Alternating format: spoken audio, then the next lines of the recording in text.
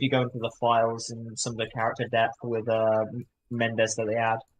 Did you wait? What did you just say?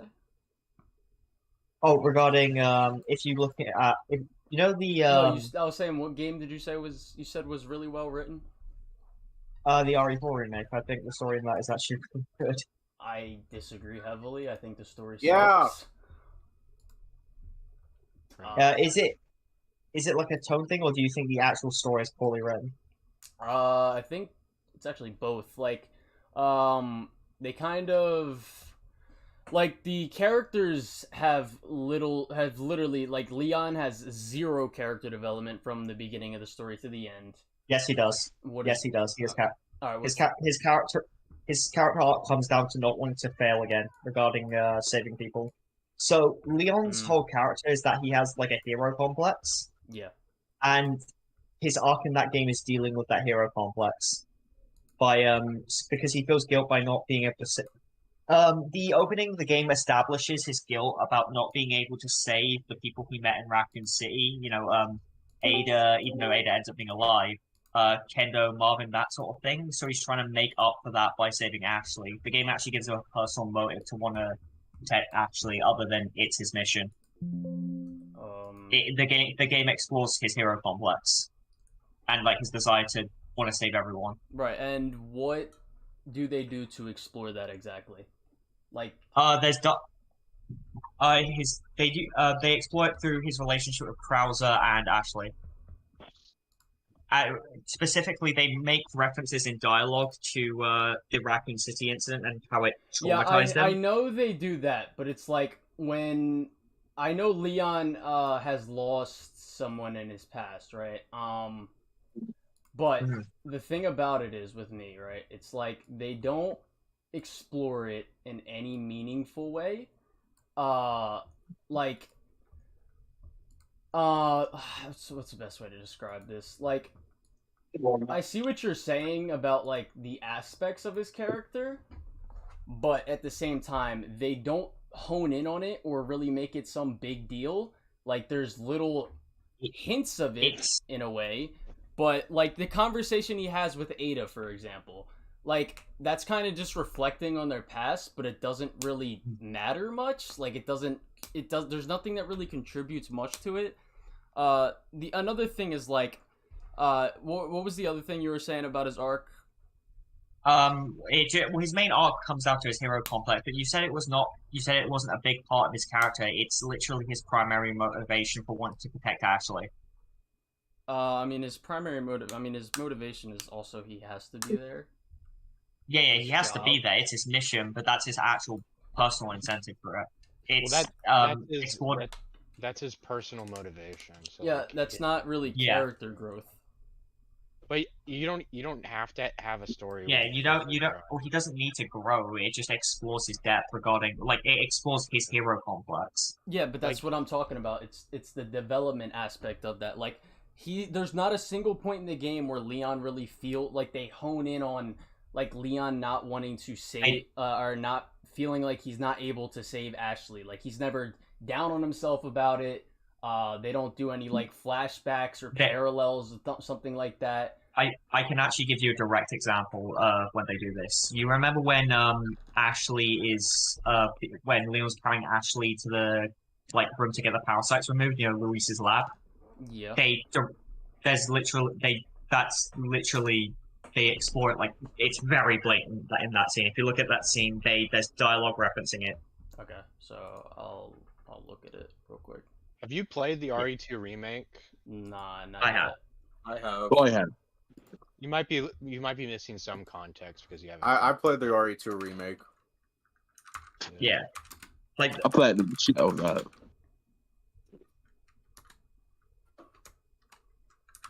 Because like the original Resident Evil 4 is a purposeful kind of reboot for the series. All right, so you said it was during the lab scene when they were in Luis's lab, right? No, right before it, when he just after he's saving her from Sadler. Is it when Sadler's like fucking with his body and shit? a little bit after that. It's when he's actually carrying Ashley to the lab. Okay. Yeah, that's where they bring it up. It's been a little while since I played it, but that's the best, like, the main reference that I know. That is the most memorable one, at least.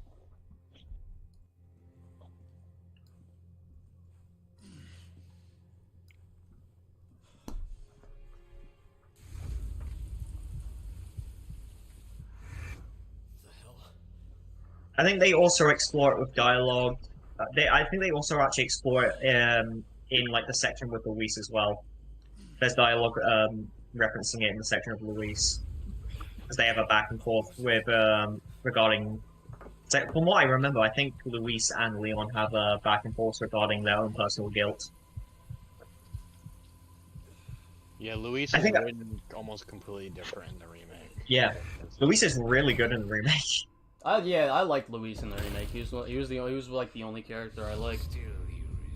Very I true. liked most of the characters. I think so. Here's my take. I think Mendes and Ashley are blatant upgrades. I think Sadler and Leon are equal. I think the characters that I would say are worse are Salazar and Ada.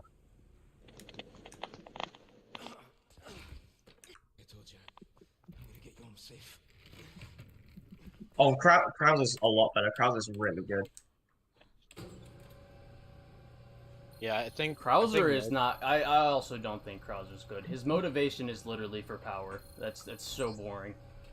It was also power in the original game. I don't think using the original game to defend it necessarily makes it I also good. think part of Krauser's like arc in the game was at least for the Okay, remake. so like I see what you're honestly, saying when he better. says like not this time in regards to looking back on his past failures. So that's fine. Like yeah, but there's just no real growth of the character, and again, that's like one moment where they really hone in on that. Oh, and it's not the only moment. They hone in on it in the intro as well. And he doesn't need to really grow out of it. His goal in the game is just to not fail at saving someone again. Yeah. All right. Yeah. Okay. So let me give a good have... example. Right. I'm trying to think of something that's like this. It's like okay. So like Batman, right? In Arkham Origins, right? His character flaw is thinking he's a one-man army, and throughout the entire game, they are honing in on that, and they are like that is a major theme that not only parallels to the Joker, in a direct conflicting way, but it's something that we see him losing, like physically losing, like with Bane, Copperhead, as well as Firefly. They hone in on that throughout the whole story, whereas with Resident Evil 4, it's not like that. I don't know if I agree yet. I think it's like hold on. It's his character, the actual story moments there that are like trying to give the depth of the character are very few and far between. Like it's just very basic. And then with Krauser, or unless you want to respond to that point real quick. I mean, regarding that, I would disagree. There's quite a lot of sections where they bring it up. It's not explored much in the dialogue directly with Ashley, because with that, I guess it'll be a question of what specifically you would want to see regarding that. Like, what specific changes do you think they would have been exploring? Well, Ashley, all right. For instance, like Ashley is consistently taken throughout the whole game, right? And and Leon wants to get to her, but they're not like we don't see, there's not a point where Leon is like in his head about this, like losing himself, like mentally. He's still joking around, he's still just having fun with it, so there's never a point where like he's in his head mentally about Ashley being taken in this moment, when she could very well be killed at any point in time, or not killed necessarily, but taken over. Or something bad could happen to her. Well, that's probably because he does actually feel like a lot of guilt towards it. It's just a case of he's very good at remaining calm in high stress situations. Yeah, because I get what you mean. But even in situations like that, he's like, even since the events of Raccoon City, he's been very good at remaining calm. I think remaining calm and exploring a character can be two different things. Like Spider-Man, for example, he'll be jokey throughout his story, but then when we get to the ending with like Lee and Otto, he's serious. Like he takes it very seriously. Do you do you think I mean, is a story being is a story in the characters being simple like a specific like flaw? Like in the also, game? here's a big point. You made that point. It's actually somewhat similar with that. Once Leon gets to the island and defeats so once Leon actually gets to the island, he's gets a lot more serious, like noticeably more serious. Especially, and this is actually a big point. He doesn't joke around with Sadler. And he doesn't joke around with Sadler or Krauser. He takes them both really seriously. Mm-hmm. More seriously than he does like the other like Yeah. Napoleon and stuff like that. Like he jokes around with Salazar and Mendez, but Yeah. I think that kind When of it- just comes down to like because the way they portray it is kind of like with Krauser, it's kind of just like Leon being sick of his shit. Because like even when we see him in the beginning, he's like flustered by Krauser, like when Krauser first shows up. wait, are you talking about Leon being sick of this shit? Yeah. Are you talking about? Do you mean Salazar? Because that sounds more like Salazar. I don't really get No, I'm saying Leon being when you're saying Leon starts to stop, like he starts to stop playing around or stop making jokes against Sadler at the end. It's like that's more just him being sick of his shit because like what I'm talking about is like goes back to what I was saying earlier. It's like they don't hone in on that enough. They keep Leon as this jokey character even when this moment could be used to explore how Leon is feeling about Ashley being taken and like his fears and something like that. Like they could even have used Sadler's powers to like make him hallucinate certain things that like call back to his past and like what he lost before. Like there's none of that like type of shit. And every way they could possibly do something like that is either undercooked or very basic. I mean, Scarecrow approach. how I see it is it comes down more to like character nuance. Because what you're asking for is like very blatant, like this is his thing. When I feel like with Leon, he's a lot more subtle about it. Because Leon's not the type of guy to hold his heart on his sleeve. He'll be open. Well, I don't if think he's twisted. Kratos. I Actually, mean, wait, no. I just realized something. There are character moments with Ashley where he's like completely serious and talks about like he, but also a big. There are lots of character moments of Ashley as well going over her. wait, like- give me 1 second. What? If you're still here, yes, CD keys is legit. I used it a lot to buy games or newer games. All right, go ahead. I'll have to look into it a little bit more because I'll admit it's been a good while since I played RE4. But from what I remember, the references are very plentiful. It's primarily him confiding in Ada and Luis about it, not so much Ashley, because he needs to be strong for Ashley's sake. But from what I remember, I think they do definitely explore it. From what I remember, As far as with, I remember, with Ada, Luis and they don't Ada. really have any conversations like that. The only like meaningful conversation they have is on the boat, and that doesn't even Mhm. attribute to anything. It literally it's mostly about what's it called? How Leon has changed since Resident Evil 2, like from where he was at the beginning of Resident Evil 4. And they're kind of just Yeah. talking about that. But fucking and then it's like Ada not changing. But I think Ada's arc is completely stupid because the thing that made her change in the end was seeing like what the plague was and like how it like was affecting things and the danger that it could cause to the world. Which What you regarding her decision to not give the plugger to Wesker? yeah. That was more regarding her start.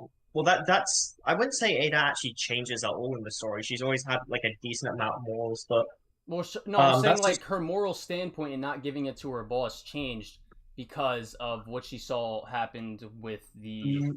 No, it's because she began to question Wesker's intentions. I mean, I think she could have known what someone would do with that.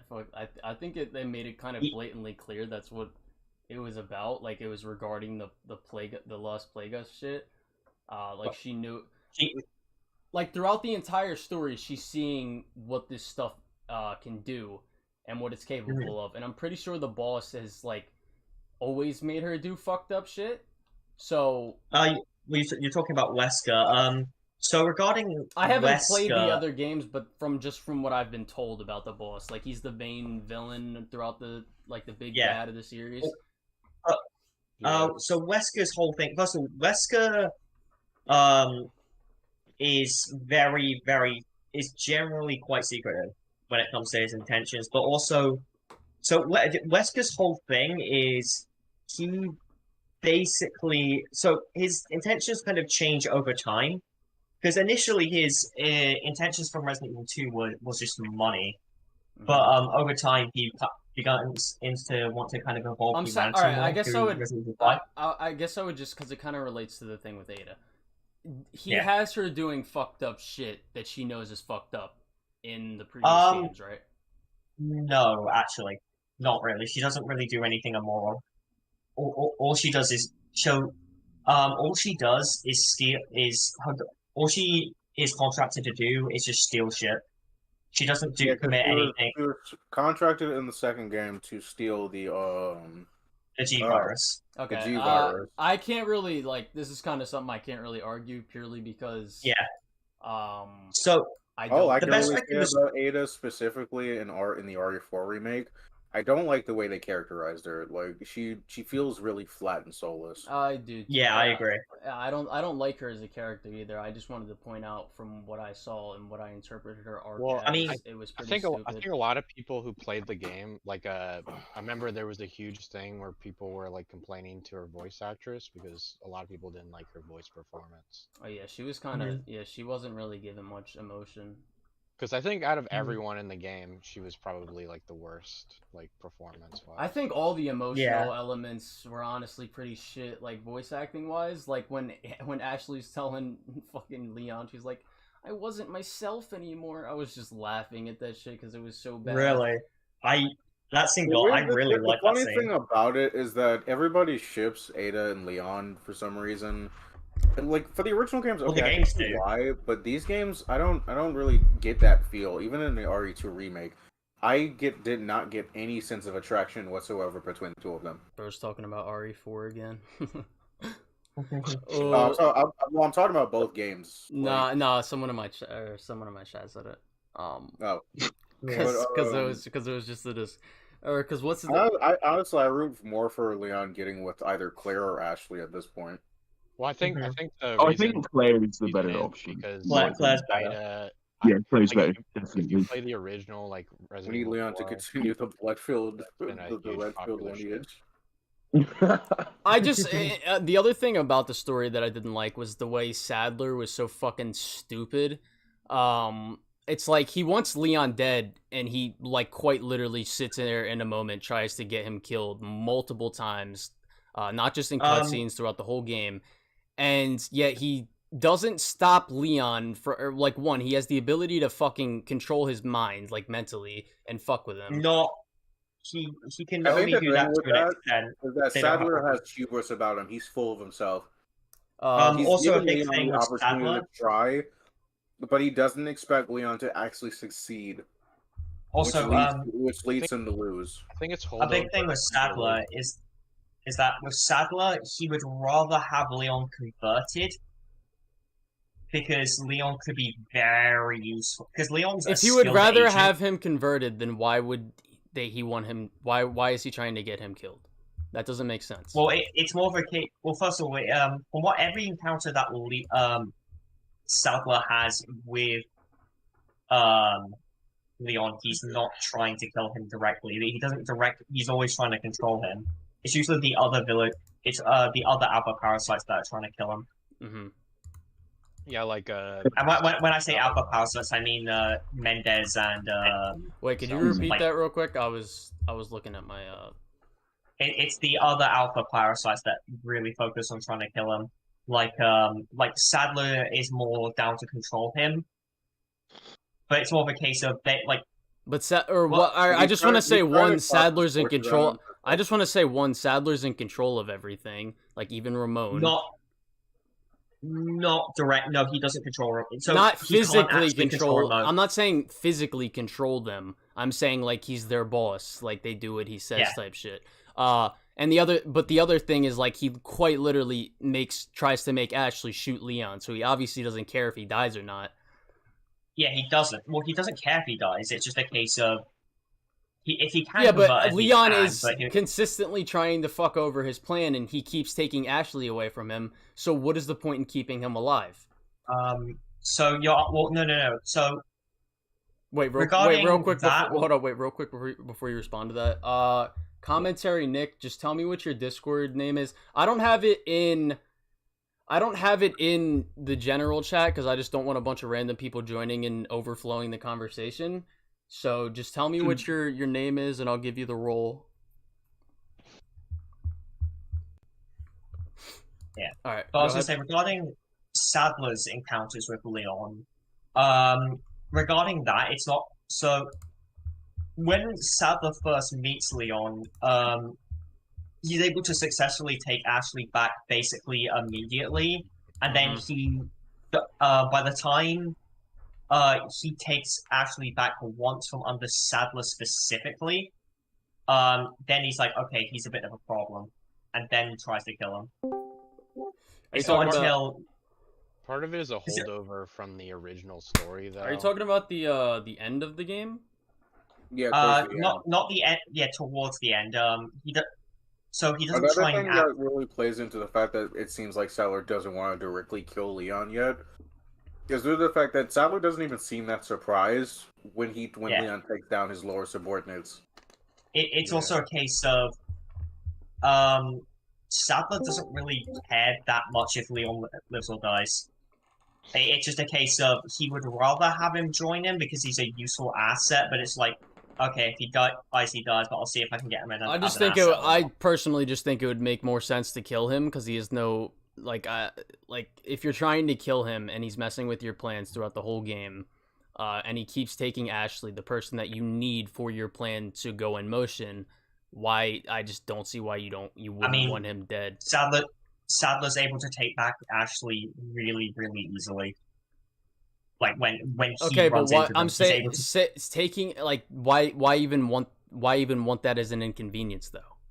Wait, I think excuse me. that he's so confident in his ability to like win that. I mean, you can have that. There's an element you could make Oh. that argument. It's just the fact that it's so nonsensical to purposefully make your plan more inconvenient.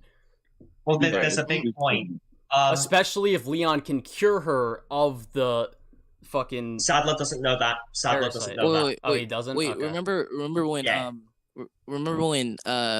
like Ashley started attacking Leon and the gate closed off? Why didn't Sadler just take her then? Like he could just run off with her. It was just making His it a lot his more control is difficult limited for in him. that. To find her. The parasite. So his control at that point has limitations. He can't fully control the. So They never can only but they control- never really clarified that in the story. Yeah. I mean, I think we can just assuming we know just generally he can have periods of control, but he can't until it's fully taken I don't think over. there's he can't a actually okay. control them fully. There's an element of saying you can assume it in good faith, but it goes against his plans. Like it's contradictory. It's contradictory of his goals in the story. I mean, regarding killing Another Leon. thing with that, because the first time she can gets I taken just- over. Oh, I just want to make a slight point regarding Leon's specific encounters with Sadler. I want to bring up a point. So Leon obviously has the encounters with Sadler. Sadler takes Ashley away from Leon. Leon chases. The moment Leon is able to catch up, Sadler takes control. And if it wasn't for Ada, Sadler would have won. In the end, Yeah. Sadler. If it wasn't for Ada, Sadler would have won. Okay. He would have actually Yeah, defeated but Leon. I know he would have still probably defeated him, but why even that still doesn't really kind of go against my point. Like, Well, he can defeat him, yeah, but like, why not have this done earlier? Isn't that like a popular Does archetype though? does of, Sadler- like, the villain does who Sad- thinks he's way.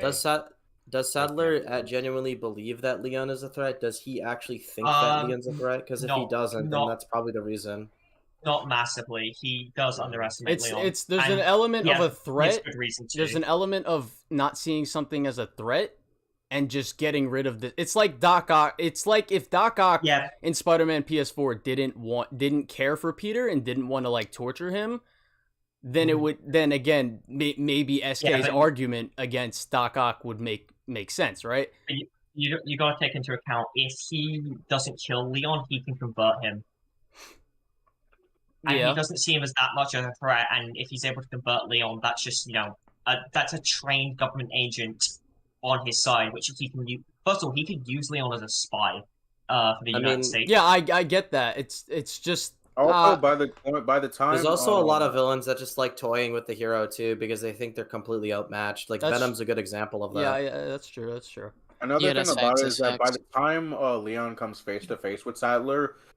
To Sadler, Leon is already too far gone in the progress process, so it's like, why bother? Just let nature take its course. Okay, sure. I still have like an issue. Like, I still just don't see a good reason for it. But I'll just step away from the point because it's just like, again, it's like subjective. I don't really. If you want to interpret the story in that way, that's fine. Yeah. But I also want to say even just his character in general, like his motivations aren't really the most compelling. And neither is his he doesn't really challenge our characters' morals or forces them to make a morally different decision or anything like that. He doesn't really play into their internal conflict, something like that. That's the other element that I didn't really care for. Yeah, but that's not the point. But Sadler's not the character who's meant to do that. Krauser is. Sadler's just the kind of big doesn't do that either. behind the curtain. But Krauser doesn't do that. Yes, he does. In what way? Yes, he does. Wait, what way? Regarding Leon's relationship with BOWs. You said what? So, wait, what'd you say? So regarding Leon's relationship with BOWs. Now, I get you don't know this because you don't know. Obviously, you don't know the plot of Resident Evil 2, and I doubt you know what Operation Javier actually was. Because so the difference between Leon, the idea is the dark reflection aspect in Krauser actually comes down to Leon's relationship with BOWs. What are the OWs? Is it like a military? Bioorganic weapons. Bioorganic weapons. Basically, every single enemy in the Resident Evil series is a BOW. Like Nemesis? Like Nemesis and stuff? He's also a BOW. Okay, so what I'm asking is, if you were going to get to the point, is how does he challenge Leon's morals? And how does he challenge his internal conflict?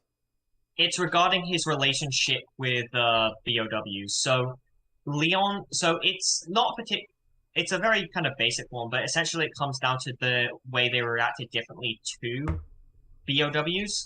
Regarding Krauser, basically, so Leon's whole thing is that he basically dedicated his life to fighting them after his encounter with them in Raccoon City, while Krauser, in contrast, kind of realized, basically developed a massive inferiority complex regarding Krauser did?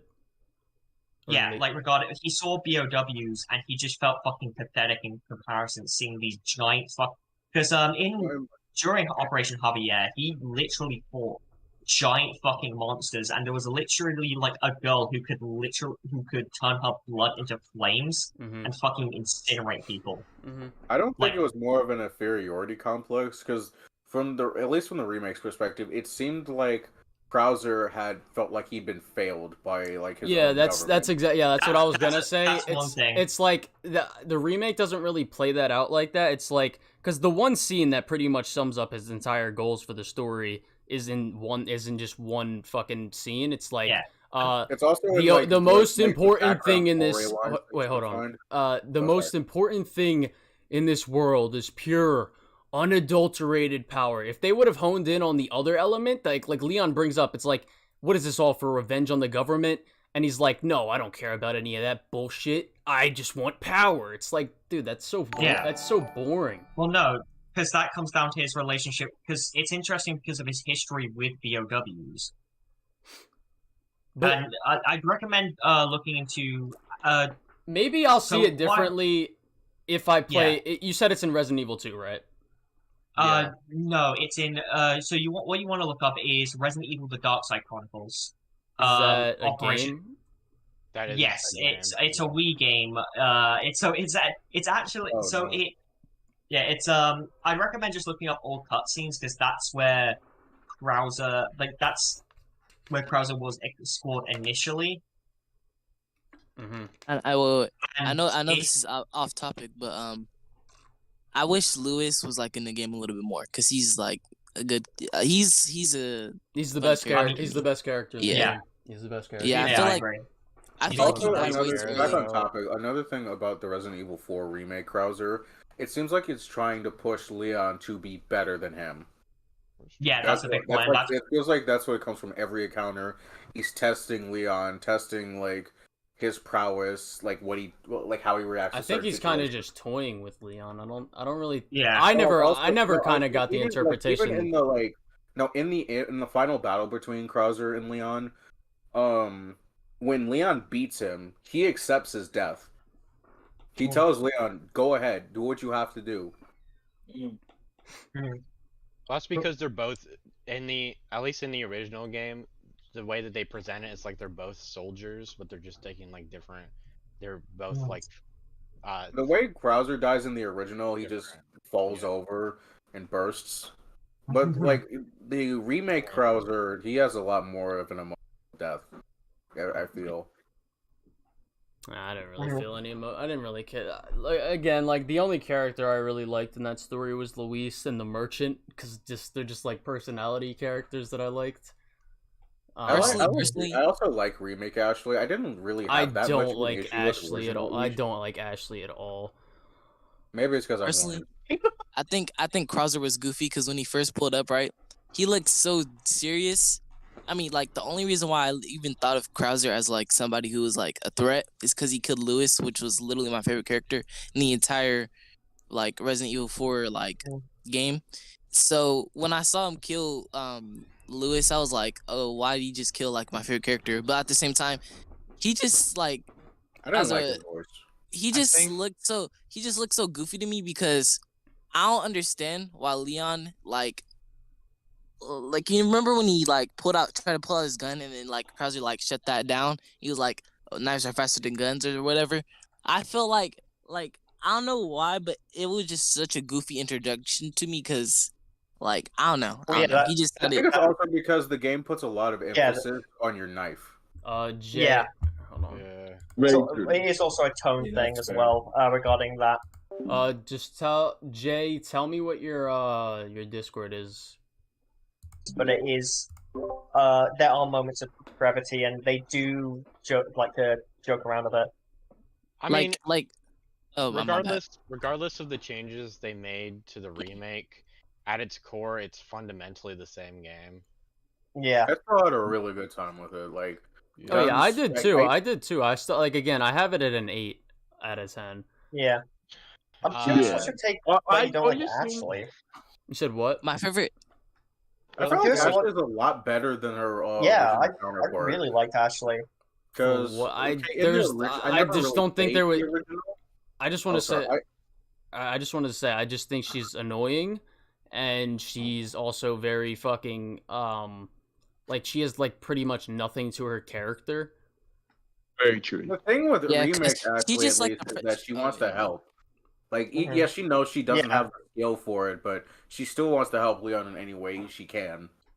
Like, she even goes forward to even which you can tell she's trying to flirt with Leon, but she's also somewhat serious. She deadbeats. She deadbeats spitting facts. The Dead Space remake is a lot better. Yeah, Dead Space remake was a pleasure to have. I think I like The Dead Space remake is basically a 1-for-1, right? They barely changed anything. No, they they gave made- apparently. they- I haven't played the original Dead Space, but they gave the main character a voice now. Yeah. Which I Oh, yeah, personally yeah, think yeah. I would have liked Yeah, more they than the gave him older a one. voice and they added new missions. I yeah, hear the they- new one is a they lot did. more terrifying than the original. So, I mean, that's like personally- the best horror game I've ever played. Like the atmosphere in that game and the level design. God damn! Like it's a master. It's literally a masterpiece in fucking atmosphere. I want Outlast to was the first ever horror game I ever played. That scared the absolute As far as shit out to of me. say, I wouldn't go as far as to say it's more scary than the original, because like that was like I don't even know how old I was. No, So, I see. Yeah, that's that's what I've fair. heard. I've never played any of the Dead Space games. Oh, yeah. Me neither. I still recommend probably to play the original just to, because there are some things that The original has scarier sound design. Yeah, But The just only thing that's keeping me from playing it, because I play a lot of zombie games, and the first thing I go for when I try to kill zombies is the head. So that's really going to be a whiplash trying to like it had a lot of train myself had a from lot of- that. Also, I think simply because like the cell shading back then was a lot worse. The atmosphere was also a lot scarier back then. But yeah, back to the differences between remake Ashley and original Ashley, because I don't want to get off topic from that. Well, I haven't Yeah. played the I can- original, so I wouldn't really know much about it. Oh, But yeah, I never if you- played the original either. The closest I got was the VR I port, played it. which you're So, a lot more hands-on with everything. I'll just say this. If you think remake Ashley is annoying, you will actually despise original Ashley. yeah, I've heard Yeah, that. the original Ashley, like, she screams a lot. Yeah. And even then, like, even She's when also I a played cunt. through with her, she wasn't that bad. She was, but then again, I was playing the VR port, so she was a bit more easily manageable. But I definitely like remake Ashley a lot better. She's Yeah, a lot no, better, definitely. Yeah. companion to have. On remakes, I think that Hold on. Resident Evil. Oh yeah, go Hold ahead. on, I'm gonna screen share because this was just something I found funny as shit in the game. It's like my funny moments playthrough of the game. But Bet. I'm Joe. Yeah, what I was my, saying on remakes, I think Resident Evil 2 remake for me personally was infinitely better than RE4 remake, except for gameplay mechanics. all right, wait. Yeah, the thing that's holding RE2 back, that game, it feels like it's not as fleshed out as I'd want it to be, especially hearing about the mechanics that's in the original RE2 game, like the zap across mechanic, whatever it's called. Mm-hmm. Like everything you do in the first playthrough does not organically carry over to the second playthrough. Yeah. Wait, can you that's see the my? issue Can with you the see other. my? Can you see my? No, you do Yeah. also got to remember that they added significantly more to the All right, wait, Resident hold Evil up. 2. I just want to play this clip. They real quick. did. You guys can see it, right? Yeah, I can see I it. can see it. Yeah. Beast just died, and that's the corny shit you decided. I'm done. Get this for me. Leave it to me. I'm actually pretty good at this stuff. Does she get hit? All she did was just turn it. She just turned the Yeah. fucking wheel. I'm Also- very good at following orders. Right? People wouldn't know this unless they took the camera around. But Ashley has like abnormally large What ears, like threats abnormally. turning wheels? What? She said. Yeah. She said like we could protect the U.S. from any and all. You can actually see her ears. What's wrong with that line? No, she I was like like, that line. it was just fucking stupid because she's a fucking idiot. I really do. It's clearly Yeah, not bad. you feel like a brush of fresh air. That's She doesn't kind of- feel like a damsel in distress. You Yeah. still have her favor Whoa. sometimes if you actually let her get grabbed. Bro, the fucking her, not even just her character being annoying, but gameplay wise, she was so annoying. That's very Oh, yeah. true. So Because I if only you were had busy one fighting instance enemies, where she got blown up by accident because I was fucking trying to aim and shoot something, but she ran directly past me into the bomb I was aiming at. Hold up, can I you do actually- if I've Miles? not had that problem. I actually have a question for you, Colin. Wait, hold on. Can you do if Miles was in the Arkhamverse? I was thinking about putting him in Arkham Origins potentially, because I feel like that would be a cool, or maybe Asylum, because I feel like Miles would fucking mentally break, especially Insomniac Miles, but he would be able to clear his villains easily. Spider-Verse Miles slams. Hell no. He's got No. like he's literally like small building level. Yeah. We haven't even seen the full potential of like movie Miles yet. Yeah, that's true. And we probably won't unless he becomes Cosmic Spider-Man. What? Probably not. Like In he the doesn't comics, like he in actually Spider. becomes Cosmic Yeah, I Spider-Man. know. Does I was, that I was actually talking about happen? like in Spider-Geddon. Really? Oh. Oh, that's interesting. What's another game? Funny thing about Spider-Geddon, Insomniac Spider-Man is still the best part of that comic run. Him and Superior.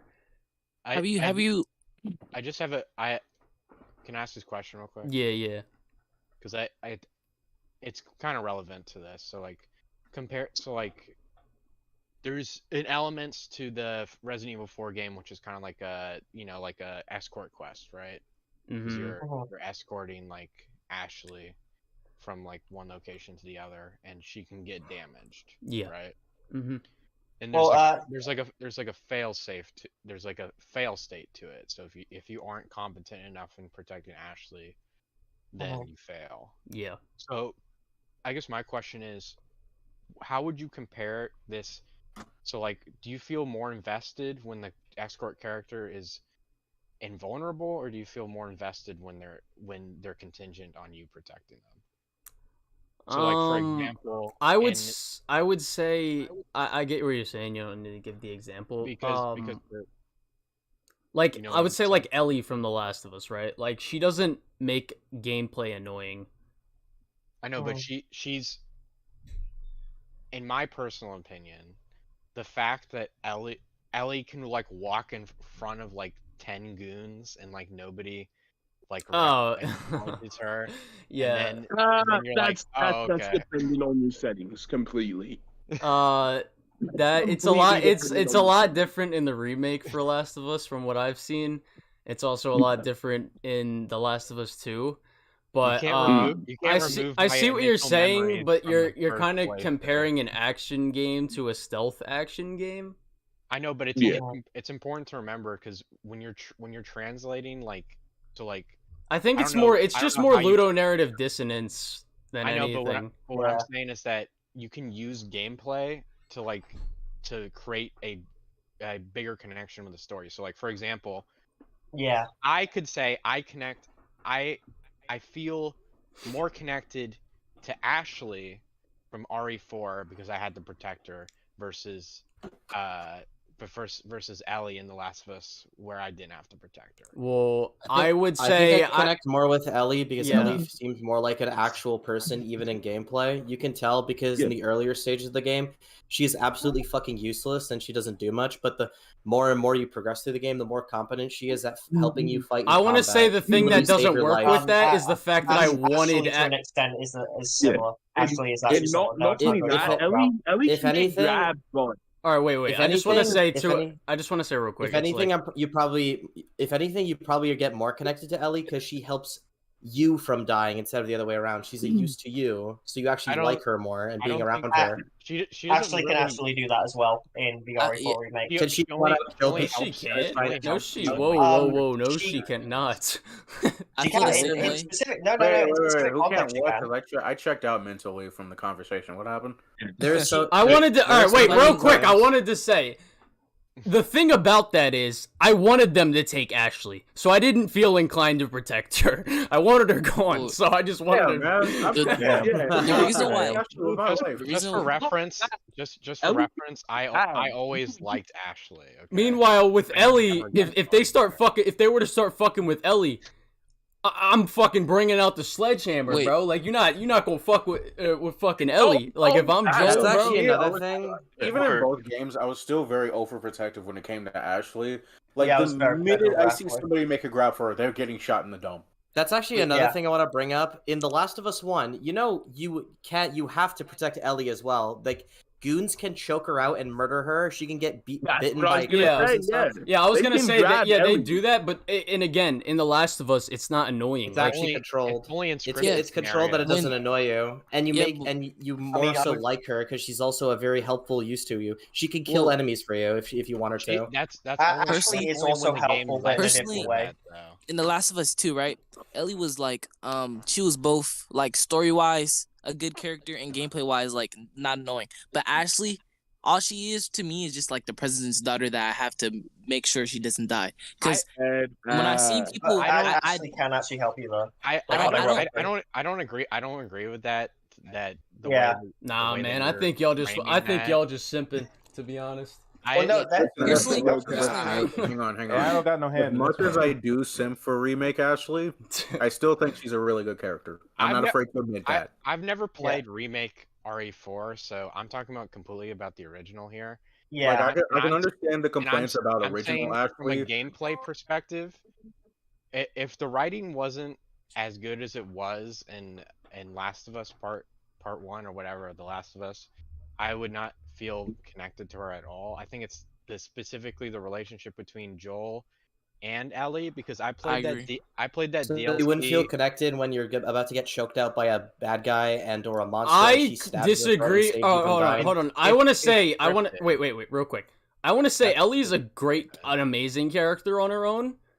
Even without. I don't think she is. I don't think you have a strong argument at all for that. Well, especially if you like Ashley as a character, that's fucking insane. I like Ashley as a companion to Leon. They work really well. Yeah, they have a really good relationship. Ellie can work perfectly on her own. Did you guys not play the winter section? The winter section is literally my favorite part of the fucking game. Literally. Same here. Not only that, but Ellie can work great with multiple characters and on her own. The winter section. Speaking of a good section, I'm just saying, like when I played that Last of Us DLC, where she's like Left Behind.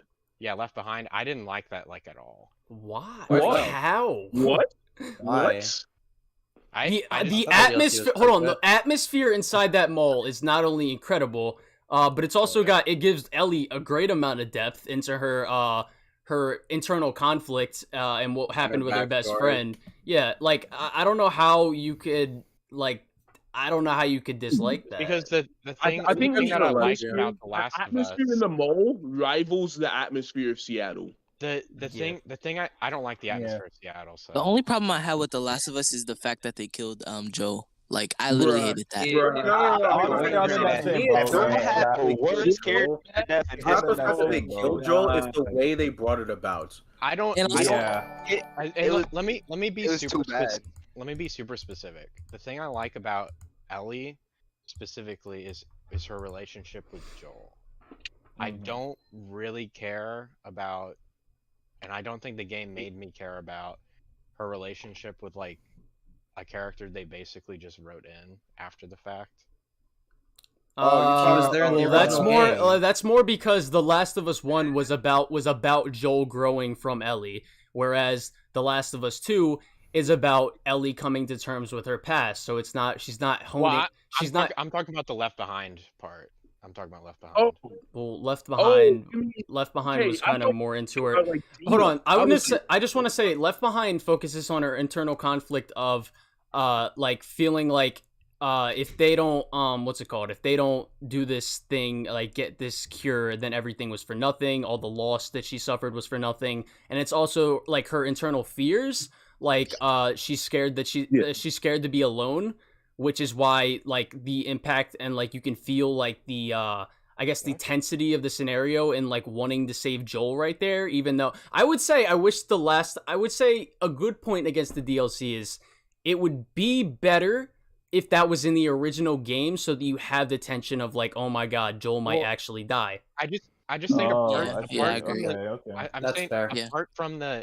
apart from, like, the flashbacks they have to, like, her old friend, everything that was achieved in that scene was achieved better in the winter scene. But they didn't do anything like that in the winter scene. They only focused on what they only focused on. Riley's not even mentioned in the winter scene. It's a completely different thing.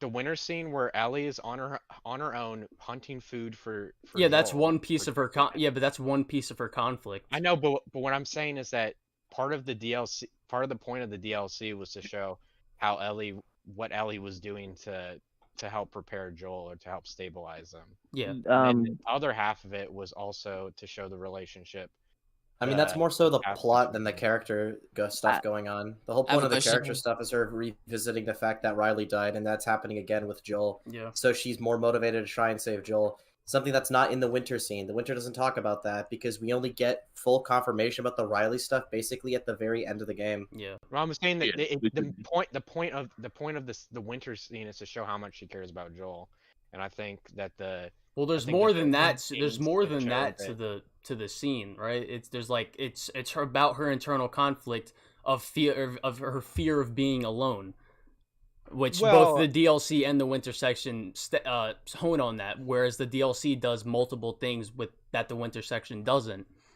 I just Majority of the I Winter don't scene is got about really like high her on dealing that with like more now. traumatic stuff on her own and being on her own during all this and having to do really horrible, scary things without anyone to comfort her. Yeah, That's and the mind point you, of that. like, It's and not mind that Joel's dying. Hold on, and another thing about that is, like, mind you, the DLC in the winter segment in the actual game are essentially like they happen right after, like, no, the DLC happens right before the winter section in the game.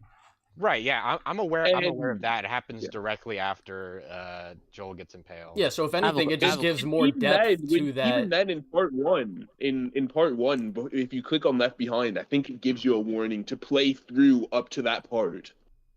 I have a question. What the heck? Have any of you guys played Tears of the Kingdom at all? Yeah. That I shit have- is I'm not No. a fan of Zelda, to be honest. Okay, shit is listen. Okay. Now, I know none of you guys are gonna get this right, but No, I've played Tears of the Kingdom. oh, you have? Okay. So Yeah, no, you there's played it. personally, right? A lot of people are saying like about the timeline of Zelda, right? They're saying that, like Breath of the Wild, right? The events of Breath of the Wild, were placed 10,000 years like into the future, like all three games before, like the when the timelines converge, right? From like the adult timeline, the kid timeline, or whatever. In Like Breath of the Wild? That's the convergence is timeline convergence is a theory. It's never been established within the law. It's just Well, a yeah. theory. It's The the theory, right? same thing for saying Aladdin takes place 10,000 years in the future. With the symbiote, Peter's got the N-word pass. Oh my True. god. Definitely does.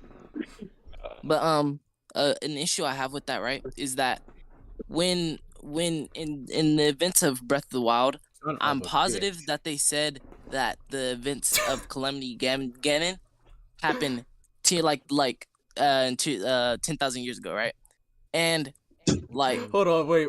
I remember. Hold on, wait, real quick before you continue with that. While we were just talking about Peter with the symbiote, I saw a TikTok where it was saying, the symbiote is an allegory for blackface because Peter's physical attributes get boosted with it. TV Nick, can you repeat what Tears of the Kingdom when I had to check for a second? Are you saying that he can jump higher? Yeah, it's funny Is that what because you're trying to say? Peter jumps higher than Miles in his game, which is fucking hilarious to me. No, That's the crazy. only thing about that is people were saying that they want to make the PS5 black because it can run faster. God damn it. There probably will be a black PS5. I have my PS5 They made is, a new one. There has to be. Black. Oh, I I could need show- to get the panel shit for that. If you were to, they I can't released show it them. in Discord because for whatever dumbass reason you can't show Discord and your face cam at the same time while you're streaming. But like, hold up. Just go to my stream. I'll show you like what my PS5 plates look like because I customized them. They kind of look Got it. like shit. But What's on the I camera? have to say, yeah, hold up. Give me a second. All right. Anyway, Nick, Okay. would you mentioned something about Tears of the Kingdom earlier? I wasn't able to get that because I had to deafen for a sec.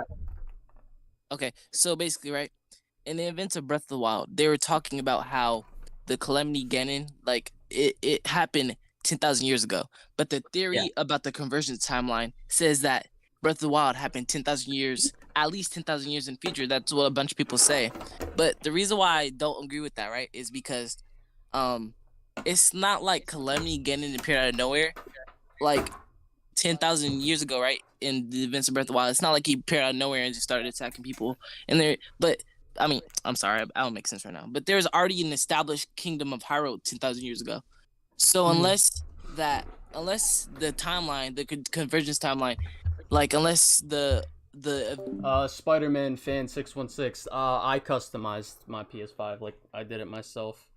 I did it like 3 times, which is why it kind of looks all fucked up. But yeah, I fuck with the wallpapers in the background. Where'd you get the Origins one? I got all of my posters off Amazon. The reason why Calamity Ganon even existed is because of Ganondorf's hatred. Could you explain how, please? I just use sandpaper and paint. But the only posters in my background that didn't come from Amazon are the comic covers. These all just came from hardcover books that I just took off and put on my wall because I like them. In Skyward Sword, they specifically denoted that demise is like the specific like thing that's like always gonna come back. So like Ganon as a person could exist apart from demise. Also, Ganon is the human incarnation of demise. You know what I've noticed? Not the demon part. You know what I've noticed? Like, I don't know if it's like a coincidence or a pattern, but like I feel like each Ganondorf we get in a Zelda game, he looks more and more like demise. Like as the games get like more recent, like in Ocarina of Time, for example, he just looked like normal Ganondorf. But Tears of the Kingdom Ganondorf, I have not read Web Warriors. People were speculating that demise might be coming back. Like, yeah, that's because he became a demon, and you got to take into account that Ganondorf and demise are basically the same person. Yeah, they are. You think it's too hard about a Nintendo game, bro? They're naturally gonna look alike. Honestly, I think all the Zelda games are like fun. Well, not all of them, but a bunch of the Zelda games are honestly really well written, personally, and I think they're fun. Yeah, I think well written is a crazy thing to say. Wait. Okay, listen. I mean well written, as in Breath of the Wild. I feel like that Breath was of the Wild story was literally non-existent. It was a fetch. I know it was like a fetch quest. Yeah. What about the memories? Yeah, the memories that's I mean, I know the memories are there, but again, the story is like there's literally like nothing to it. It's just a bunch of lore dump.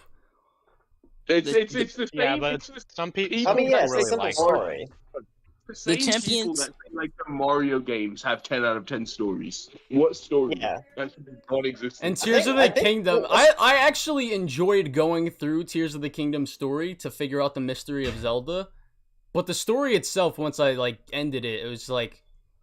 It was okay. Well, I think the way that I would label the stories of the Legend of Zelda games is that I think they're fun tales of adventure. I don't think they're particularly like deep, I guess. That depends on the Zelda game. That depends on the Zelda game, I think. Oh yeah. Yeah, I mean, some people really like Twilight Princess. I think. Do you want to know what story I think actually unironically has a lot of depth to it? Wind Waker. Oh yeah, you're right. Because that Ganondorf was like one of the best Ganondorfs ever like written. Because he wasn't just like kill. Well, yeah, Ganondorf was never like kill. That's zero of the incarnation of the Ganondorf. I'm having a complete. I mean, but a lot of the Ganondorfs like they kind of go straight. They kind of go straight from like 0 to 100 when it comes to like trying to fight Link. But like the Ganondorf in Wind Waker, like he really wasn't trying to kill Link until like what was that like when what was the king's name? Rome? War for Cybertron. Hold up, have y'all ever played the Cybertron games? The War for Cybertron. Yeah, War and Fall of Cybertron. They're amazing. They're perfect. Best Transformers games ever. Facts. They are absolute perfection. I've never played. The multiplayer goes unfathomably hard when it existed. Yeah, no, bro, you can play as so much now. Yeah, you can play as a Godzilla, a fucking Godzilla Transformer, bro. Oh, shit was unmatched. Good luck trying to find a physical copy of those Transformer games. Bro, they go for like 100 fucking. I think they go for like 150. They're so fucking. I was just looking, bro. I still have bad. physical copies of them. They're expensive. I've had every single Transformer game and lost every single one. I'm so tight. You said what? Yeah, almost all of them are. I've had them all the games, and I lost every single one of them. Damn, that's you lost them? That's crazy. All of them. I had all the games I've played is the first movie game, or I've played all the movie games. I played Rise of the Dark Spark. I played the Cybertron games. I've played actually that's it. I have to play the Devastation. So bad. I was so hyped for Rise of the Dark Spark. Oh, that shit sucks. No, that game absolutely fucking blows. My phone's about to die. What Hold was up. Griff supposed to be in that fucking game, bro? What was he supposed to be? I was so hyped. Isn't the studio who made those Transformer games? Isn't their studio like defunct or something? I don't know. The studio is done. They're gone. High Moon, yeah, they're done. I don't think. No, High Moon didn't make. They No, High Moon made either distributed. High Moon were the people who made that Deadpool game. Yeah, High Moon made the Cybertron games and the Deadpool game. I don't remember what else games they made. They made the Dark of the Moon game and Black Ops Cold War. Oh, well, maybe that's why Dark of the Moon was. Whoever made Rise of the Dark Spark is. I don't know if y'all played the Dark of the Moon. I don't know if y'all played Dark of the Moon's multiplayer, but that shit went fucking hard. I did. Yeah, it was crazy. Unfortunately, with those types of things, it's that the multiplayer. You know, honestly, I have them rated. Rated from War of Cybertron, Fall, then Transformers the game, and then it can Fall really of Cybertron is definitely better than War. I don't know. Like the gameplay,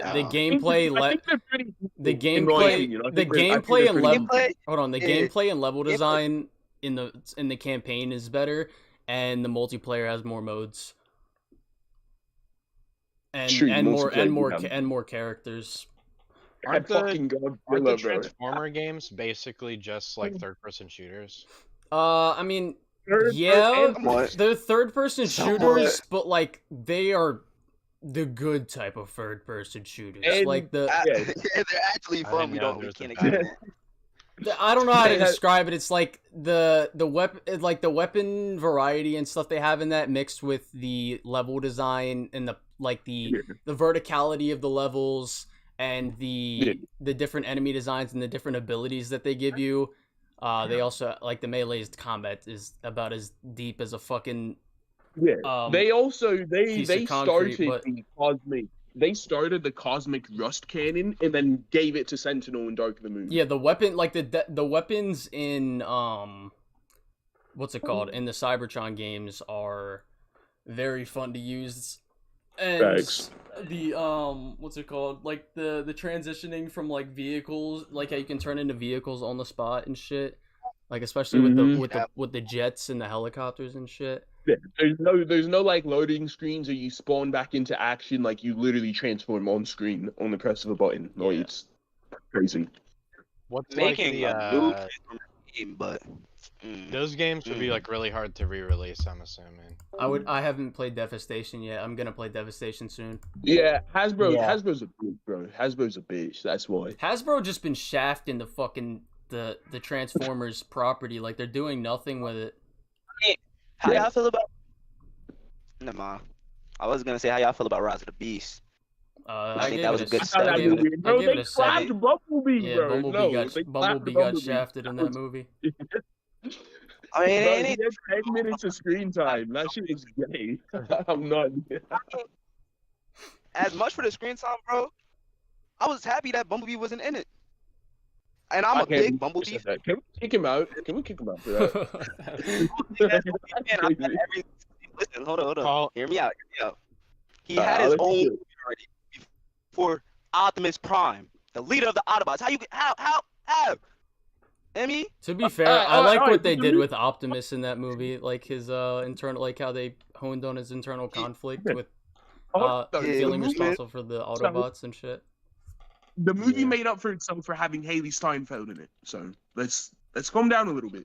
She wasn't in this one, in the Rise of the Beast. In Bumblebee. Oh well, Bumblebee's movie was great. I love the Bumblebee movie. I know. That's He what was making the point that Bumblebee got a movie before Optimus. That just makes up. Oh, because Bumblebee's the GOAT. He's the best Transformer. That's cap. That's cap. He's the most marketable Transformer. Whoa. Hold on. Let's not get it twisted. In Transformers Prime, Bumblebee off Megatron. Don't forget about that. Nah. The one thing I'm rewatching. After getting murked. Hold on, wait. Bumblebee though? Oh yeah. Bumblebee was laying hands on. He was laying hands on Optimus. He was.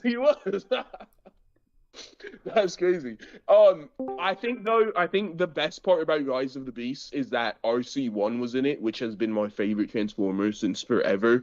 Yet they only have 15 seconds of screen time in the Bayverse movies. Wait, Rise of the Beast? Transform.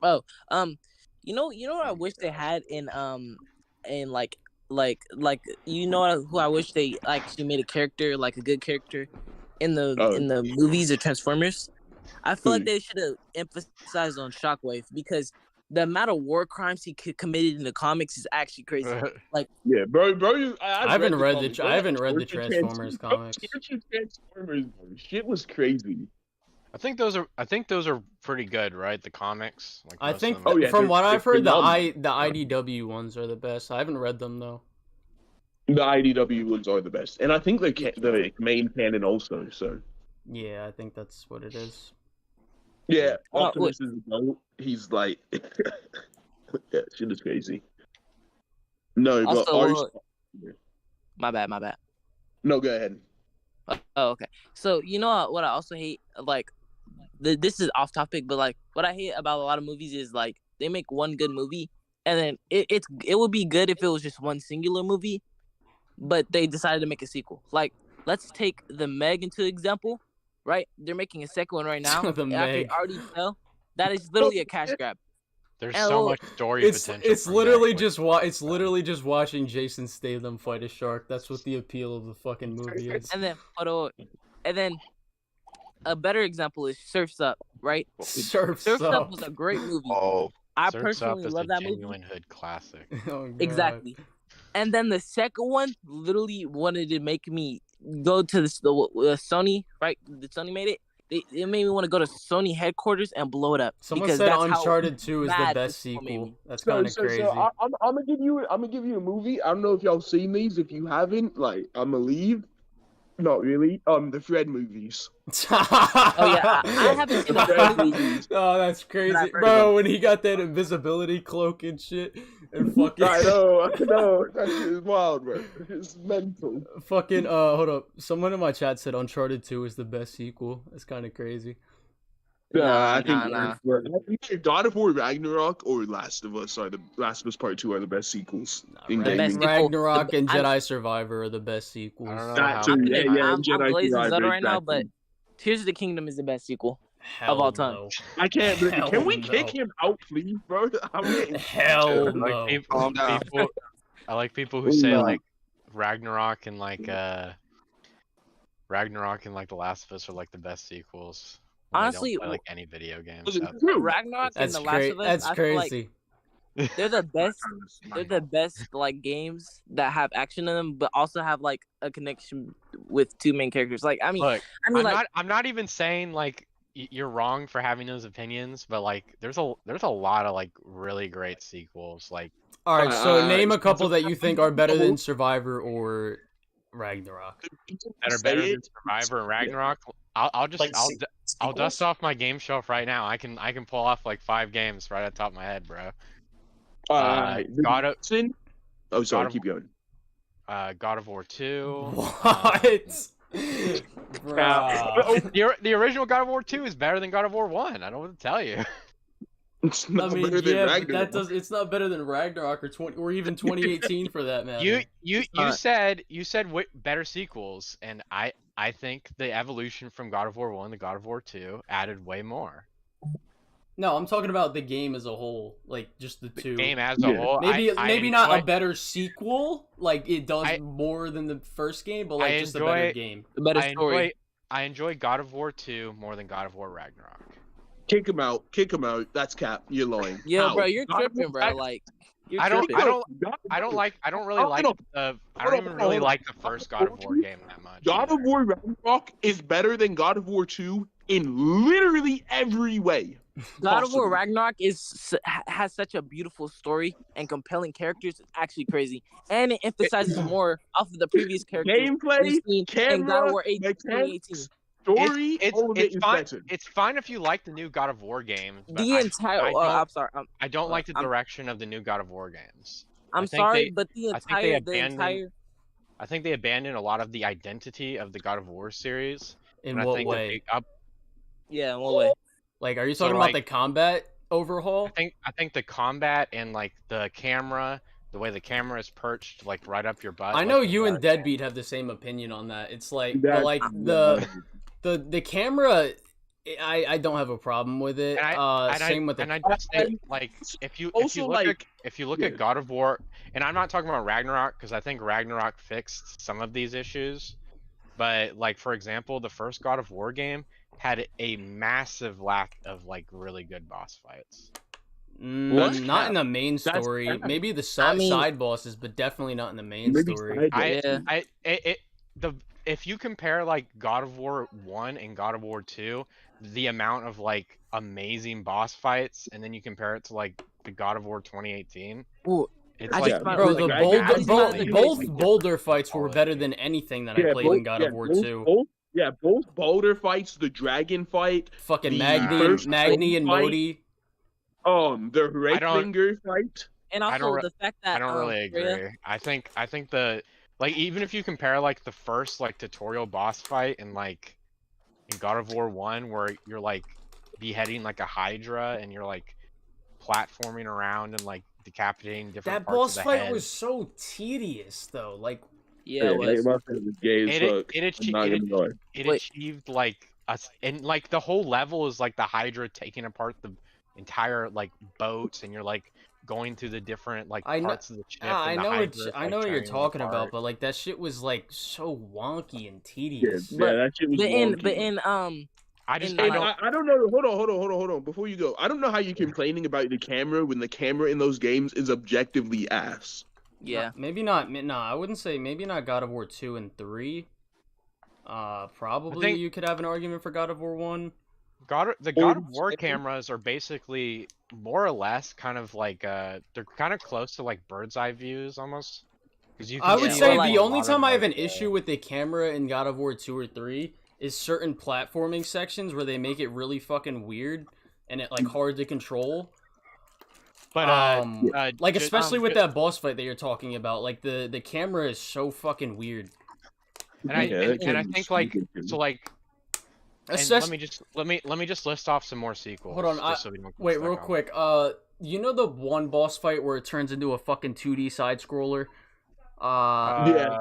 Is that God of War 2 or is that? I think it's God of War 1. I'm pretty sure.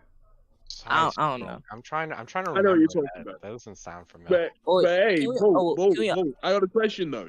Have you played God of War Betrayal? Betrayal? Yeah, have you played Betrayal? No. I haven't played any of the PSP games or I haven't played any of the PSP games, so you're broken up. Okay. So why are you defending God of War 1 and 2 if you haven't even played them? I played God of War 1 and 2. Those aren't PSP. They're on PlayStation. No, we're talking about the PSP, not the PS2 and Yeah. I'm talking about the games I've played. Okay. Yeah, and what started this, and the reason like we say like Last of Us and God of War is like when you ask someone, oh, what am I gonna play on PlayStation? The very first two games, I guarantee it, 9 out of 10 times people will say The Last of Us and God of War. No, I would say Spider-Man. Spider-Man. Spider-Man and God of War are the highest selling games on the console. Definitely. I'm just saying, if you ask someone 9 times out of 10, they're gonna say either God of War, The Last of Us, or Spider-Man. I'm not wrong. It's fine if you like those games. Or did you say Minecraft? Minecraft. I feel like I feel like I don't know if I would throw. Maybe you could make an argument for Uncharted, but like the top 5, I feel like if you're gonna think of PlayStation games, you're probably gonna think of Ratchet and Clank, Uncharted, The Last of Us, and God of War and Spider-Man. Are you talking about the brand as a whole, like over throughout all the years? Uncharted, like why not Crash Bandicoot? I would agree with you with saying Uncharted. Crash Bandicoot's a PlayStation exclusive? Yeah, it started on the PlayStation 1. I know Naughty Dog made it, but I thought that came out on Xbox and GameCube. No. When the original Crash Bandicoot came out like around the same time Mario 64 came out. Oh. Yeah, Crash used to be the mascot of PlayStation for like a long time. They were their mascot until they lost the rights to Activision. If I'm gonna be honest, Uncharted 4, like all the Uncharted games are like really, really like close to my heart because the first ever PS4 I got was bundled with Uncharted 4. Uncharted 4 is like Uncharted 4 is a fucking masterpiece. Uncharted 4 is a fucking Uncharted 4 is literally gas. Like if you have context to the previous games and you know all the characters and stuff, that game it literally just makes it better. Have you played Skylander? Someone asked if you've played Skylander. Someone tried to tell me that the Tomb Raider games are better than the Uncharted games. They aren't. I swear to God. It depends on what Tomb Raider games you're talking about. Tomb Raider is literally. Hold on, wait. All right. There's too many people talking at the same time, bro. I want to say this real quick. Someone asked, have you played Skylanders? Yeah, I played the original Skylanders and Skylanders Giants. I had literally all the Skylanders. I had all of them. But regarding Uncharted, I think Uncharted 1 isn't good. Uncharted 2 is great. Uncharted 3 is decent / good. It's like a 6.5 for me. Uncharted 1 is like Uncharted borderline 3 had one of the most iconic cutscenes in the entire franchise of the Uncharted games. I think Uncharted 3's story is very weak. I think the way I would rank the Uncharted games is it would have to be 2, 4, 3, 1. Uncharted 2. What do you think Uncharted 2 does better than 4? Yeah, I think Uncharted. I like the set pieces in Uncharted 2 a lot more. Like the opening set piece with like where he's like hanging out of like a bus and he has to like climb all the way to the top. Bro, my favorite part. Alright, but like, I'm not gonna cap because I consider you my friend, bro. I think you stuck in the past with some of these games, bro. I'm not gonna I was lie. thinking the same thing. I ain't gonna lie. What? You gotta give it the times, my boy. I think there's a lot of messy things with the Uncharted 4 story that I'm not completely sold on. Like what? For one thing, the whole brother thing is a retcon. Basically. No, it's not. What did they retcon? No, it's not. He never mentions his brother throughout any of the other games. Yeah, because he was trying to erase him from his past. Like he was trying to forget him. And Uncharted 4 came out of nowhere. He's played all. If you go through all of like Nathan Drake's adventures, and the fact that he never mentions how much he wants to find his brother, he never mentions like the relationship that he had with his brother. He never mentions Because his brother abandoned him. that was like his inspiration for like becoming like a treasure hunter to begin with. It's not really a retcon is when you take something and you change it from the past. It's not really a retcon just because he doesn't mention his brother. And it's described in Uncharted 4 that he was trying to like just forget about his brother and move on. I know, but that wasn't intended in any of the other games. Like there was no subtext that he had a brother. You could say that. I would agree it wasn't intended, but that doesn't mean it was a retcon. And I also don't think that means it's bad. Like his relationship with his brother and his brother as a character as a whole was really good. No, I think the writing of his brother is good. I just think if you flow between, and again, like I'm not a huge fan of the gameplay of Uncharted 1, but if you flow the stories between Uncharted 1, 2, and 3, I think it's a very smooth transition between like the events that happen between each game, and it feels like a trilogy. While the fourth game kind of feels like I don't know how to describe it. I don't know. Uncharted 2 story. The fourth. I think even then. I just wanted to say, like, I think Uncharted 2's story lost me at the end. Uncharted 2? When you like get to the final like the desert place. Right? No, that was Uncharted. That's Uncharted 3. To be fair though, all the Uncharted games lose me at the end. So I wouldn't say not 4, not 4, not 4. So speaking of Uncharted, have you what is the controversy about people thinking that Nathan Drake is based on Nathan Fillion and not Nolan North? Huh? Who the hell is Nathan Fillion? I don't even know who that is. Yeah, I'm you don't know who that is? I don't even know what you're talking about. Nathan Fillion's like an actor, but I don't know what you're talking about. Yeah, I know, but like, I just keep hearing. I heard that he's like back then, Nathan Drake is based off of like that one dude who traveled the world. Like that's literally his whole. That's his whole like. No, I meant his character model.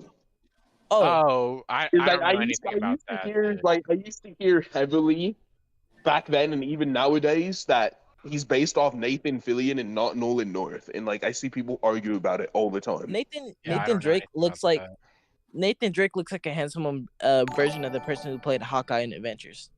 Let me just be super specific here. I don't think Uncharted 4 is poorly written. I wouldn't go that far. I just think I like the stories. I like the story of Uncharted 2 and 3, and I think they flow really well into each other. Uncharted 4 just kind of seems like they added stuff, and the stuff they added is cool. To be fair, I don't really need that stuff to have a completed trilogy. I would say, to be fair, the first Uncharted game I ever played was Uncharted 4, because I just got it when I first got my PS5. And I went back and played the other games. Trilogy before I played Uncharted 4. Yeah, which is why I can't really relate to what you're saying right now. But someone in my chat said Nathan Drake got mad plot armor. That's facts. Bro, I got a really big hot take I want to get off my chest. Have y'all ever heard of Crash Mind Over Mutant? Have y'all ever heard of a game called Crash Mind Over Mutant? Nah. No. Yeah, I have. I know. I fucking love that game. I'm sorry. I think the game is good. Also, you know what's the best trilogy? I mean, you know what's the best sequel of all time? Arkham City. Lego Star Wars 2. Spider-Man 2. There you go. Nah, the complete saga Lego. is You the got the best wrong Lego Lego game. Lego Batman 2. Lego Batman. Lego Batman. Best Spider-Man 2. Be quiet. No, it's not. Nah, high key. Yes, Spider-Man 2 is about to be the best sequel of all time. No. Lego Star Wars has a beat by a long shot. He's not referring to that one, Colin. He's talking about the movie tie-in Spider-Man 2. No, I know. I was talking about the newer one. I know this is off topic, right? But can we talk about Resident Evil 7 real quick and how it's like top 3 in like one of the best Resident Evil games? I didn't like Resident Evil 7, to be honest. I stopped playing it like 4 hours in. L. Okay. The VR version was hard though. I ain't gonna lie. It was fun. I'm too broke to get an Oculus. I can say the same thing about ER4. So let me polish off a few more sequels before I forget to add all those things. I think Arkham City. Yeah, Arkham City's way better than Asylum. I mean, Arkham City. Whoa.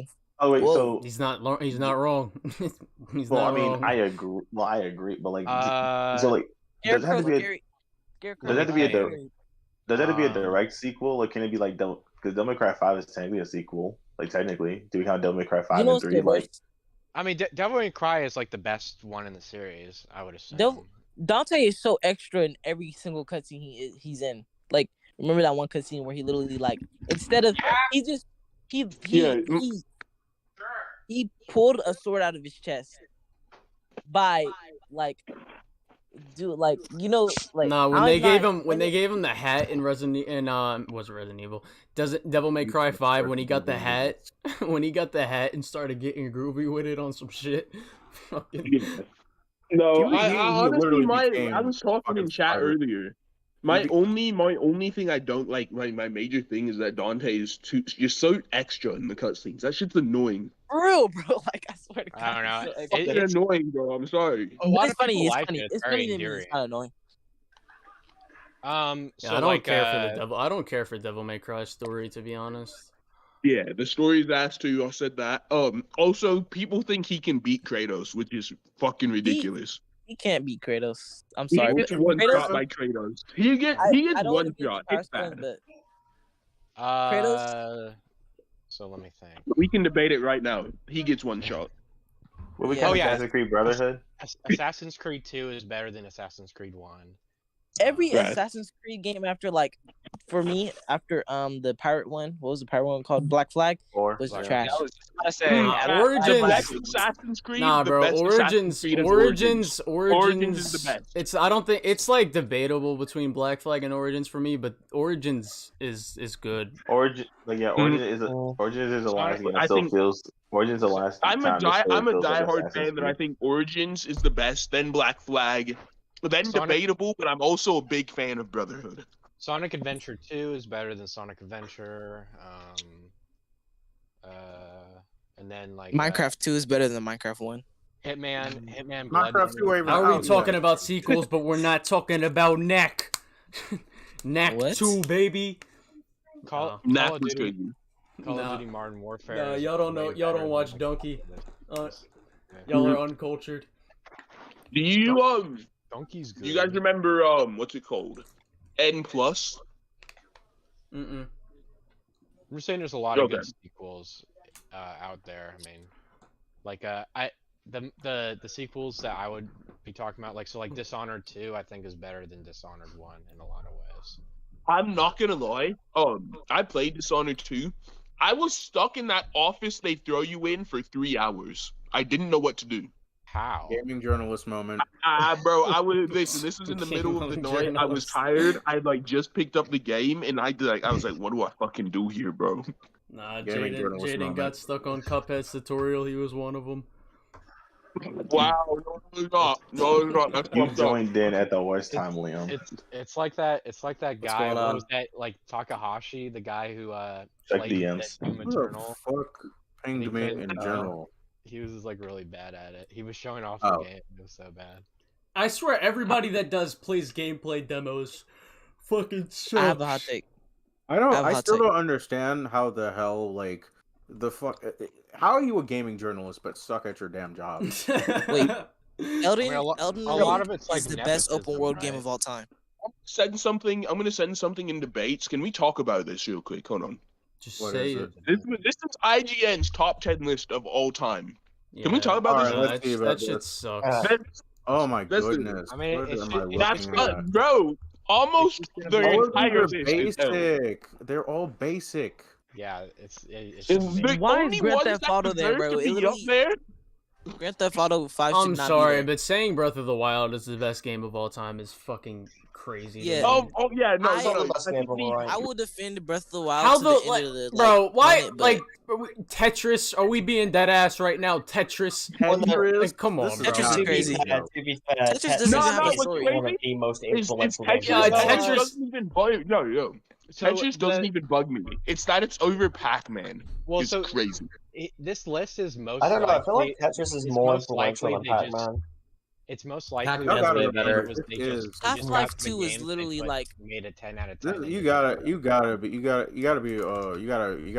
this is IGN they talking about. They literally say they have a system where they rate every game 7 and up, even if it's dog shit. IGN That's not entirely true though, because they do rate games poorly. Like they notoriously gave God Hand a 3 out of 5, a 3 out of 10.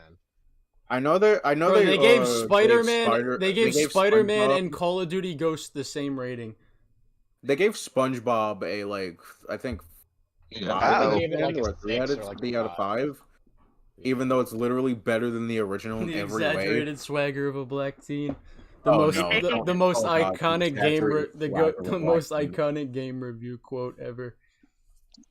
Julian, which styles are we debating anyway? Oh, we're just debating Colin's game stuff. Just random. Have any of you guys played Elden Ring?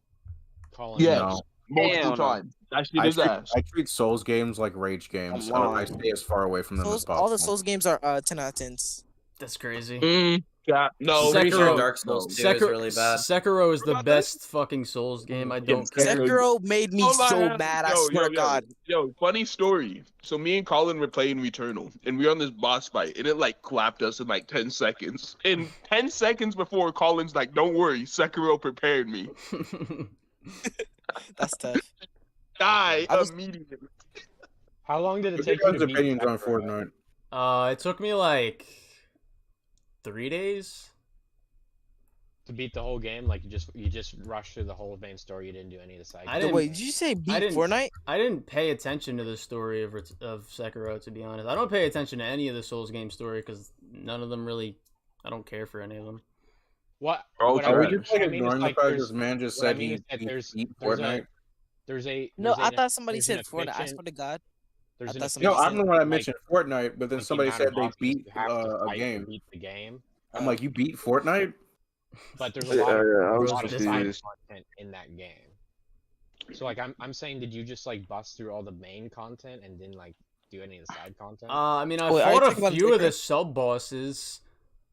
But I don't really know if I completed the game, but I pretty much beat this. I beat the main story and I played a few of the side bosses throughout the levels. Like you beat the final boss with like the samurai guy in the grass fields. Yeah, I've played it. I got through a second playthrough. Like I wanted to play it again because I wanted to try the different scenario with the owl, like his dad.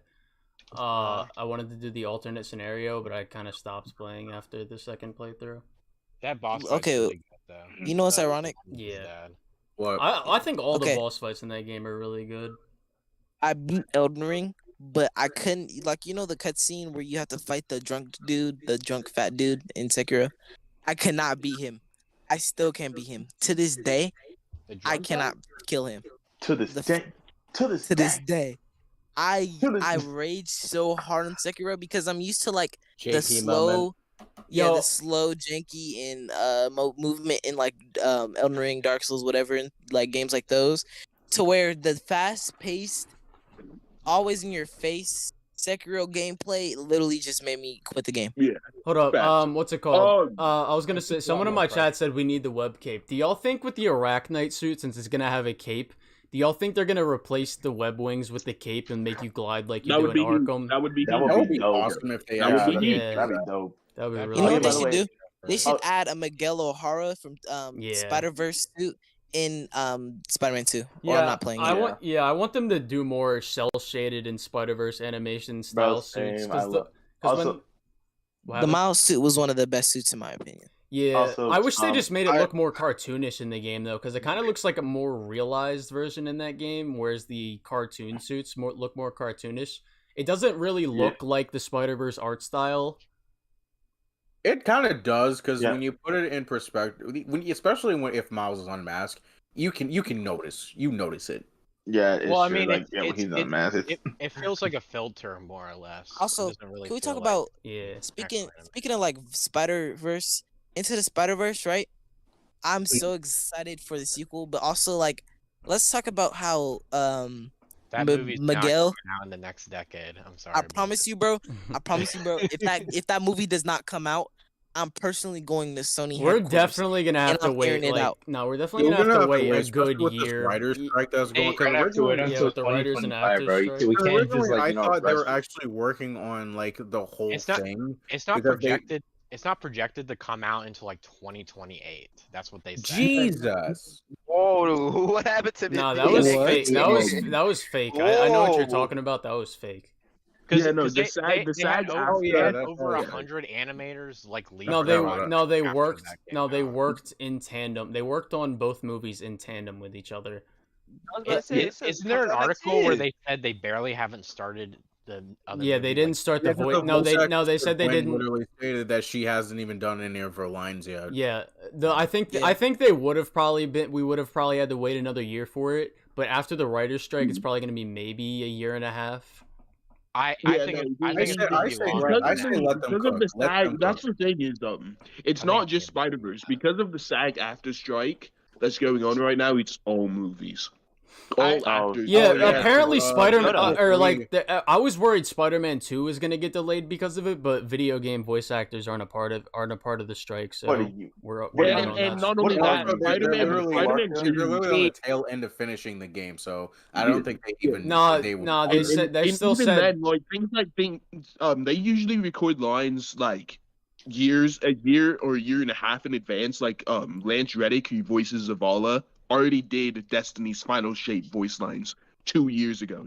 So well, I'm saying like they still do add in voice like Yuri Lowenthal said before like a month ago, I think he said that he was still recording lines for the game.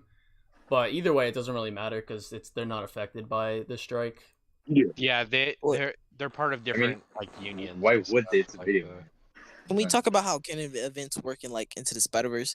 Because it doesn't make sense that Miles can't save his dad, and that would cause like an incursion or breaking the canon or something. Thank you for having a brain.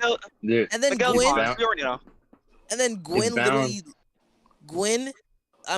Miguel literally interfered in the whole entire like the captain, like Gwen's dad literally saw Miguel, save her. And also, there was a bunch of witnesses to watch Vulture literally getting beat up by 3 Spider-Man. And on top of that,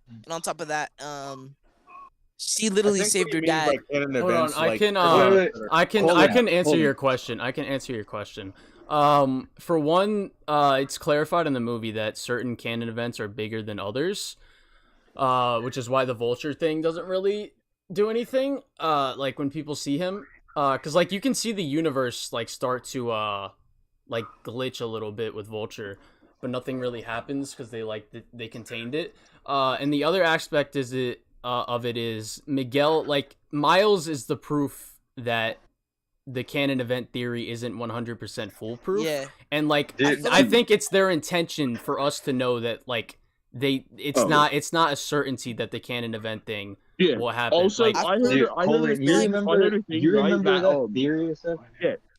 heard a theory that since like Andrew and Toby, even though it was with magic, so it doesn't count, that since they weren't glitching out in Tom's universe, they had secret watches on.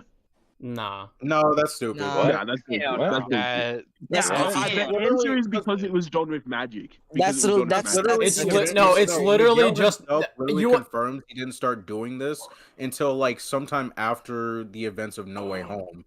And that was after the events of Spider-Verse. Because he talked Hold about on, I just want to say the other reason for it, the reason they're not glitching, the real reason is because they weren't working in tandem with Spider-Verse, and this idea only came up until Across the Spider-Verse. Exactly. That is the actual reason. I just like to go with it's with magic, so it doesn't count.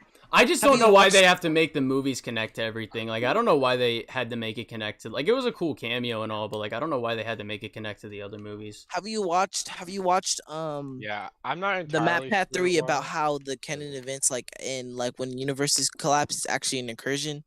And incursions are, like, way worse than, yeah. Another thing that points that Miguel is full of shit is when he shows, like, his universe, like, phasing out of existence, it's glitching out completely.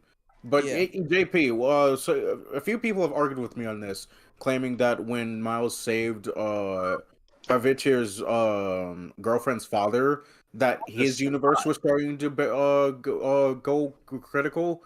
But that's a spot portal. Yeah, don't throw me under the bus. I didn't say anything. I think you know what I think. I'm not talking about that... you, JP. The people like. I keep forgetting exactly who argued with me on this. I know it's not you, but I'm pretty sure you were there. It's not a spot portal. It's just like a dimensional thing, because portals are a part of it. The thing with the dimensional portal, it looks very different. Spots portals are very distinct, inky, splotchy. That was a spot portal down there. Yeah, I know. I'm saying, like, are you referencing how Miguel's universe was being destroyed, like, and how it looks different? Yeah. I mean, I think it could just be a difference of what it looks like when the universe is actually going down. But, like, Spot's portals are a part of the multiverse. Like, they are multiversal... I don't know what the exact term for them are. Like, they're multiversal rifts, so it makes sense that Spot's... Like, the portal that was, like, breaking the... Well, he's harnessing I think Spot... he's harnessing Yeah, that's my power point. of It's the, not. It wasn't Miles that caused that to happen. That was Spot Yeah, doing. I think Spot is like using the same type of power to travel to other dimensions that cause like incursions. I think All this the way is a charged, very bro. I think this is a talkable subject, but it's a subject that we're all probably gonna look stupid for once the second movie comes out. Because I guarantee you, like they're gonna explain it more in the next movie. That won't stop. Oh, fans. dude, wondering hold on on. it being the Spot.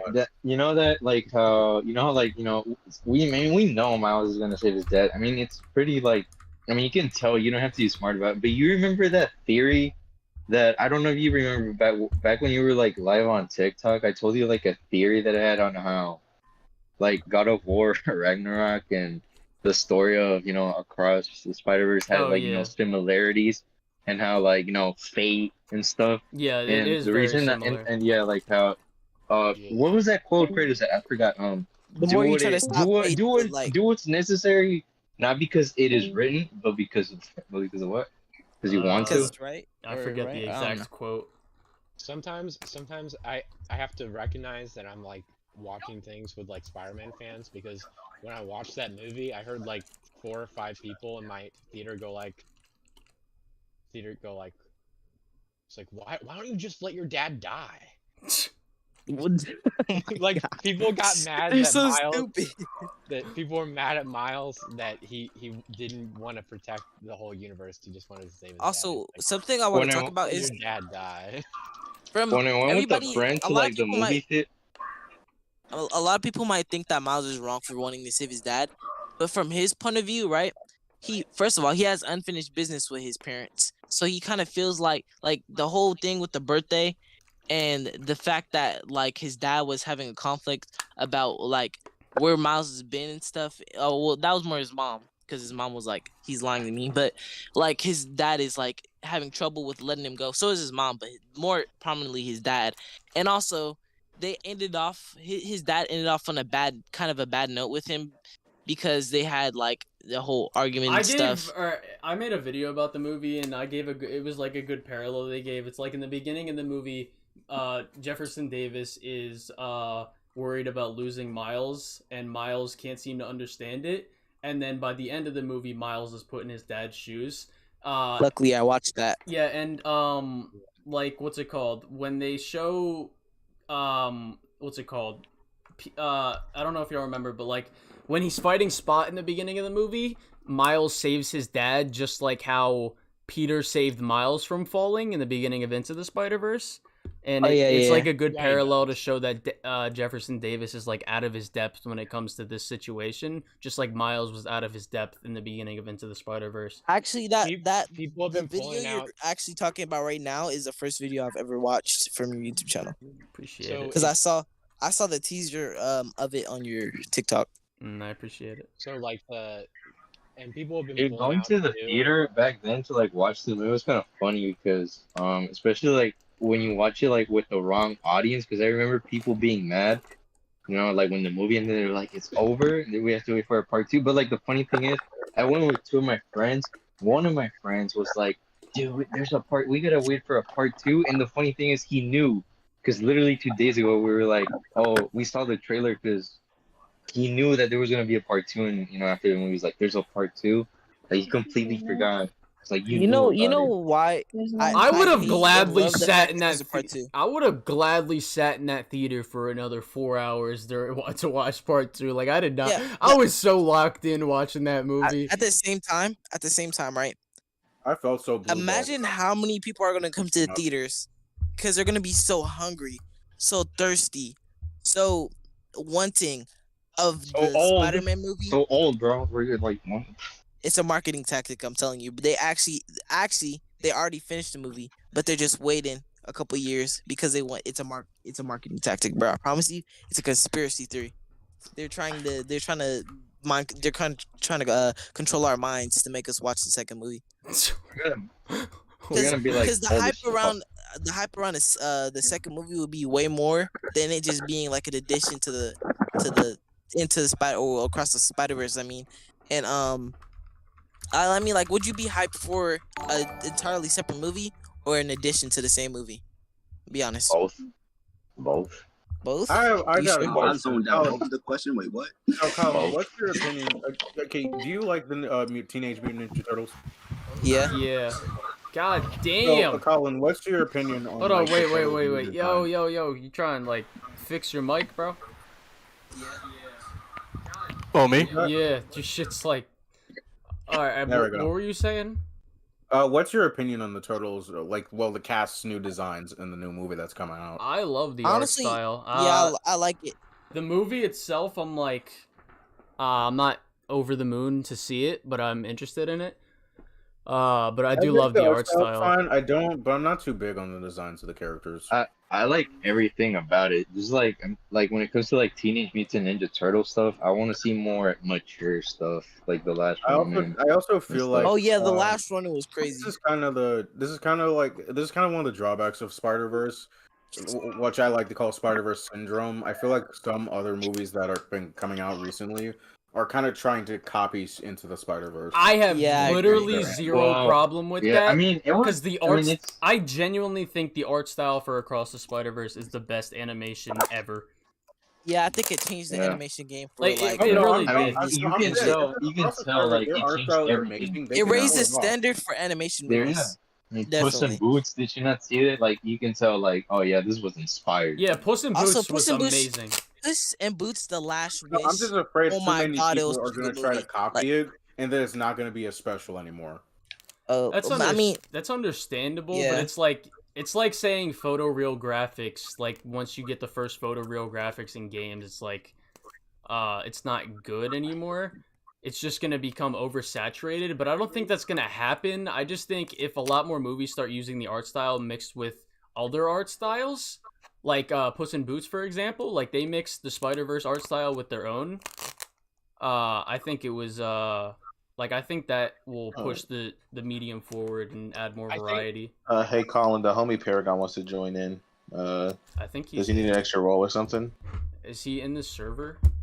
Yeah, he's in the server. Does he need a role or something? Yeah, he needs a role. I think the thing with the animation of Spider-Verse though is I don't think he's in the server. Yeah, where is he? Yeah, he's right here. Hang on, let me. The S. It's because for me it just shows up in S, but a bunch of fucking dots. Like what the hell?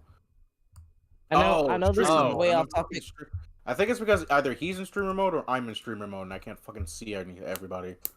I know it's off topic, but like, let's talk about how I just gave him the every single anime like that came out. I mean, like anime's just been dry recently. Like all these anime that's come out have been dry. I don't even watch. Not really. Well, you saying that just shows that you don't really watch enough for it. Because like, if you want to get into it, then you know it's gonna be like hype, man. The only animes I've talk to one fan, it's big. The only animes I've watched is Pokemon as a kid and Spirited Away, which is a movie, and Perfect Blue, which is another movie. The only have anime you I watched really keep Silent up with Voice? nowadays is One Punch Man.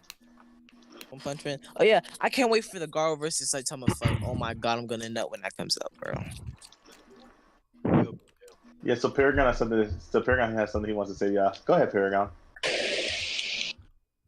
What do I want to say? What? Oh, look at DMs, genius. Don't you guys, remember? is my mic better? Is it better now? Yeah, it's better. Alright, nice. JP, that doesn't help. JoJo's Bizarre Adventure, great, amazing anime. Nothing in our DMs would indicate something I have to say. It was something someone else had to say. Have any of you all played Hi-Fi Rush, the game that came out this year? I haven't played it, but I heard good things about it. Same I know. A lot of people were amazing. trying to shit on it because of the writing, because Forspoken came out around the same time, and that's a horrible. Forspoken is trash. I don't think Hi-Fi Rush has a I mean, I think Hi-Fi Rush's story is just solid. It's not terrible. It's not bad. It's like. No, because people were trying to compare it to everybody loves Hi-Fi Rush, but it has similar writing to Forspoken. No, because Forspoken it doesn't, bro. No, wait. That bracelet is annoying. Forspoken is not self-aware in the slightest, and Hi-Fi Rush actively makes fun of itself and its audience in a funny way. No. Hang on. Here's the thing. Hi-Fi Rush reminds me of that one game. Forspoken, from what I've seen, feels self-aware, but it feels self-aware to the point to where it makes a joke pokes you in the ribs and expects you to laugh. Apparently, the thing with Forspoken, right? It's like from what I've seen, like the main character is very unlikable. Like I was watching Moist Critical play the game, yeah, and she's kind of like a dickhead. Whereas Hi-Fi Rush doesn't take itself seriously. The characters are actually enjoyable and actually like have a bit of depth to them. The plot is still pretty basic. The game is really ugly too. Rush reminds me of No More Heroes. There were times I kind of cringed. I'm not gonna lie. The problem with Forspoken is it's self-aware in the same way that like the MCU films are self-aware, where they're like, yeah, we understand our like what the kids are into and type of stuff. But then like Hi-Fi Rush feels like it has like genuine energy. Yeah. That like it exudes and it's Hi-Fi like, Rush doesn't really like Colin said before. Have any of you guys played No More Heroes? Nah, I was gonna say the thing about there was like a moment in Hi-Fi Rush. It's like my favorite. It's like one of my favorite lines. It's like it's like meta humor. It's also another thing that it uses. It's like fucking in Hi-Fi Rush there was a moment, right? It's like this dude is using too much of his budget for the place that he works. It's like a boss run, and fucking there's like a robot that's talking to him, and he's like, the security cameras aren't working. The quality's in 480p. It's unseeable. Shit was just funny. It was the green-haired guy and the you were rating like the production. Like, front production. Yeah. And your basic plan is like you have to slash his budget so far that he can't even like summon any enemies to fight you. Yeah. That's actually something the Deadpool video game did as well. Yeah, Deadpool does really because it knows it because it didn't have a good budget, so they used the shitty budget for a fun level design. That was fucking funny. Yeah. Like the thing about Forspoken, the thing about Forspoken is I call it a wannabe Infamous game. It wants to be Second Son so bad, but how put this gently, doesn't have what Sucker Punch has. It's like, sorry, you're not that guy. Oh, you want to be a game like Infamous and Prototype? You're not that guy. The graphic, I mean, I haven't played Forspoken. I haven't played Forspoken, but like from what I've seen and people playing it, like the story looks so uninteresting. The combat looks like shit. The world looks bland as fuck. The graphics look shit, even despite it coming out in 2023, which is weird. Fucking the facial animations suck. The animations in general don't look that smooth. The movement looks a little clunky. The only thing I've seen that looks fun in that game. Talking about the development of that game. It turns out they were using like an old engine for that game, and they never made the proper change. I heard using the old Final Fantasy engine that they used like in Final Fantasy like 14 or something like that. I heard that the game's map is like super huge, but they barely have any content put across it. Like for example of a huge map but a bunch of content is Elden Ring. If you explore Elden Ring blindly, you'll find like a dungeon or something that has that might have an interesting boss and not a recycled enemy, and you might find like a good like if you remember when you first start up Elden Ring, that one dungeon that you come across before you like go into the lands between, if you remember that and come back, you can actually get something really interesting from that, which I don't remember because I haven't played Elden Ring in a couple of months. But yeah, things like that, like when you can explore the world and you'll actually find something cool, and you'll actually find something that's related to the game, and it's like, I don't know, it's a fun addition to the story or the gameplay. But Forspoken doesn't do that at all, because it's just a big map with no content. I think the unfortunate thing about Forspoken is the story wasn't that good. It was deriving like the gameplay design from like a lot of those Ubisoft open world games. And people just aren't interested in those games anymore. The thing about Forspoken, especially like the main character, it feels like the main character, especially like the main problem was the main character. It's just like she felt like way too logical. It's like they literally put someone outside of like our real world, and it was like, what if we put this person into our game? Someone who uses way too much logic. Like they felt way. It's like the bracelet. I don't think even if the game had a good story, like even if the character was like good, or stuff, I just don't think the game would be that well remembered. Like, I just think the game in its foundation is just not a very interesting game. Dude, I mean, I forgot about the game until you guys mentioned it. Same, honestly. I was gonna, or someone in my chat said, I hope they bring back the Vigilante Yuri plotline for Spider-Man 2. I'm really interested to see what they're gonna do with Wraith. That's gonna be cool to see. I think she's coming back because in the trailer, when Kraven gets the view of New York City, they show Wraith. Yeah.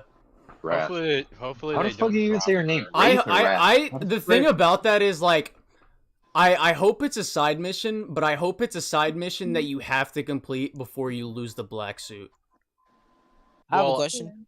I think so like they could implement the same stuff that they did with the Miles Morales game, where they had like the Spider-Man app. Yeah, the Spider-Man app where you could like do stuff for like. Oh yeah, I know what he's talking about. Yeah, he's Like, talking if about the they- Kingpin arc. Yeah, I like that. I like that.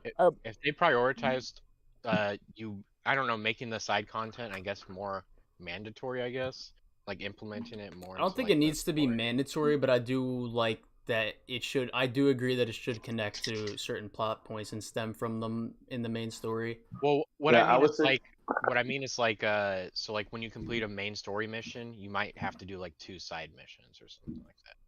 I don't agree with that. Yeah, I'm I don't. sorry. I don't agree with that. Yeah, Either. this isn't like this isn't the early. This like yeah. PS4. Yeah, this isn't the early. This isn't the early Spider-Man games when they had to make that stuff padding. They can just be like, no, here, do what you want. Well, I mean, it's not padding. It's if the content is quality content, that's like supplementary to the main story. Well, I mean, yeah, I hear you, but I don't really think it should be unnecessary. I think the thing about Miles Morales' side content is it kind of saves the main story a little bit, because it like that ending with like the community coming together to protect Miles from the the news and shit, that doesn't hit as hard if you haven't beaten the side content. That is true. That's what I'm saying though. I think you can incorporate the side content into making the whole story overall better. Yeah, but that wouldn't even make it side content at that point. It's just it's part of the main. If it's mandatory to complete, that's not side content really. Yeah, that's not side content. I guess what I'm specifically saying is that I hope that the content isn't specific. Like, so if the story is like, I don't know what the story of the whole game is gonna be, but like, let's say like the story is let's hunt down Kraven. But then add like detours to the main story where maybe you have to help like a citizen. What, like Arkham Knight, like Arkham Knight with like the Penguin thing with Dick. And yeah, I'm just saying. I think there's there's side quests, and then there might be like companion quests, like quests. Yeah, I think you could. I mean, they confirmed that there's going to be certain missions that you have to use Miles for, and there's missions that you have to use Peter for, and then there's missions that you can complete with either one. I have a question. It's like GTA 5, which is awesome. Yeah. I know what he's talking about. So kind of similar like with what Miles did. Where it's like, because I agree with you, I'd like it to be a side mission thing. I want it to be like an overarching plot where it's like when it it's everything. Yeah, like more Tombstone, more Tombstone missions would be great, like shit like that. Yeah, I loved Tombstone. That was one of my favorite missions. Except when you had to do stealth. Yeah, the boss fight was pretty mad, but everything that you guys are saying is actually kind of like finna make me cry because I'm too broke to get a PS4. Way too broke. You didn't like the boss fight? Rip. It was it was literally just like Kingpin with a little bit more moves. It was literally just. It was almost like a reskin. It was bad. The thing that I'm hoping about, like for Spider-Man 2, is that when you change the difficulty, the bosses actually do fucking stuff, like move. They do a shit ton of damage. They do a shit ton of damage, but I want to make him to a point where it's kind of impossible for you to dodge or something. Who's playing the music? Please turn it off. What? Playing? What's about? I don't hear anything. No one's playing music. Who's playing that? Think it's you. Playing what? What you? Yeah. Somewhere in your house? I don't know. Yeah, like no one's playing Bro's hearing he's a schizophrenic. Fucking. Who's playing music? It's like I'm fighting Arkham Knight in a helicopter. I'm gonna see music. Oh my god. Fucking. What was I about to say? I think the boss fights just in general for Spider-Man should just have more varied movesets. As well as I just want them to get rid of the spider sense in boss fights so that you have to actually read the body movements to dodge. I don't like any boss fights where you have to like run around and have the boss run into a wall. But this is why I'm happy that they're bringing in the parrying system, because that's what I really like. I think they're gonna really use that really well with the boss fights. In Spider-Man? Yeah. Personally, I think the way to make the boss fights more interesting. Spider-Man parry. I want more boss fights where you actually have to fight them in the open world. So like where you're fighting them, like I think they're gonna do something like that with Venom, like a chase sequence or something like that. But I want more of those. I don't just want like 2. Yeah, I agree. I want more chase sequences in general because they're very fun. I would want a mission where like you fight a villain, like Vulture, like throughout, like or something like that, in like in the middle of the city while you're chilling, like in Web of Shadows, like in the sky or something like that. I don't know.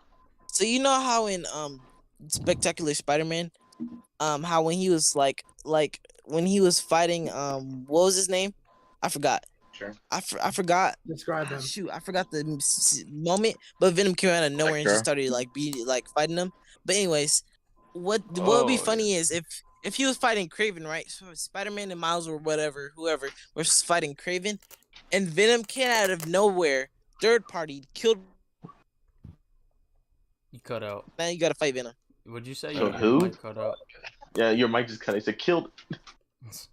So basically, so you're saying while we fight Kraven, you just want Venom to rush in out of nowhere?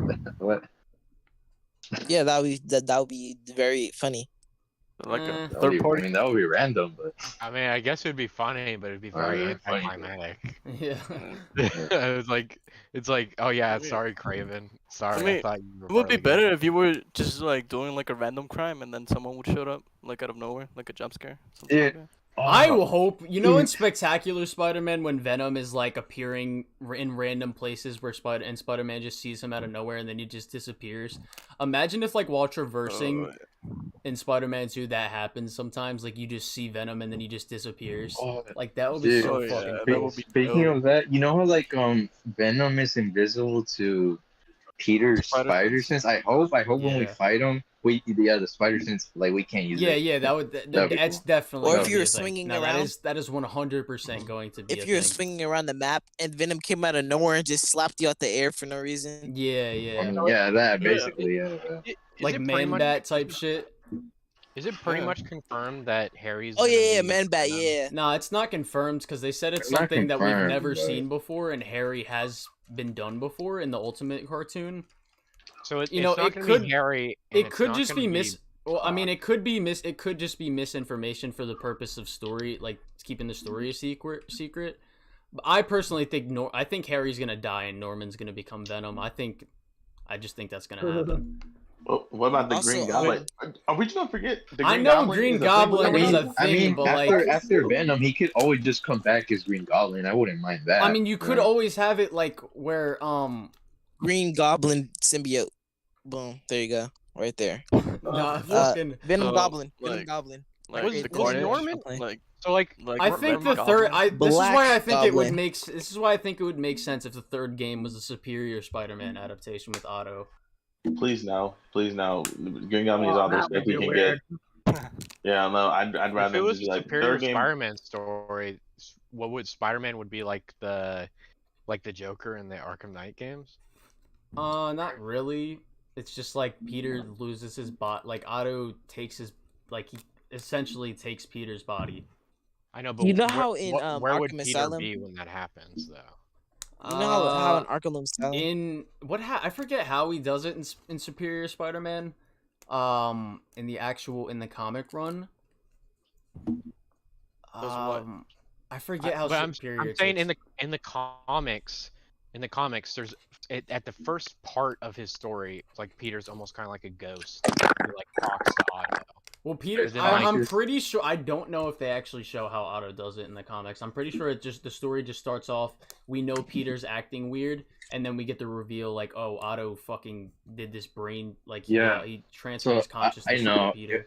No, I know how. It was basically it was like in previous comics. Before those, it's basically like Otto basically had a device that was able to like fuck with your mind. So Peter basically made another device to like counter that, but Otto hacked it somehow and then like switched, y'all ever watch Gravity Falls, the magic carpet? Yeah. I'm not saying I don't understand how this story happened in the comics because I've read it. What I'm trying to say though is like from a story perspective, like when you played Spider-Man 1 and Spider-Man 2 and you followed Peter's journey, I'm saying how would you incorporate Peter's character into a story that primarily is about Doc Ock's character? Just copy the comics. I don't know. Yeah. I mean, just copy the comics. Peter, the same Peter shit that the is comics gone did. for a majority of Peter is gone for a majority of the game. Cool. I have a question.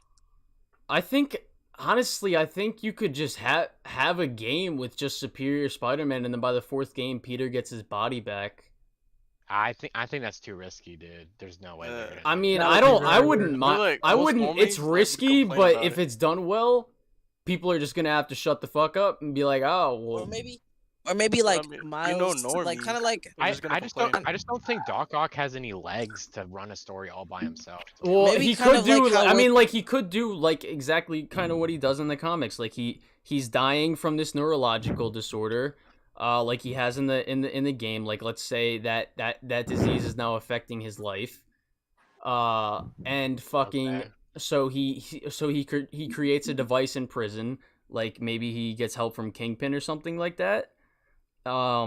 Like he tells him that he's gonna free him because like Otto is a very manipulative person in the game. So like maybe he like builds a device to transfer his consciousness into Peter, tells Peter or like makes Peter visit him while he's on his last legs of life. Like the Wolverine scene when he drains all of his powers, like that one did. No, What about Miles though? Wouldn't he like automatically? Yeah, that's what I'm saying. Like they should make it like how the like transfer to Superior Spider-Man happens. Well, Miles would probably. And Miles notices like he's changing or something. Yeah, Miles would notice. Miles would probably notice that he's acting different. Come to think of it now, that would kind of just be rehashing what's gonna happen in Spider-Man 2. Yeah, that's what I'm saying. Because like if that happens, wouldn't Miles just like be like? How would you include Miles in that? It would be rehashing. You're right. No. Because what would the resolution of that third game be? Like if Doc Ock was in there, and it could just be like I mean, it could just be like it wouldn't. Despite the fact that it's rehashing, it would be rehashing Spider-Man 2. The resolution would just be like Otto learns about responsibility, like he does in the comics. I don't think that translates to a game very well. I'm not gonna lie, Spider-Man is better than me, bro. Like if Flash, like in Spectacular Spider-Man, if I was Spider-Man and Flash ever came up to me crazy knowing I had spider power, like me knowing I had spider powers, and I could kill him, oh my, he would be dead so fast. I wouldn't just be killing people. I would just fuck with them. I would like fucking drop their pants and just web them up to the side of a skyscraper or some shit. I just think a lot of the stuff that happens in Superior Spider-Man would be very hard to adapt to like the universe that the PS4 one resides in.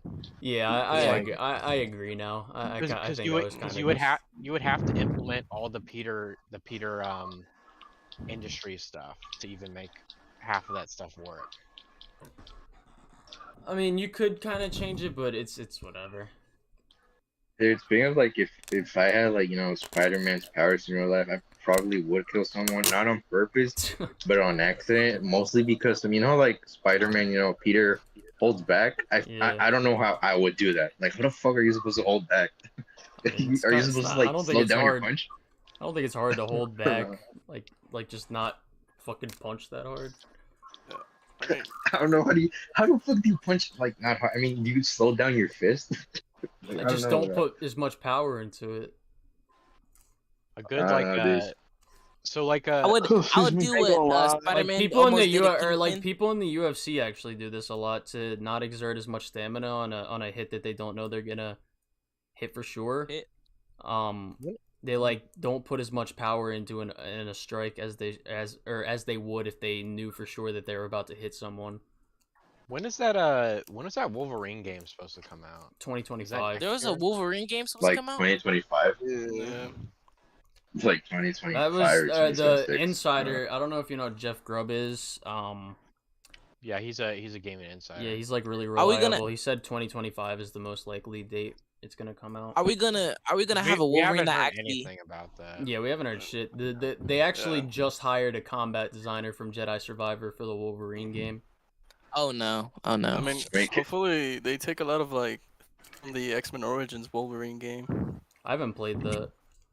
I just don't know why it's a really good game. I just don't know why they announced the game so early into development. Yeah, I don't either. I don't like that they do that either. I wish they would have, like, if anything, I wish they would have announced Spider-Man 2, like, at this showcase, like, and then like they did the same thing with Miles Morales. No, I'm saying like just now announced it for the first time. Like with Miles Morales, they announced the game and it came out 4 months later, which was fucking amazing. Like I wish more games did shit like that. Oh yeah, or like Nintendo, like what they did with Metroid Prime. Yeah. I think imagine like doing a problem is game that showcase. PlayStation's like game schedule is like really weird, where sometimes they'll have like multiple games a year, but other times they'll be like super dry. I think the main reason they announced these games really early is for investment purpose in like the business side of things. It's possible. Also, aren't like new gaming studios like being made? Because I know, for example, the Iron Man one, isn't it being made by a made new by studio? Motive, the same people who made the Dead Space remake. Yeah. Honestly, Which you is can't have. Yeah, like I said, new studios are like taking the taking It's their also chance. gonna. Like, let's do They this. also confirmed it's gonna be open world, and shit. They just confirmed I mean, the I Black. like They actually just confirmed the Black Panther game in development is also open world. Is that the Black Panther? Is that because isn't there two Black Panther games? There's like one with Captain America. Mm-hmm. No, that is the Yeah, Black there's- Panther game. No, there's two. going No, to there's be a- no, yeah, there's there's going two to of be them. a- There's one with Captain America, which we don't know shit about, and then the one being made by EA right now. Yeah, and that one's Interesting. just Black Panther. That's confusing. Because like the one with Captain America is like I've only seen like promotional like for like pre-artwork for that. I don't even think they have a name for that game yet.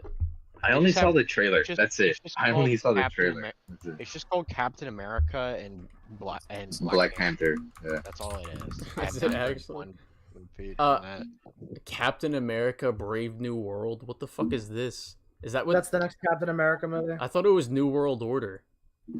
Yeah, they changed the name because people were complaining. That's fucking weird. Well, that name sounds worse. Why were they complaining about it? Oh, for the MCU. Oh yeah. Oh my God. The game is untitled. Like if you look it up, it just says untitled Captain America Black Panther game. All right, Because so Right, this, you they this, said it confused was me for a just sec, similar right? to what was happening in real life or something. That it has This to do entire with time? politics and all that. this entire time, right? There was music playing. I thought it was like one of y'all or something.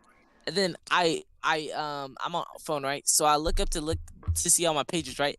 And I see just Apple Music playing this song. I was like, what the fuck? Why is Apple Music playing this random song? I didn't even I don't open know, Apple man, Music. your phone This is is crazy. sad. So Colin, I have a question for you. Mm-hmm. What's your biggest like gaming hot take? Like something that you think would be like no one would agree with. I guess the one that I've gotten the most backlash for is saying that Tears of the Kingdom is nothing more than a 7 out of 10 at best, and Breath of the Wild isn't a good game. I'm not gonna lie to you, bro. Dang, That's like okay. We're finna that's fight, like a Colin. basic take. We're finna fight, Colin. No, There's a very bad issue with that.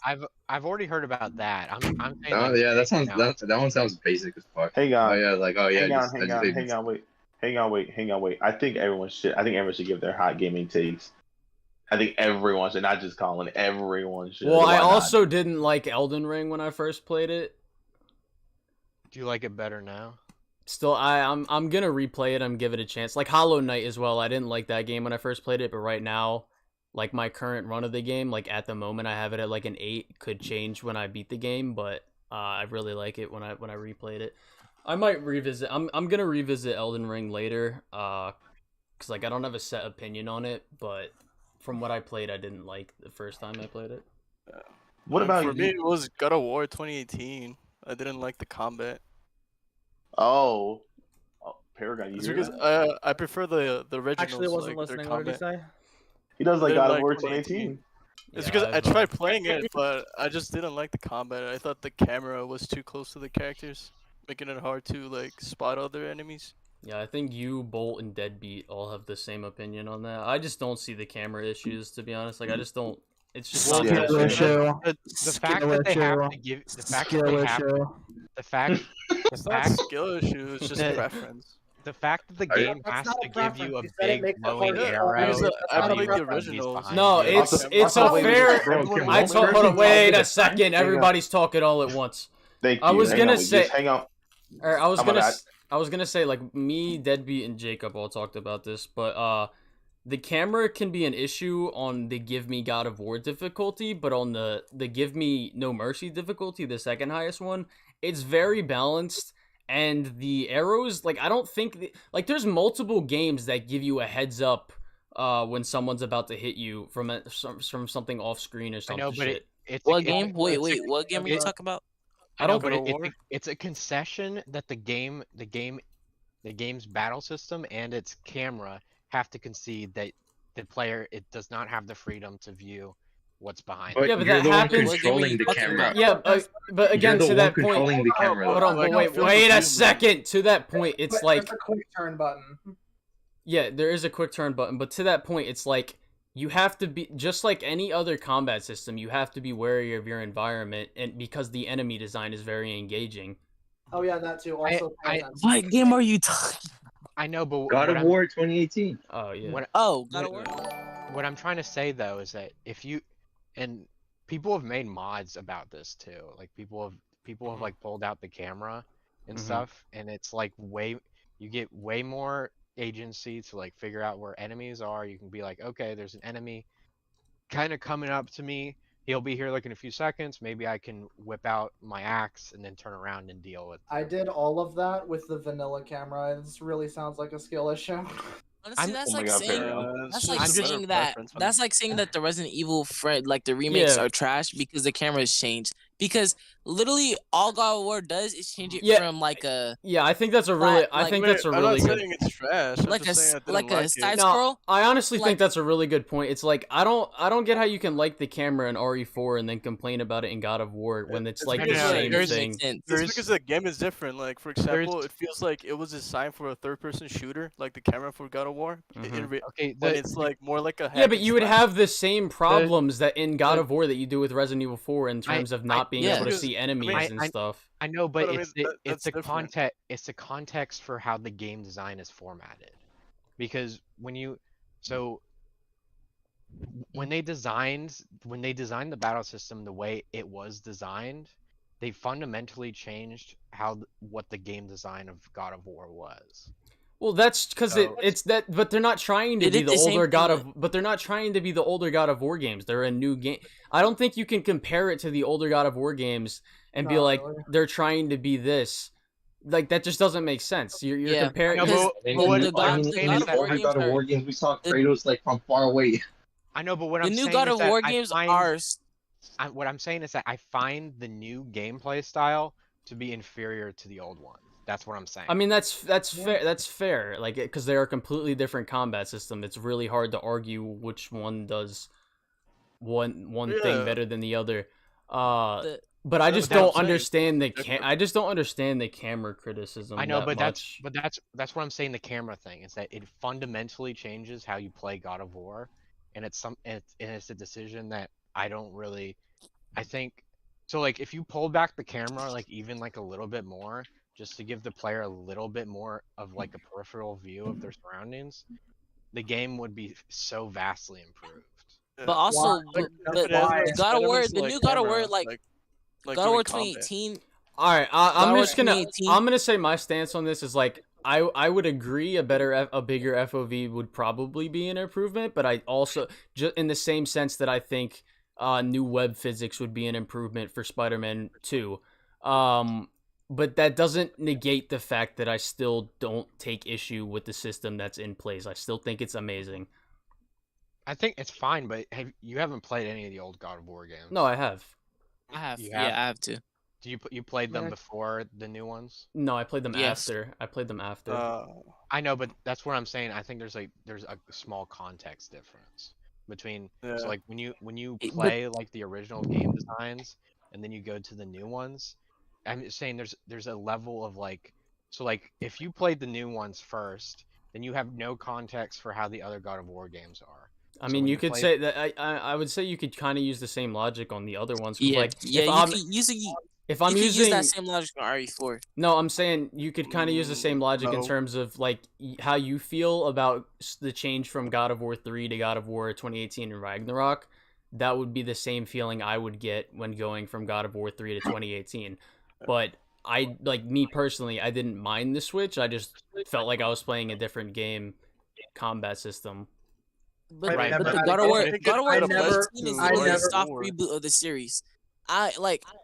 The fact that they changed it means that it's like a reboot of this. Like it was meant to be different from the other games. That's the whole reason why they made it like that. Like it was meant to be different. And I understand like the if I'm it not was saying like it's bad because it's different. I'm just saying I don't like it. Like it doesn't really fit. Like it feels a little bit clunky for me personally. Yeah, no, but that like that's not. I mean, did you have a hard time controlling the camera even though you controlled it? I'm not saying it's the camera. It's because of, like the way gameplay, like the enemies, like when they attack you, it's harder to like tell where the attacks are coming from. Like it feels more clunky. Isn't that why there's like red arrows to tell you? No, I know. Yeah. I know. I mean, that's why they designed that, because I knew people were gonna have like a problem with that. Yeah, it was a concession for the game design that they chose. I would say I think because this yes, that's good game design. I think I just put it in bandit. I feel like the conversation kind of just keeps going in circles, but like I would say I understand not liking it. I just think your reasons for not liking it are kind of weird. It's because I'm so used to playing like other games, like hack and slash games, like Devil May Cry, like those kind of games. Where the camera's a little bit different. So that's why like I'm more used to like the camera being like that for like melee combat focused games. If you're gonna have so like here's a good example. You played Sifu, right? Yeah. So would you like Sifu as much as you do if the camera was if you had less peripheral view and you can only see what was directly in front of you? I mean I don't see where the comparison is there.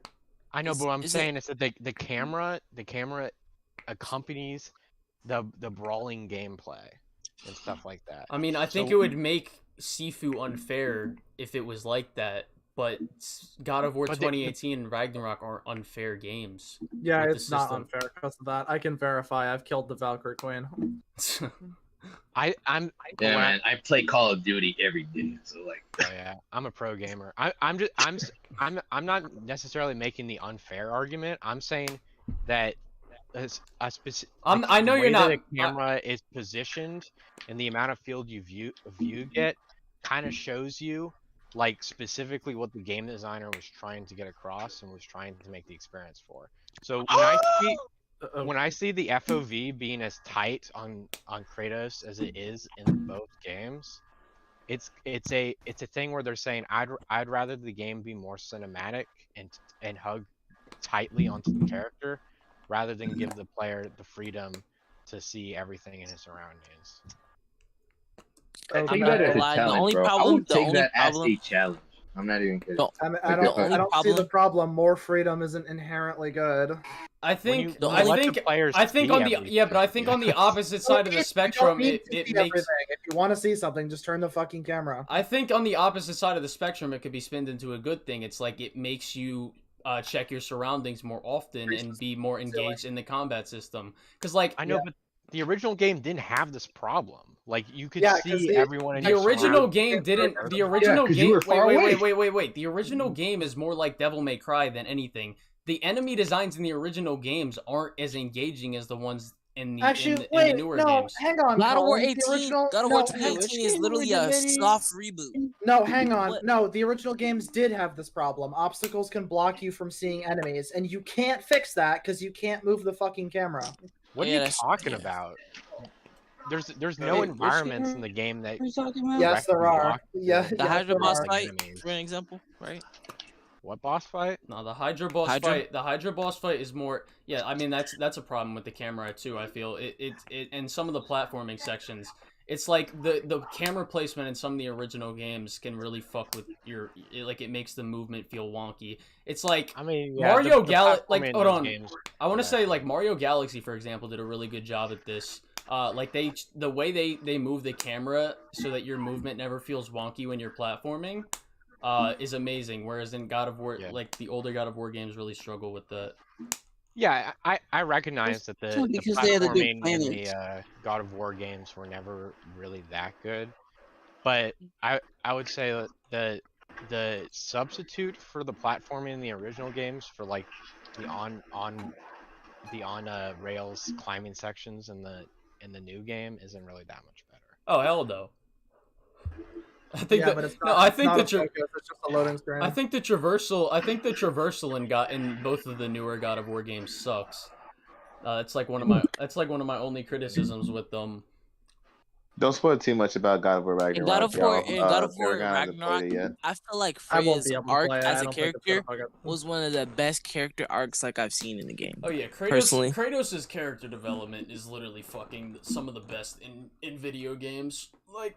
Yeah, and Freya too, because she like learned how to grow. She learned how to grow. Like Dion, have you seen Synthetic Man's review of the game? That was basically no, Jesus. No. He tried to call Freya a Mary Sue. I mean, what? He called Freya more than Mary Sue.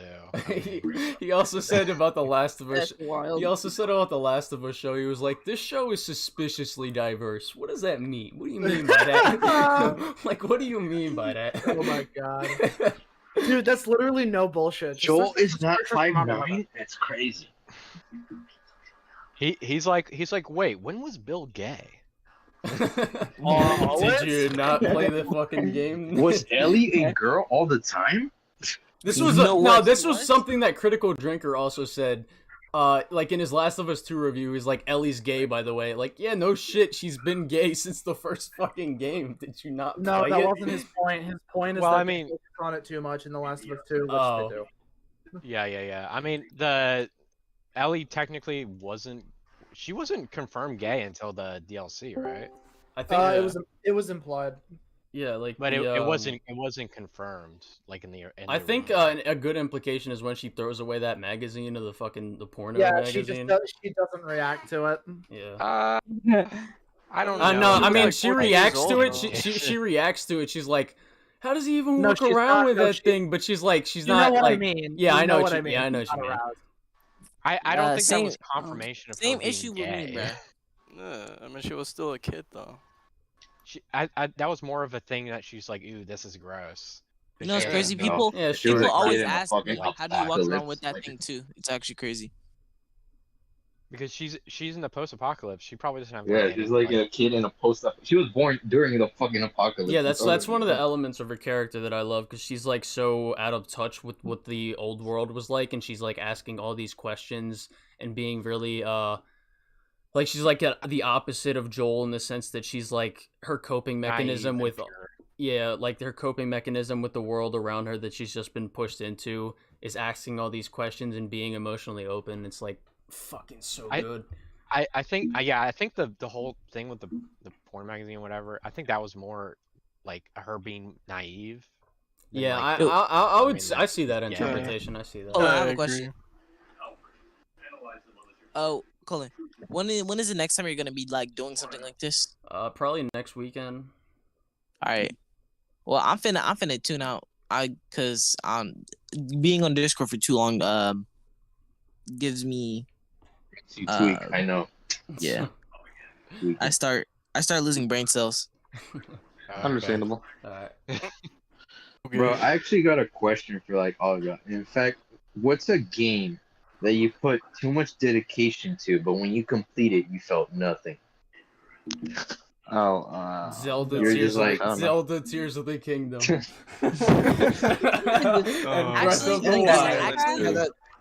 that's Dead the same. Island That's too. the same. That's the. Oh, actually, no. Dying Light. Like the first Dying Light game. I spent all this time trying to get good weapons and stuff, trying to do side missions. But when I actually finished the game, I was like, I did all that for nothing. What was the point of that? I put blood, sweat, and tears. I spent hours asking people for free weapons. It's one of the issues I have with the weapon breaking system in the Breath of the Wild and Tears of the Kingdom. It's like you save these, they incentivize you to not use your higher weapons because of the weapon breaking system.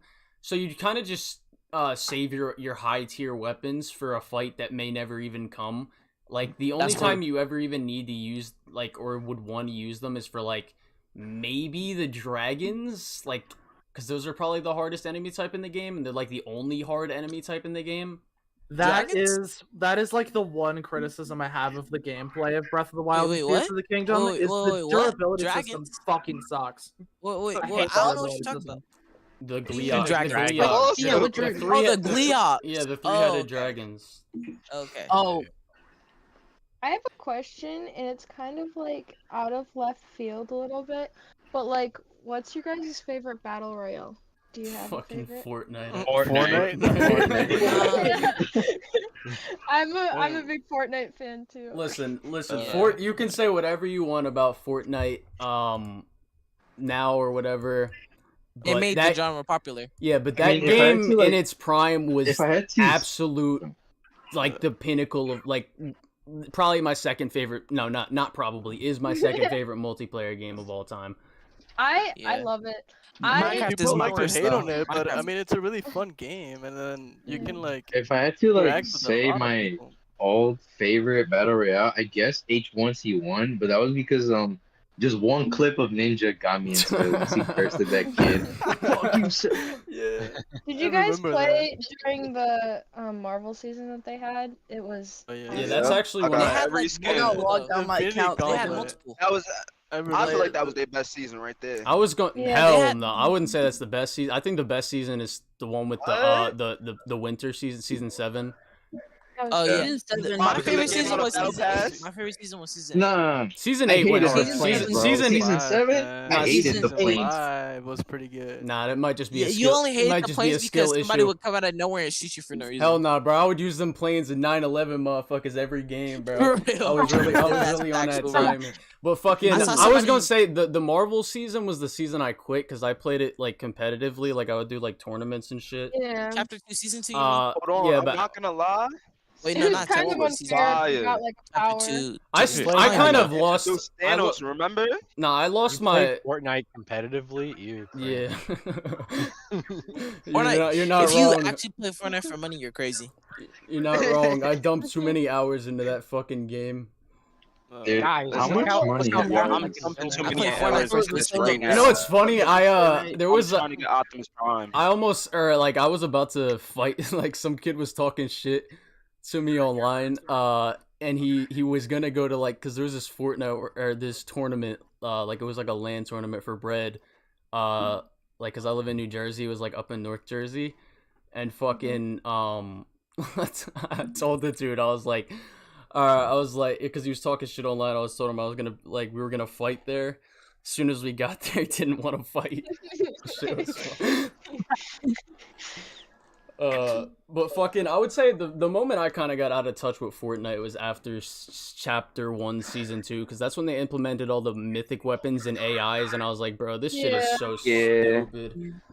Oh, the mechs. Oh no, the mechs also fucking sucked. Yeah. Oh my god, the mechs were Season X weird or something. No, that shit was. Dude, I'm gonna be fully if you're playing honest duos, on if you're Fortnite, playing but- duos, and there's this one kid the one team who for just went across the map just for the mechs, you would lose instantly because they got the victory royale.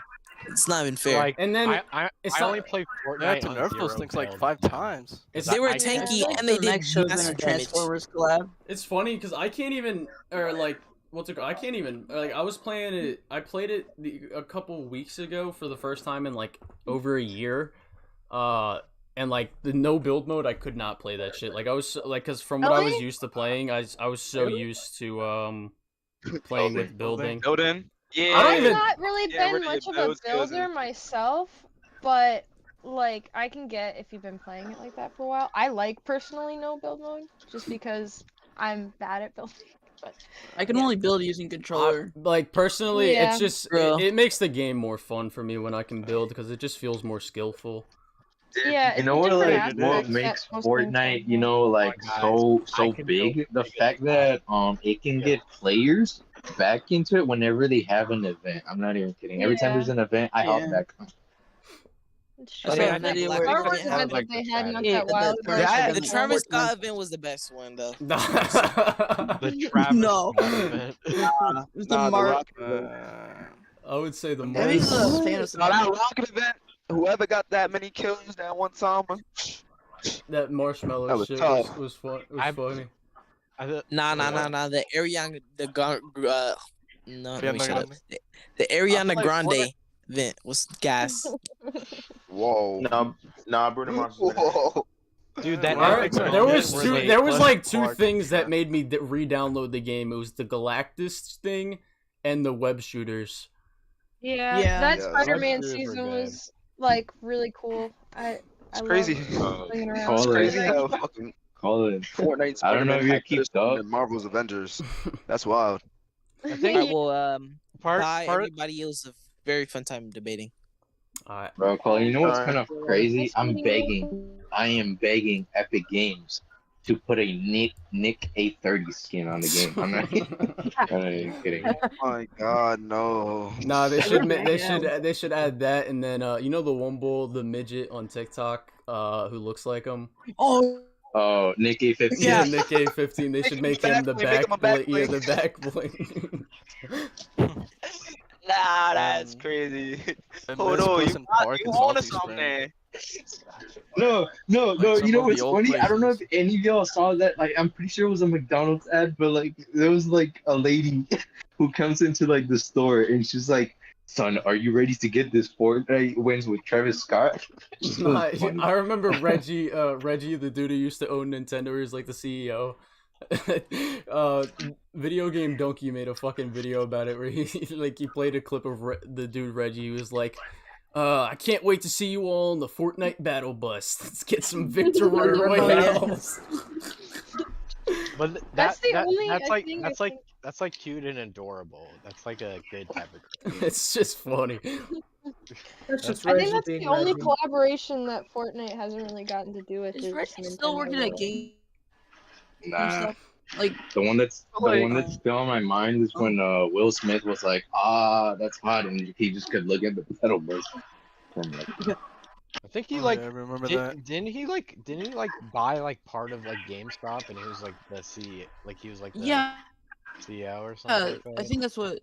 Hold up. Someone in my chat said about The Last of Us 2, I hate how the game made Joel seem bad for saving Ellie, and Ellie mad at him for even though Fireflies were clearly wrong. I don't think that Abby didn't really learn anything from killing Joel. Well, the Abby point is entirely wrong because she gets nothing from killing Joel. Like she gets no comfort. She's like after the fact, like she's still doing the same things that she was doing before, and she kind of has a similar arc that Joel has. Like she has Lev, who impacts her arc and makes her come back to her humanity, just like Ellie did for Joel. And then the point of like the game making Joel seem bad, the game doesn't make Joel seem bad. It's just they make Ellie mad at him because he took away that decision for her, which is like She her, didn't have a decision. yeah. Like I mean, Isn't it about like perspective? it's as well? it's because Ellie's It's all whole about thing. perspective? It's because Ellie's whole thing is like she feels like if her life, if she can't contribute to anything, she felt like that whole journey was for nothing. I don't think it's saying Joel was in the wrong because like again that decision was such a great ending to The Last of Us 1 because it's like just something that you can morally stand on, and I think The Last of Us 2 doesn't really negate that. It just kind of shows us how it impacted Ellie and how she feels about it. I think The Last of Us Part 2, at least for me, and I've watched like literally hours of like people analyzing the story of like The Last of Us Part 2. I literally have a 15-page essay on the fucking game that I still haven't made a video about yet. Right, and I never played this is my Last point. of Us. Is I think The Last of Us Part 2 actively, retroactively makes me not enjoy the ending of The Last of Us Part 1.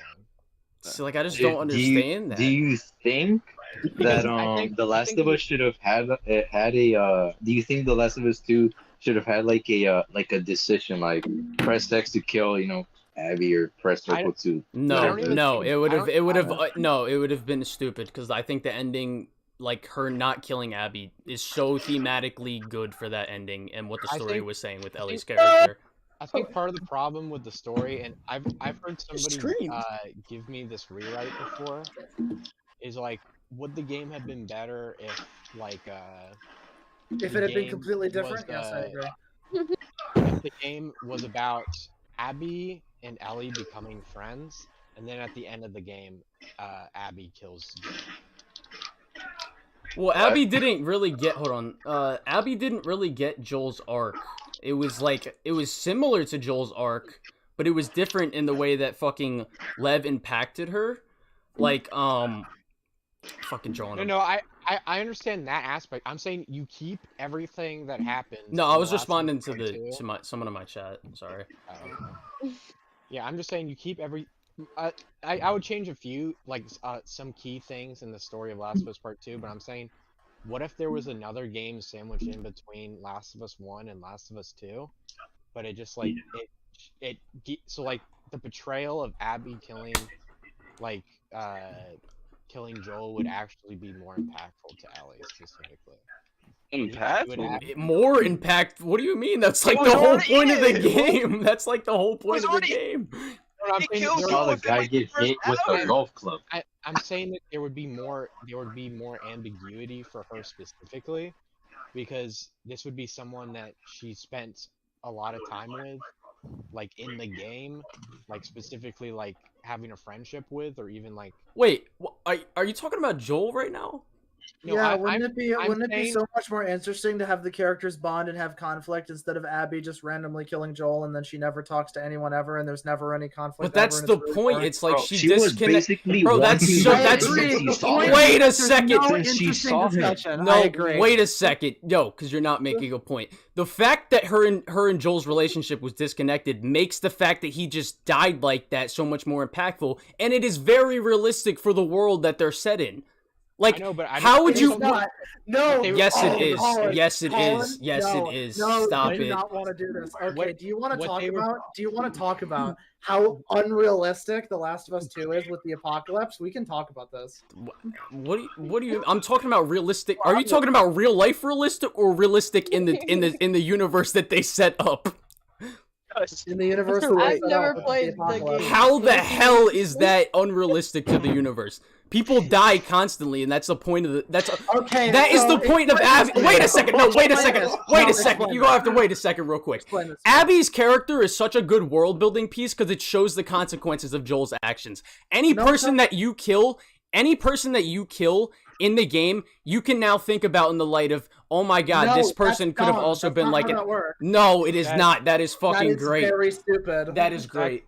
Okay, so what you're telling me is that so that it makes you think about the characters in the world. Like, no, it doesn't. Yeah, it does. Okay, so first of all, if you were to kill my dog, obviously I would want revenge, bro. So first of all, you can't even say that because Abby found him through blind luck. So you can't even say that. How is it blind luck? She got a tip that he was in where he was. Yeah, she was in the general area, and then she just happened to run into him in the middle of a snowstorm. How is that convenient? It's not. That is extremely. It is not convenient. Hold on, wait a second. It's not convenient in the slightest because it is. No, because your point is bad because it doesn't. You are. Wait a second. All right. You can go after I go, real quick. Just real quick. Let me speak. Let me speak for a second.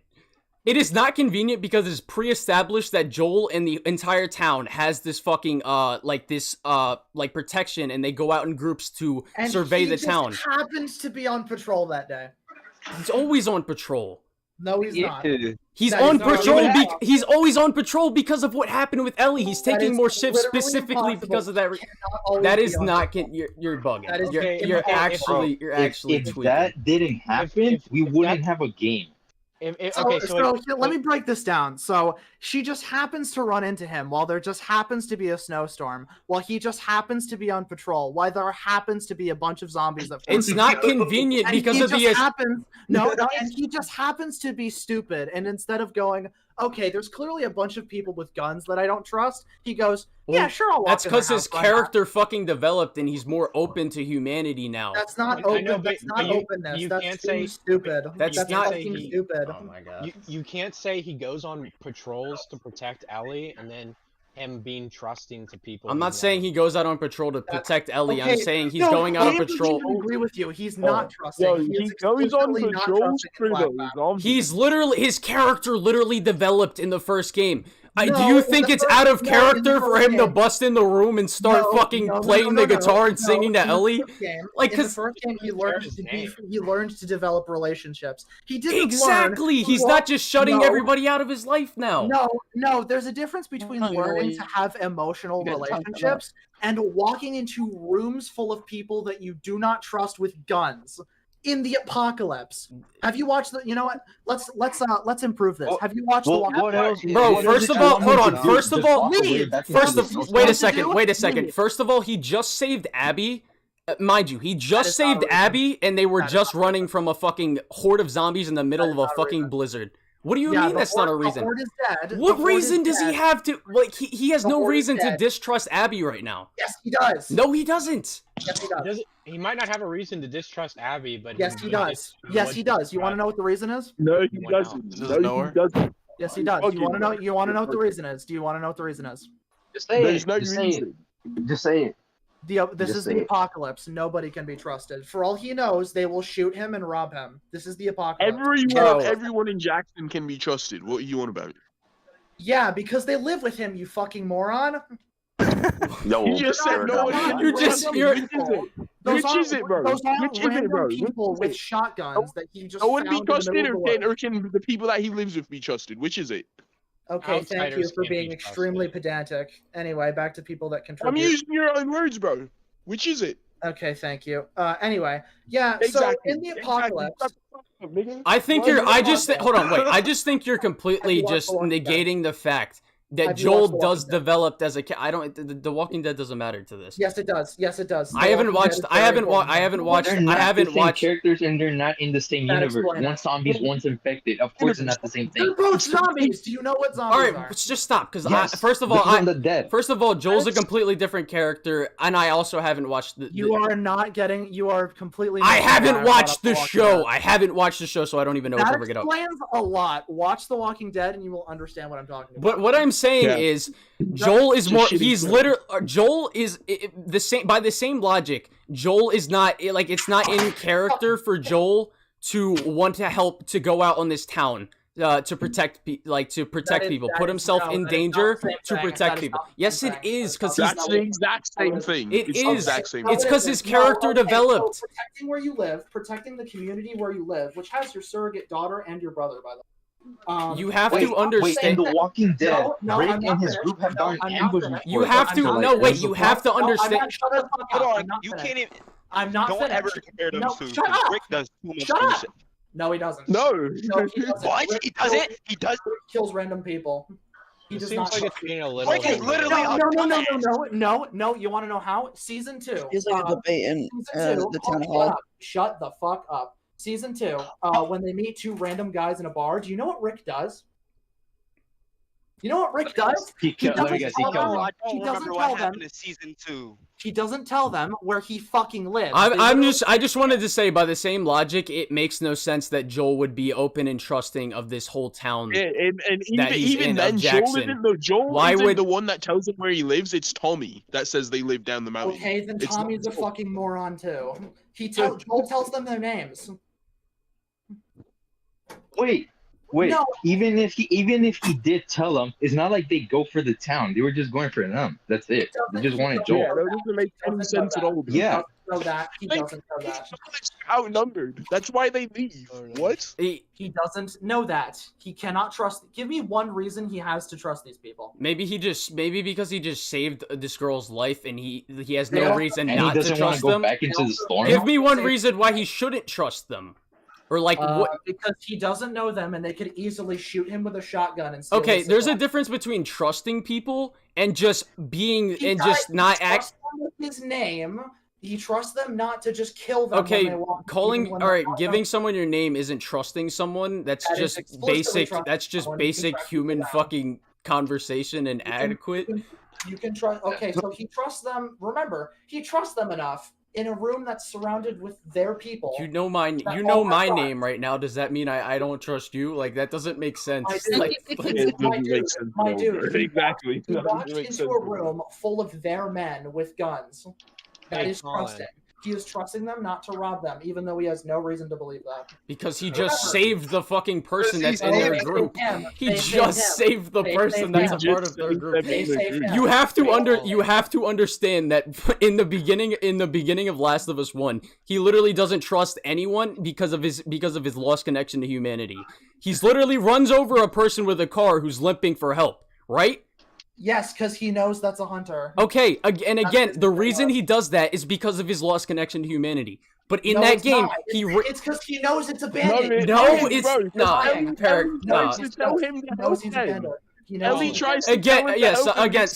CubeSun, someone in my chat just said, fucking, it's like, what are his other options here? What do you want him to do? How is he going to leave? There's a fucking horde of zombies chasing him outside. Where is he going? The horde is, first of all, the horde is not dead.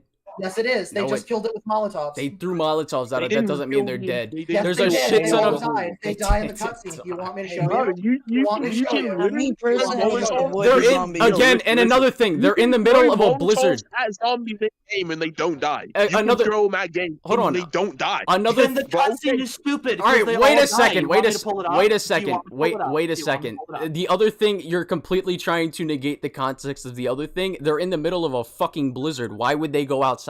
What? Okay, so what's better, a blizzard or being surrounded with people that all have shotguns that you can't trust and could easily rob? Again, you? they have reasonable. Again, you're they being don't. so No, bad they faith don't. here because No, they they don't. have reason to trust him because he literally No, they just don't. saved the girl's life. No, they don't. Okay, no, they don't. Okay. Yes, they do. If you, it might. All right. Forget. Let's pretend this game doesn't exist. If you just save someone's life, do you think they're gonna turn around and fucking blast your fucking kneecap in with a shotgun 2 seconds later? If they live in the middle of the apocalypse, have no supplies, and are currently starving to death, yes, I would expect that. Yeah, They that weren't makes starving no to death. fucking. They came there to recall. First of all, hold on. First of all, that logic makes no sense because if the town figures out that they just fucking killed Joel, like, first of all, why would they expect to be able to go into that town? Like, Joel and Tommy have no resources on them. And the other thing is like fucking. Yeah, they have no resources. How would he expect him to go into that town? Firearms. They have firearms. You know, that, like, as soon as the town figures out about this, they were Wait, going to Realize that's literally why they left. Is they said the whole town's gonna be on top of them, and they left. They're not gonna storm that town. You're fucking idiot, Paragon. I didn't say they were going to say they'll storm the town. I said they would kill them, which they could. They could kill them, leave, and never be found. They will not track them down. I just think you're just not accepting a good faith interpretation of the fact That's that not good faith. It No, is that's good not faith. good faith. Okay. That consume any other apocalypse media ever. That is bullshit. This is stupid. In the middle of the apocalypse. Also, wait. Entirely bullshit. It is Paragon, thematic don't to you Joel's also arc. think that even if Joel or Tommy would have like gone away, don't you think Abby would have chased them down again or take her chance to kill him? No, because she wouldn't know Like, it's yeah. Joel. She wouldn't know it's Joel. Remember, them staying is why she knows his name. Bro, Actually, not no, true. she literally knows her name. They know Joel. They know Joel. No, they don't. They don't know that. First, Joel. bro, No, they no, literally, no, as no, soon no, as, no, oh my god, Joel told her dude, name. Joel told her his stop name. talking for 2 seconds because I'm about to disprove your entire. No, you can't disprove it. I can disprove it because as soon as she walks in the room, she whispers in the dude's ear to talk to him. No, she can't. She can't know that's Joel because they don't have a picture of his face. She knows there's a guy named Joel Miller. She had a description of him. What do you think? She was just going there to, like, yeah, How? I need How to find Joel. Have a description. How? I don't know. Maybe the fucking countless people in the fucking hospital, or the people that know of Joel, or the people. Not everybody died. Not everybody died. Not everybody died. Hold on. First of all, not everybody died. Surgeons that you don't kill. Exactly. Or the countless footsteps you hear running towards the operating room. Don't let him get away. Is the exact phrase. Thank you.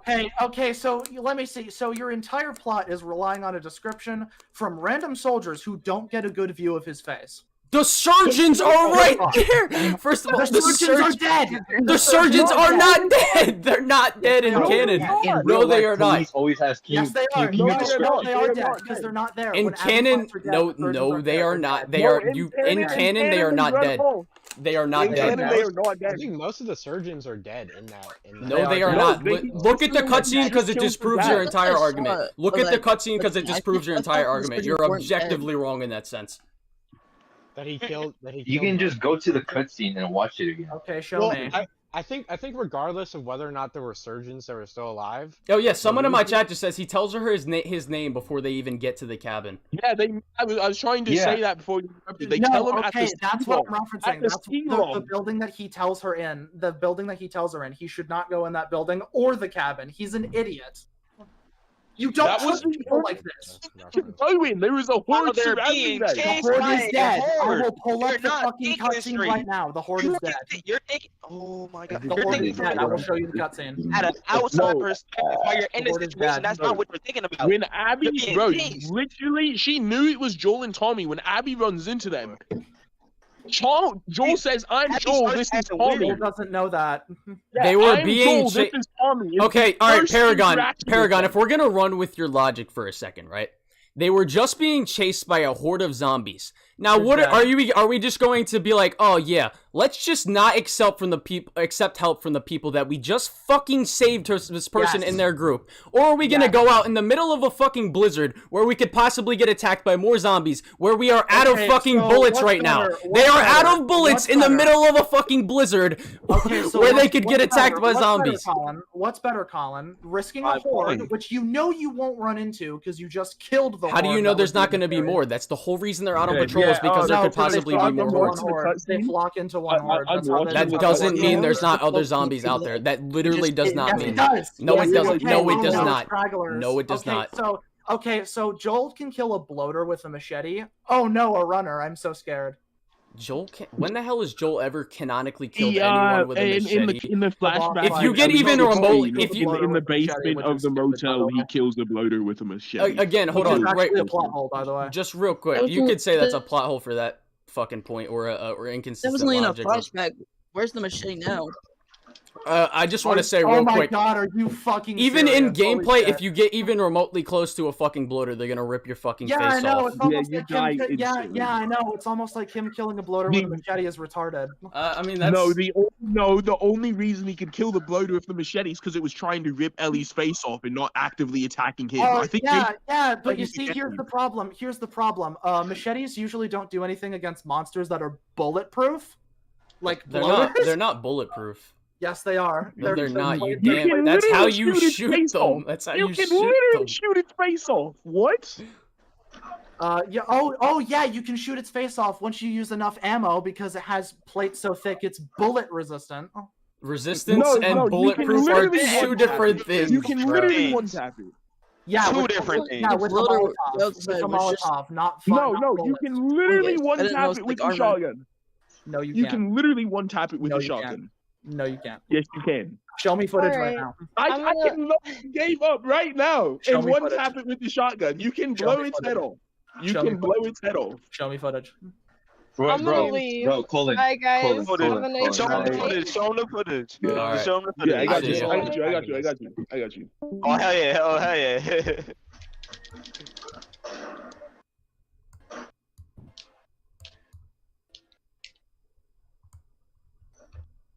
You guys need to watch The Walking Dead. Holy shit.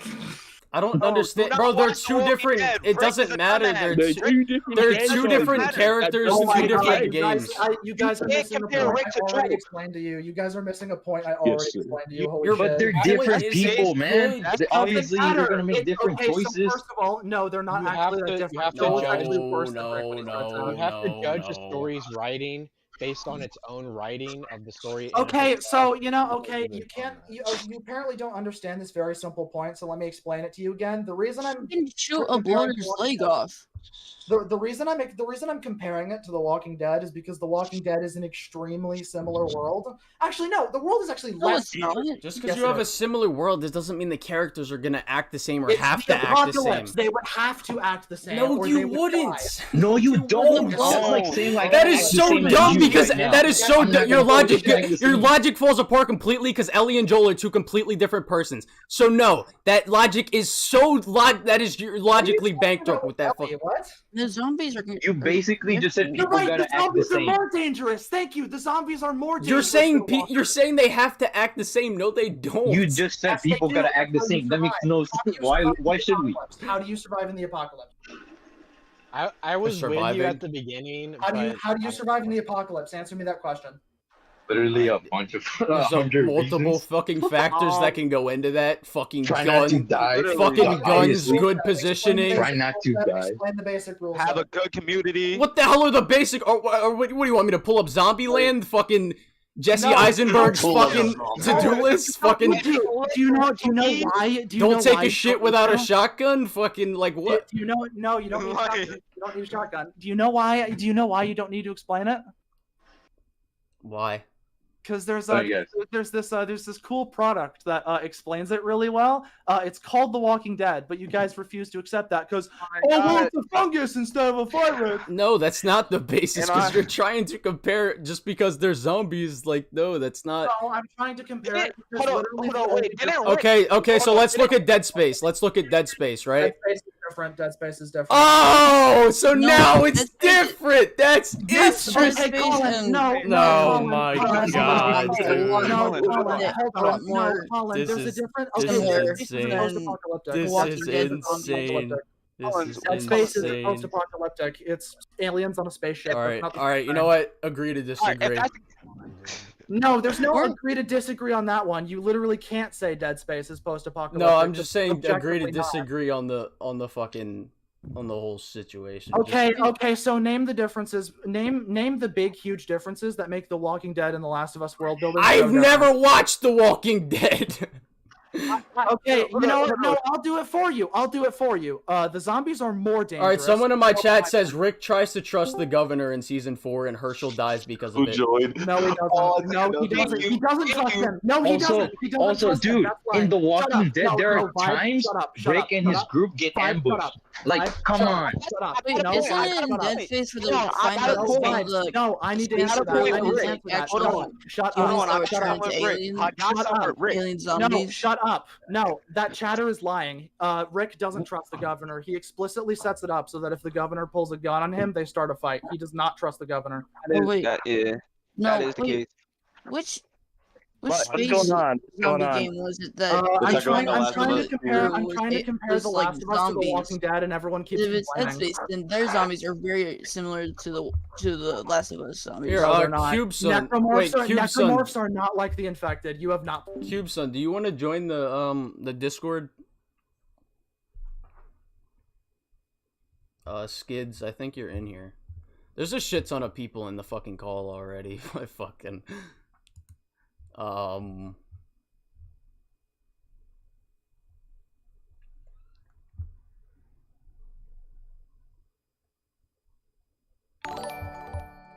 weeks.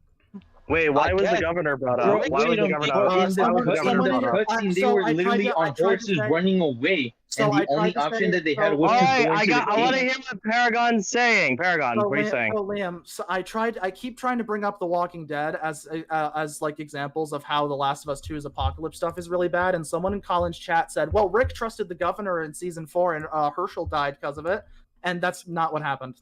No, that's just wrong. He said this is not true at all. His entire speech is we can live together because Herschel has been trying to convince Rick to be better. Yeah, the whole reason for that the whole reason he's even saying that in the first place is because of the fact that literally Herschel, someone that he deeply cares about, is going to be fucking slaughtered if he doesn't do anything. So he's desperately trying anything good. That's even more disingenuous. I thought they were talking about the meeting in the warehouse. The reason he's being nice there is because the governor literally pulled up to his compound with a fucking tank and a katana to Herschel's neck. Just like, what do you want him to do? He's literally like, it's not that Rick is saying the truth. Rick is lying, obviously. Yeah, what do you want Joel to do? What do you want Joel to do? Leave. Oh my god, dude. Leave. Wait, did you see the cutscene? What? Yeah, the cutscene where they eliminated any threat and they have no reason to stay because they have no reason to join, but I might actually They were in an open gate area with an area with a gate. If they walk out of the gate, they're just running back into it more infected. Hang on. Okay. Dude, you keep saying this as if there's not other infected that could possibly be in the area, and they're in the middle of a fucking blizzard! No, Colin, okay, hold on, Colin. They explicitly state in the game that the infected huddle into large hordes during the winter, which means that most, if not the majority, if not most of the infected in the area would be in that horde. Given that horde is now ashes, the number of infected in the woods are negligible. No one cares, especially since the infected if we're gonna run with that, I'm not finished. I know you're. It's still not a good point. I know what you're gonna say. I'm not finished. Colin, let him talk. Shut up, Skid. Let Paragon talk. Thank you, Skids. Never mind. Don't shut up. I apologize. Not only that, the game explicitly shows that the infected are terrible in cold weather. And remember, Joel is strong enough to kill bloaters with machetes. Oh no, a frozen runner! I'm so scared. Let me just chop. Okay, threat over. There we go. Dude, he's getting old. The infected are not a fucking threat to him. I just can't see how you can't, like, you're just ignoring the whole fact that there's a fucking blizzard and the possibility that there could be other zombies. Okay, what's worse? And they have no ammo for their guns anymore. What's worse? I want to ask you this: can you go outside in the snow and do a backflip? What's worse? A blizzard or getting shot or getting buckshot in your spine? Oh, he's not assuming that's gonna fucking happen because he came back to his goddamn immunity. That is the problem. That's not the problem because he grew as a character. He's different. He's grown as a character. That's character growth. He became a moron. He's just trusting in Ganondorf. That's lack of basic common sense. Even not in the apocalypse. It's not. He just saved this girl. Even not in the apocalypse. Have you ever heard of the term stranger danger? Yeah, literally stranger danger. Yeah. Not just saved this girl's life, and they're in the middle of the blizzard. Not trust people you don't know. You don't need to be in the apocalypse to know that. If there's someone you don't know, don't fucking trust them. It's so simple. What? You can't even argue that, like, oh yeah, they saved us from the threat. They didn't have to stop, because if they didn't stop the threat, it would have killed them too. I want to comment on something I actually care about, though. Because the Rick comparison blows my mind. Because the difference there is that Rick wasn't trying to trust the governor. He was trying to lie. Trying to get rid of his tank. He's trying to make sure his fucking father figure doesn't get his head chopped off. You even see after he fucking does that speech, the governor sees through this bullshit and just goes, liar, and fucking kills him. It's so good. He's like, you're bullshitting, obviously. You're stupid. The governor basically just goes, yeah, you're stupid if you tried to trust me. Obviously, you're lying. Yeah. Like, I wanted to make this comparison earlier, and no one let me. So in season 2, there's a point where Herschel goes off to town and gets drunk in a bar for story reasons. And while Rick, and Glenn are there, 2 random guys walk in. And do you know what Rick doesn't do? Do you know what Rick does not do? Bite him? No, Rick actually kills both of them. So what Rick doesn't do is go, my name's Rick Grimes, here's where I live, here's my social security number. He goes, I'm not finished.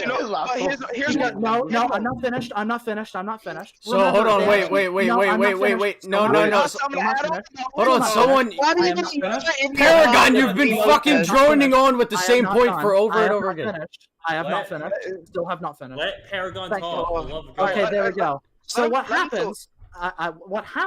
Remember, what happens is that they actually ask Rick where he lives, and they're like, and they even play it up. They're like, "Oh yeah, we're doing really badly. Can you please tell us where they are?" And Rick goes, "No, sorry. There's too much. There's not enough room on the farm. I can't do it."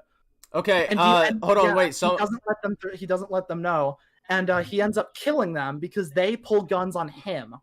Those are his first human kills in the show. Okay. Not counting all right. Wait a second. Wait a second. I have to ask a question. So by the same logic, is the governor stupid for trusting Rick? He doesn't. He brings a gun.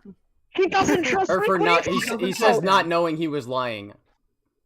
He doesn't trust What do you Rick. mean he doesn't know that he's lying? The governor did know that Rick was lying. That's why he was a liar. Someone also said also by the same logic, Rick shouldn't have trusted Tara because Tara was a part of the governor's group when they went to prison. Tara becomes a part of the group. Tara explicit. Okay, so first of all, Tara helped Glenn survive. First of all, which means that at least Glenn trusts her and he trusts Glenn. And second of all, Tara saved Glenn's life and helped him through the whole. Oh, isn't that interesting? Joel saved Abby's life. That's fucking interesting. Out of self-benefit. How the hell is it? Wait a second. Hold on. No. How the hell does saving Abby? Hold on. Wait. How the hell does saving Abby? No, because he just said something. How the hell is saving Abby self-benefit? That is not self-benefit. Stop and let me finish. False comparison. Here's the problem. Yeah, they were able to trust Tara to an extent. They're not gonna fucking follow Tara to locations where she has her men or anything. They don't follow her. Again and again, Abby also helped Joel survive throughout that fucking out of self-benefit. But Joel doesn't know that. Wasn't he was? Yes, he does. No, he should assume that. He should assume. Why should he assume? Hush. Everyone, shush. Hush. You guys would die. Listen. Whoa. Here's the difference. Here's the difference.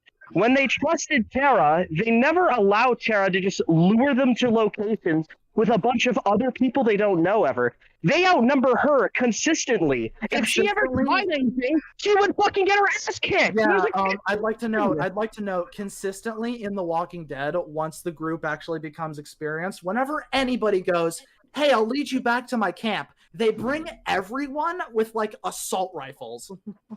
All of them. If Tara tried anything, she would get shot. Like that's so different. They do that with Aaron. They do that with Aaron. When Aaron tries to lead them to Alexandria, they all pick up their guns and go, "Okay, but we keep our stuff, and if something bad happens, we kill you." All right. Fuck this conversation. We're moving on. I'm done. Thank God. All I want to say. That was horrible. Oh. Wow. All of you guys just yell. Oh man. Listen, you I didn't can't even mind the last. Because like they're not the same. That's it. It just sucks. I didn't even mind the Last of Us 2 stuff. My only problem was the false comparison with The Walking Dead, because there's completely different contact. That's what was annoying me. Walking Dead's better. Yeah, completely different universe. Really not. What happens to Rick's group in season 7? Some bullshit that Rick's caused. What? Are you Are you talking about Negan? That's not the same. Negan? Yeah, Negan? What did you say? What? What did he say? All I'm saying. Wait a second. Negan has a fucking army. Negan has an army. He has an army that can take on multiple fucking groups. Hold on, let me finish. Drew would have never used another man for shoving his We're going past this. That's all I can say. That's all I can That say. is the worst false comparison I've ever Colin. I gotta ask you a big ass question, bro. This is more important than anybody here right now. What's your favorite pizza topping, man? Like this discussion. Fucking What's your favorite cheese. pizza topping? If it's pineapple, is disgusting. It's fucking cheese. The only thing I like on pizza is just fucking cheese. I want to bring up that Negan point because that was the worst one. No! Fuck off! We're done! We're done. Finally. Why are we Negan has an army. Not related at all. Negan has an army about Barbie than this. Come on. I haven't even fucking watched this show. I don't even know what the hell we're talking about anymore. Negan has a small army and Rick doesn't. Let's talk about how Zombieland is the best zombie movie ever created. Like what? Well, here's my take on this. Also, Abby had, like, Abby has five I'm gonna people. put it in He can have a general. fucking army. Here's your What a dumb comparison. I am Negan. One-shotting a bloater, by the way. I Yeah, never that was compared it. I said what happened. Two different things. Okay. Y'all can peek in general. There's actually one-shotting a bloater. Like I said, was possible. What happened? I'm gonna say that. I'm gonna say this right now. It's impossible. It's impossible to one-shot a bloater. There you go. Here's how big the saviors are in Negan's group. If the saviors were in the Blasphemous universe, my god! Yo, Stop! Yo, Paragon, nobody cares about The Walking Dead, bro. Fuck The Walking Dead. That show is fucking ass, bro. Okay, No one gives a Bro, fuck. we're talking about like the Barbie or something, man. Like, The bloater is missing its armor. This is literally a That no. bloater's We're not done. missing its armor. We're done. Then No where's more. all the big fucking thick fungal plates on it? By the way, that's what's the really bloater. powerful. Should I go back? Oh my god! Shut up! What difficulty? All right, we're gonna have How a moment of upgraded is that silence. We're gonna have a moment of silence for 2 seconds. Okay, now this is Yeah, what's man, this is what's talk gonna about happen. Barbie. This is what's gonna happen. You're gonna be unmuted. This conversation is over. I'm gonna be unmuted. This conversation is I mean, it was a different conversation. He responded to me, but okay, sure, whatever. I just All right, I get Barbie, it. man. I want to talk about something else. Yeah. So pigeons, man. Colin, what are we thinking? Colin, Do you want to discuss the Resident Evil 4 video, man? Colin. I mean, you Colin, kind of what? missed the Resident Evil 4 discussion. I don't really feel like going back to it, but Shit. Colin, I mean, what games are you playing right now? Like, what's Hollow Knight and Final Fantasy 16. you still haven't finished it? No. How is that game anyway? I hear people like The pacing of the the story and the level design sucks. It's why I haven't finished the game yet. It's so slow to get through. Which game are you talking about? Final Fantasy 16. That's the one. That's the one that's like almost kind of like a hack and slash, right? Yeah, it's kind of like Devil May Cry, but worse. You see the one tweet where it said I had to hold down one button, even though it was like an assist thing or like something that helped them fight. Do that Like a lot. Oh yeah. Like the Devil May. Yeah, It is there's 'cause- accessibility options that make the combat like literally for toddlers. yeah, and that's what the dude in the video was showing off. But the tweet was saying that you only had to press the button, and just like you're missing the complete context of the video, and it made me so mad. Have you played as Virgil? I mean, that's just a. I haven't played as Virgil. I actually haven't bought his character man. pack. He's definitely like the best character in the game, like gameplay wise. Yeah, I've heard, but I don't feel like paying for it. Is it like? Don't you have like the special edition or something? Nah, I got it for free on PlayStation Plus. Okay. I just didn't care enough to play with Virgil. I had my fun with the game. I'm done with it. Yeah. So you finished the game? Yeah. Oh, okay. I actually want to get your opinion on this. Have you ever played the Midnight Suns game? Marvel's Midnight Suns? It's called Midnight Suns for a reason. Why? Because that shit is mid. Wow. Dude, I feel like if that would not have been a card game, I would have. Nah, I haven't played that shit because it looks ass. I hate that Hulk's the enemy. The main bad guy. I also am not a big fan of turn-based combat. Oh, okay. Because it's Also- made by the same people who made XCOM. I've never played Midnight that either. Suns isn't really focused on the actual Midnight Suns. Didn't that game have a discount as soon as it came out? Like they were focusing all their marketing on like skins for like Spider-Man and Iron Man and stuff like that. As they should. It's got a. I mean, yeah, but like the actual Midnight Suns comics are about like Moon Knight, Doctor Strange, and all and more darker characters. It has those characters in it. Like Well, yeah, but like the only marketing I've really sure. seen was for like characters that aren't actually part of my Midnight Suns.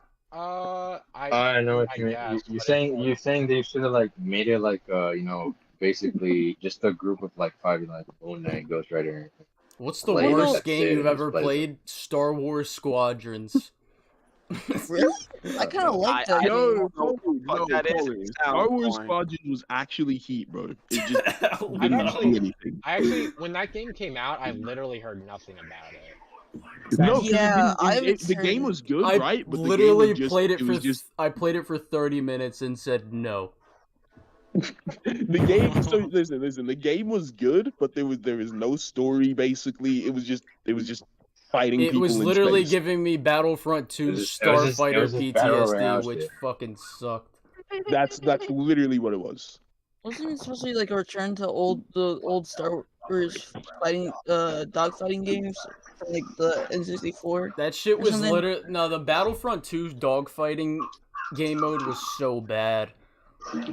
No, but I'm talking about like N64 or like early Star Wars. I never played that.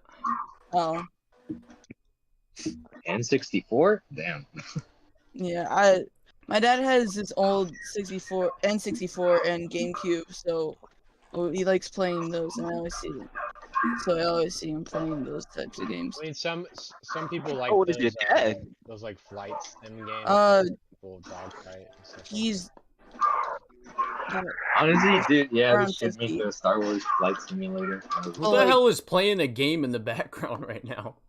My whole family has. I'm playing Marvel's basically. Midnight Suns right now. Is that what My I can aunt hear? actually has like some.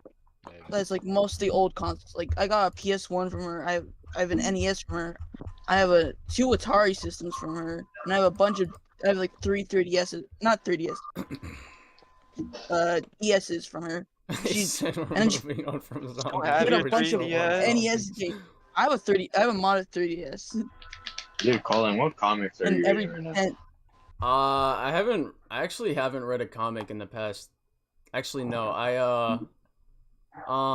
What's it called? I think I forget. I was going through my Moon Knight shit, or the newest Moon Knight comic that it's the newest Moon Knight run. Yo, Colin, can we make a chat in the server that is called the Wall of Losers, that you just put screenshots of people's profiles when they say stupid shit? The first one's gonna be SK. It's good. The Wall of That Pain. video was too damn long. Dude, SK's point, when I saw like SK's other video, it's just like, it was to me like the Omega level of reaching what's not there.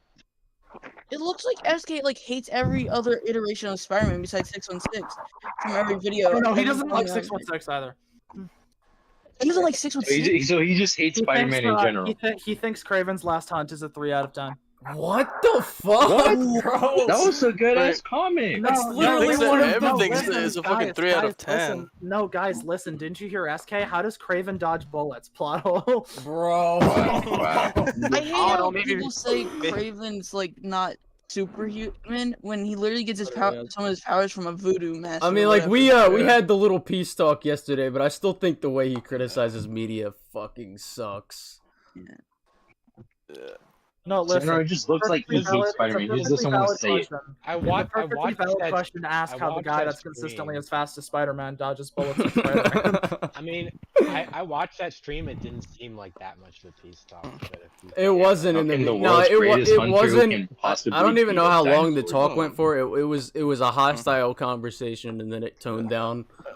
I mean, I think it was like 2 hours. When you guys were talking about the trans stuff, I literally thought you guys were gonna blow each other's heads off. I was losing brain cells.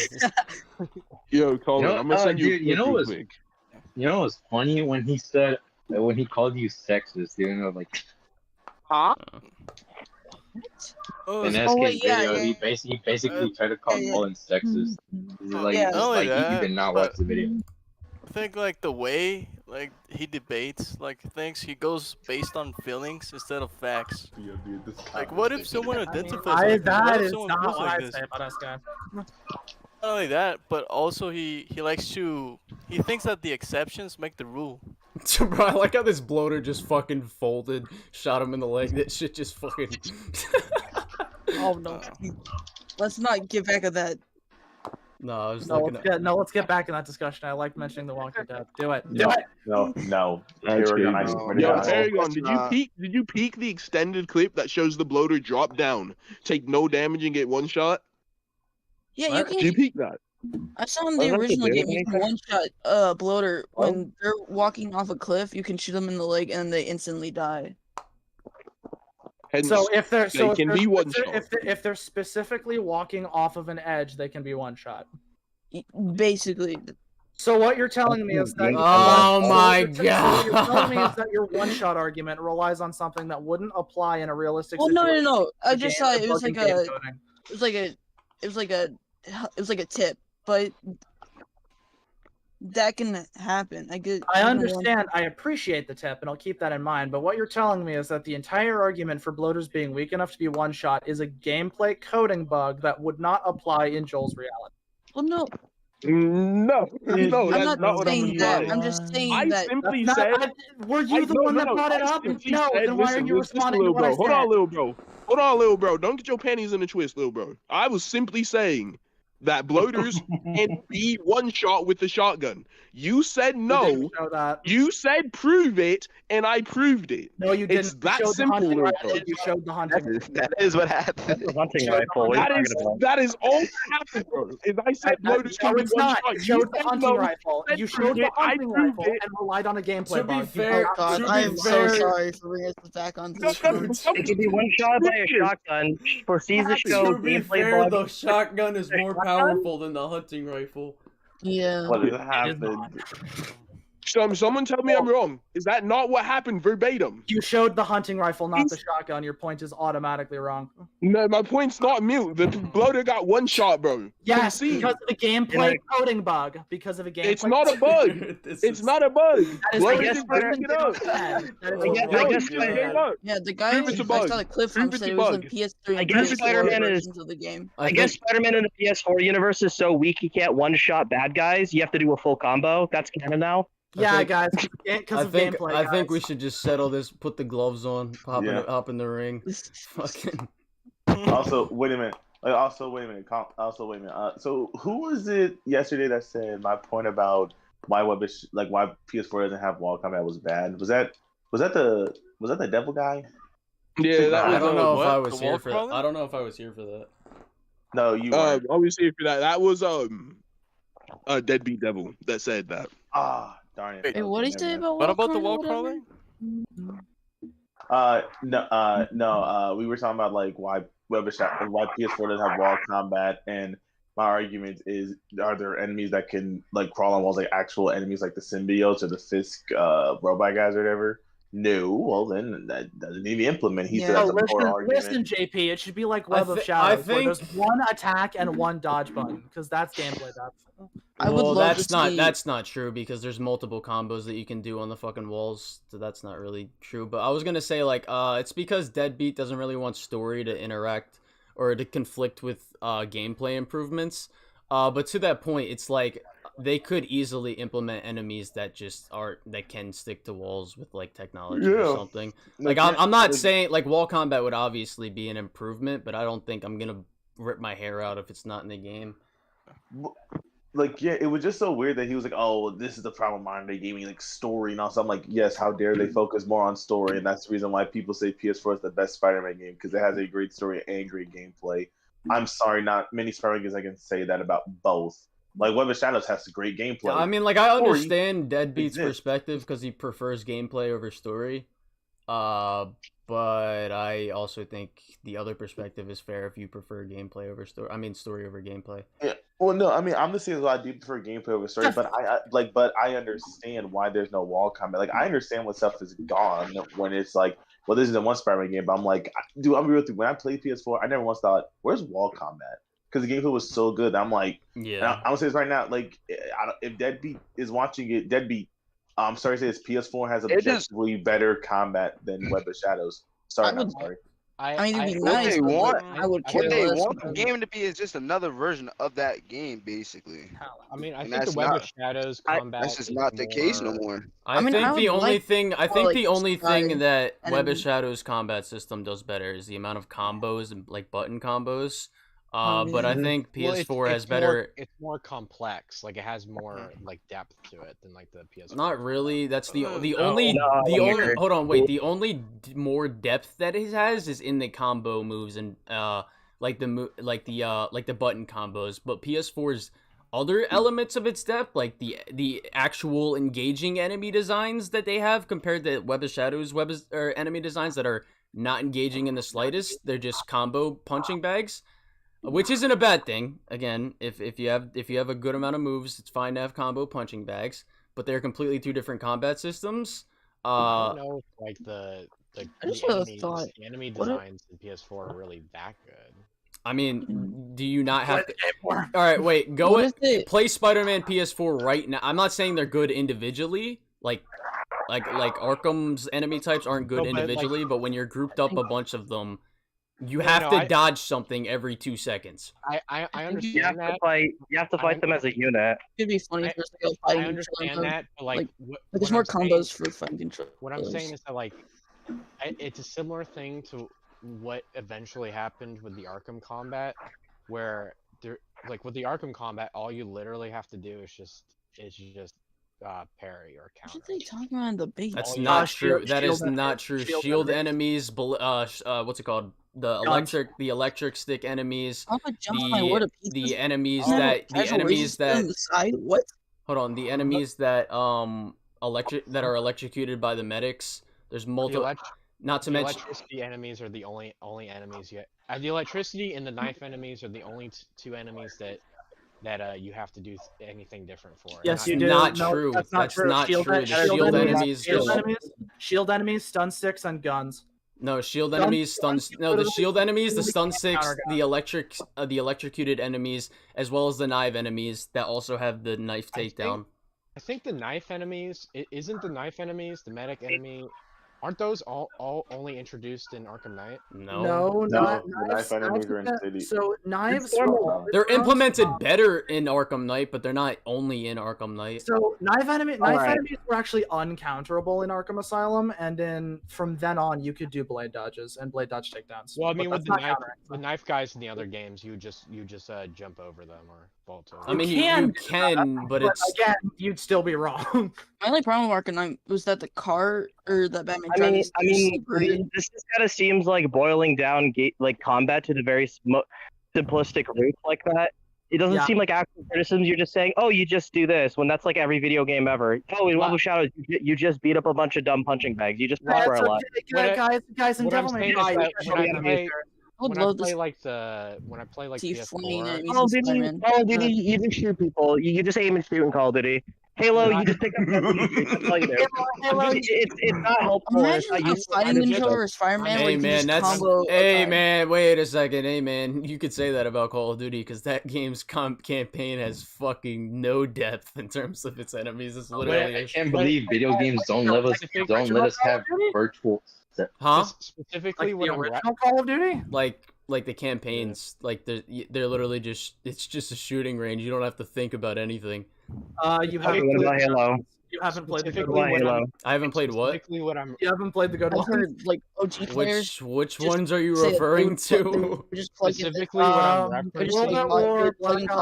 Yo, can people stop all talking all at once? Like, damn. Y'all niggas need to shut the fuck up, bro. I was just trying to finish what I was gonna say. Oh, go ahead. I can hear what you were saying, bro. It was All right, go ahead. Okay, whatever. All I'm saying is that when I played the PS4 gameplay, what I do and Miles Morales changes it a little bit. I think the Venom powers are pretty cool, and I think they do make the combat a bit more flashy. But a lot of the times with the PS4 game, what I would do is I would do some dodges and then I would just web everybody to the wall. I mean, there's like a few enemies that could like halt me for like a few minutes, but basically what I do is I jump up in the air, I grab them with my web zip, I fling them, and then I push them down, and then I web them to the ground. Okay. All right. Well, I just want to say to that point, just to that point real quick. It's like, okay, by the same logic, you can get through Devil May Cry by pretty much just using like 3 different combos. No, Hang on. Games reward you for being. Hold up. I want to What say do they reward? also, Hold on. There's nothing. The only thing they reward you with is style points and XP. Whereas in Spider-Man PS4, when you play it the first time, you get more XP the higher your combo, and you get higher combos if you do more fucking moves and stuff. I know, but the XP that's like saying in PS4 is like super easy to get, and you can basically max out all your. It's easy to get in Devil May Cry too. Yeah, that's like saying you can beat God of War by dodging and throwing the axe. I know, but the Devil May Cry you have the style points. You have the style points, plus you have like in Devil May Cry 5, for example, there's tons of like challenges. I think if you're trying to argue that you don't need to use these tools, that's not a very good argument. It's because like you can make the same argument for so many different games. That's a lamp. Here's the thing. Hang on, everybody. I want to say something now. Here's the thing. I don't think there's any game with a combat system, no matter how good it is, where you can't just technically go through the game using almost none of the fucking mechanics the game gives you. That's just any game ever. This is the same thing Under the Mayo did with like Ultra Kill. Oh, I can just go through the whole game with a charge shot pistol. Well, why use the other guns? It's ridiculous. Yeah, but you're also taking forever to get to the fucking arena because you're using one pool over and over again. Yeah, like if Bolt. If you're slowly pulling people up, air comboing them, webbing them to walls, not switching up your gadgets, I bet you play it really, really slowly compared to most people. That sounds insanely boring. No. What I'm saying is okay. What I'm trying to say is that after you get like your XP like type stuff. You basically all you have to use is your web shooters for combat.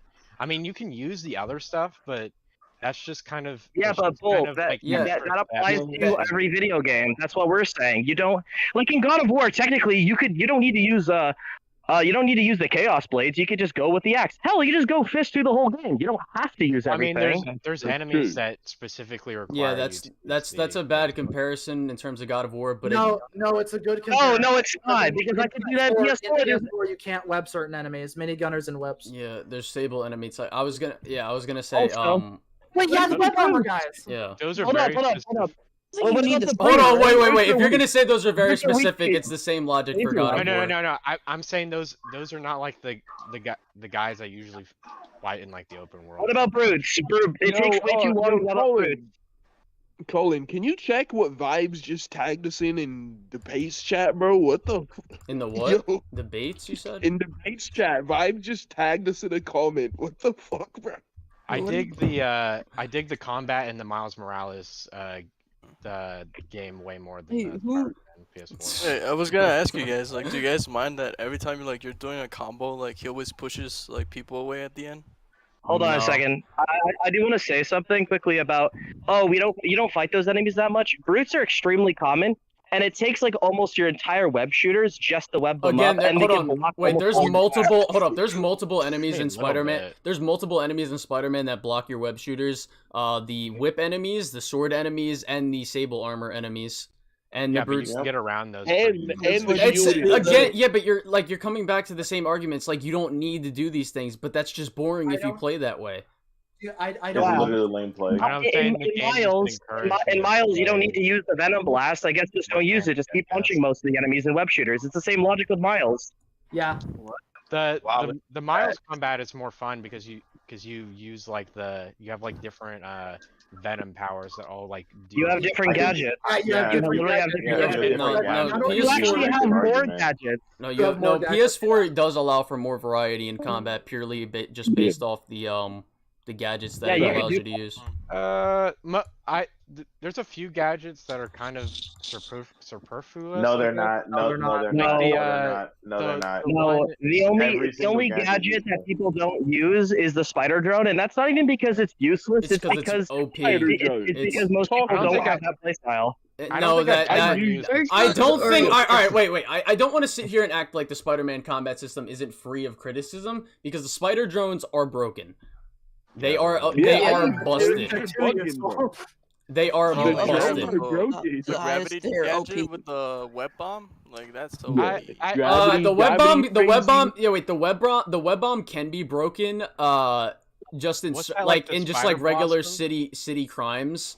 Even some of the suit powers as well, like the web blossom. That shit's broken. Yeah. Or the concussive blast on any roof or anything raised in the air. Concussive blast. Yeah, but those but those are situational elements. Like if you're in say the Olympus bases in the DLC, right? If you replay them, if you hit somebody with like a web bomb and a concussive blast to web a bunch of enemies to the wall, there's still a shit ton of enemies around you that are gonna what's it called? And again, you also have to position you have to get the correct positioning to maximize the amount of people that you're going to stick to a wall with the web bomb and concussive blast combo.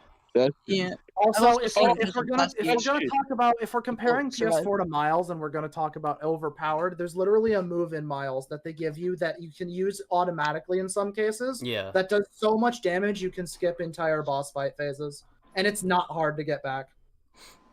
Very true. Yeah. If we're gonna talk about it, can we talk the AI specifically in Spider-Man is my main nitpick, like how I can shoot a trip mine on an enemy and they just keep patrolling.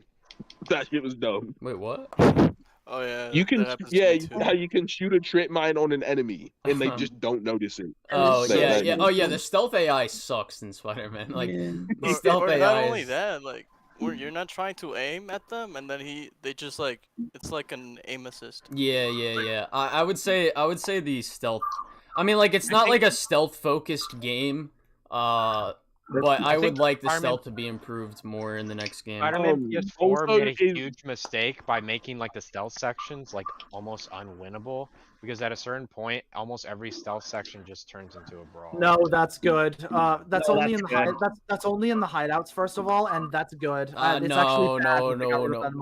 it's not. No, it is not. Yes, it is. Why? You want to know why? You want to know why? You want to know why? Why? You should be able to stealth let's make a comparison. So I like to play flawlessly. I like to play flawlessly in combat. The bases for the normal game took me hours and hours. I got all of the ones done in Miles in 20 minutes because the stealth is way cheated. That doesn't matter. You can still you're trying to compare you trying to do a base perfectly with combat to just you can do the base easily as fuck. Any of the bases in the game. No, you can't. Yes, you can. Stop it, Paragon. The game is easy, Paragon. Stop it. Do an Olympus base right now. Do an Olympus base right. Do you want me to do an Olympus base right now and do that shit without even taking damage? No, you said normally. No, just Okay, I was making it harder. Dude, you want to do it with no damage? Good luck. It takes flawless combat YouTubers 5 hours to do that. Okay. Easily. You want to put? Wait, do you want to put money on this? Do you want to put money on this? Yeah, I've done it easily in minutes, bro. I'm convinced you didn't play any. I can show you a screenshot of me complete 100%ing the normal game and the DLC. You think the fucking Olympus bases are hard? They are. Yeah, they are not hard. What are you talking? Wait, hold on. No, I'm just gonna prove. No, I'm just gonna play the game. I'm just gonna play the game. There's no argument to be made. I'm just gonna play the game. I'm just gonna play the game. I'm just gonna play the game. Colin, hold on. No, Colin, I thought difficulty was subjective. What happened? It is subjective. So you're getting on my ass for it, but I thought it was subjective. I'm just trying to make an argument. I mean, you're trying to. I thought it was subjective, though. I never said it was subjective. Then you have a skill issue too. I do think it is. Hold on, wait. I think it's subjective, but I think you are really bad at video games if you think that Spider-Man is a hard game. I didn't say it was a hard game. I didn't say you just said it was hard. That's disingenuous. Paragon, you just said the bases were hard. I said one specific set of bases from a DLC are hard, not the entire game. They're not hard. Yeah, I did them 5 minutes tops. Flawlessly. 5 minutes tops. Prove it.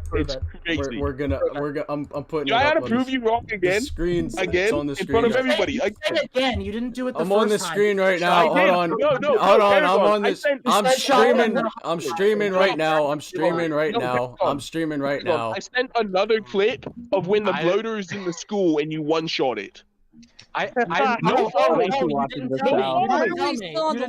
my god, why did this come back to The Last of Us? Yeah, exactly. Like, don't make me prove you I don't wrong know what we're again talking about in front of anymore, to be everyone. honest. We're Can't say going. it again, you didn't tell me.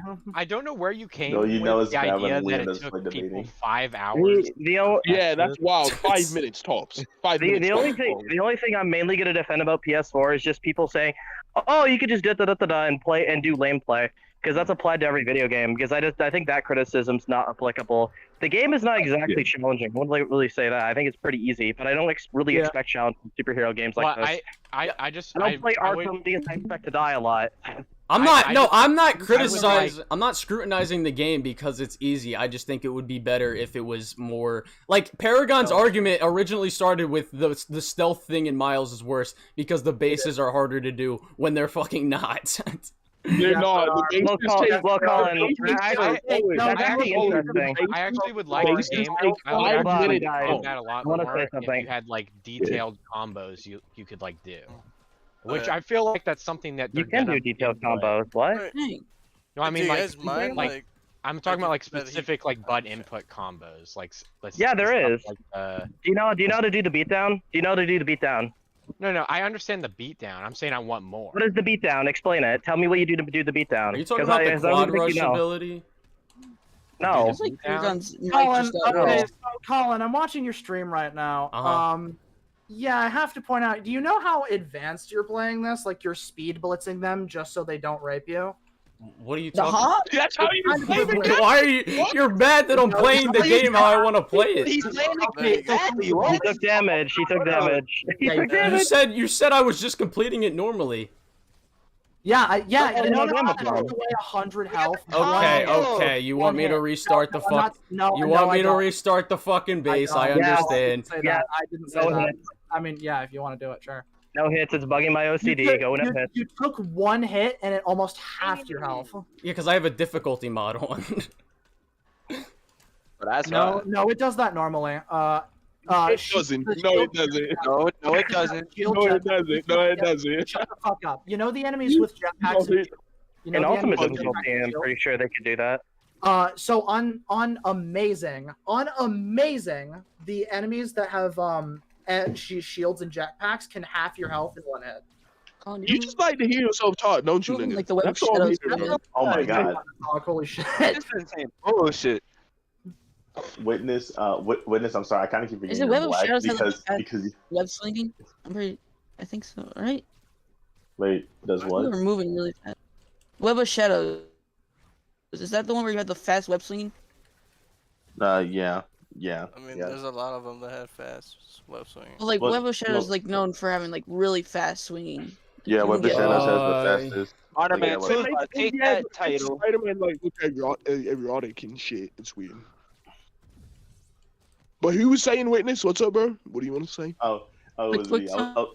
It was me. Fails are so funny. I was over here saying that I kind of keep forgetting you're black because the way you talk is just so like you just sound so proper. Like, oh, I'm proper. Like, oh, like nice to business. Yeah, I like that Venom on. Why the fuck did that shit just happen? Oh shit! I failed the no damage run.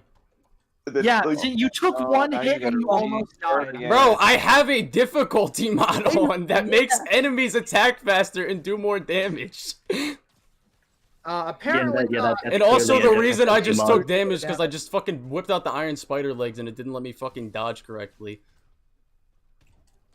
It's okay, Colin. He started from bro. It's okay.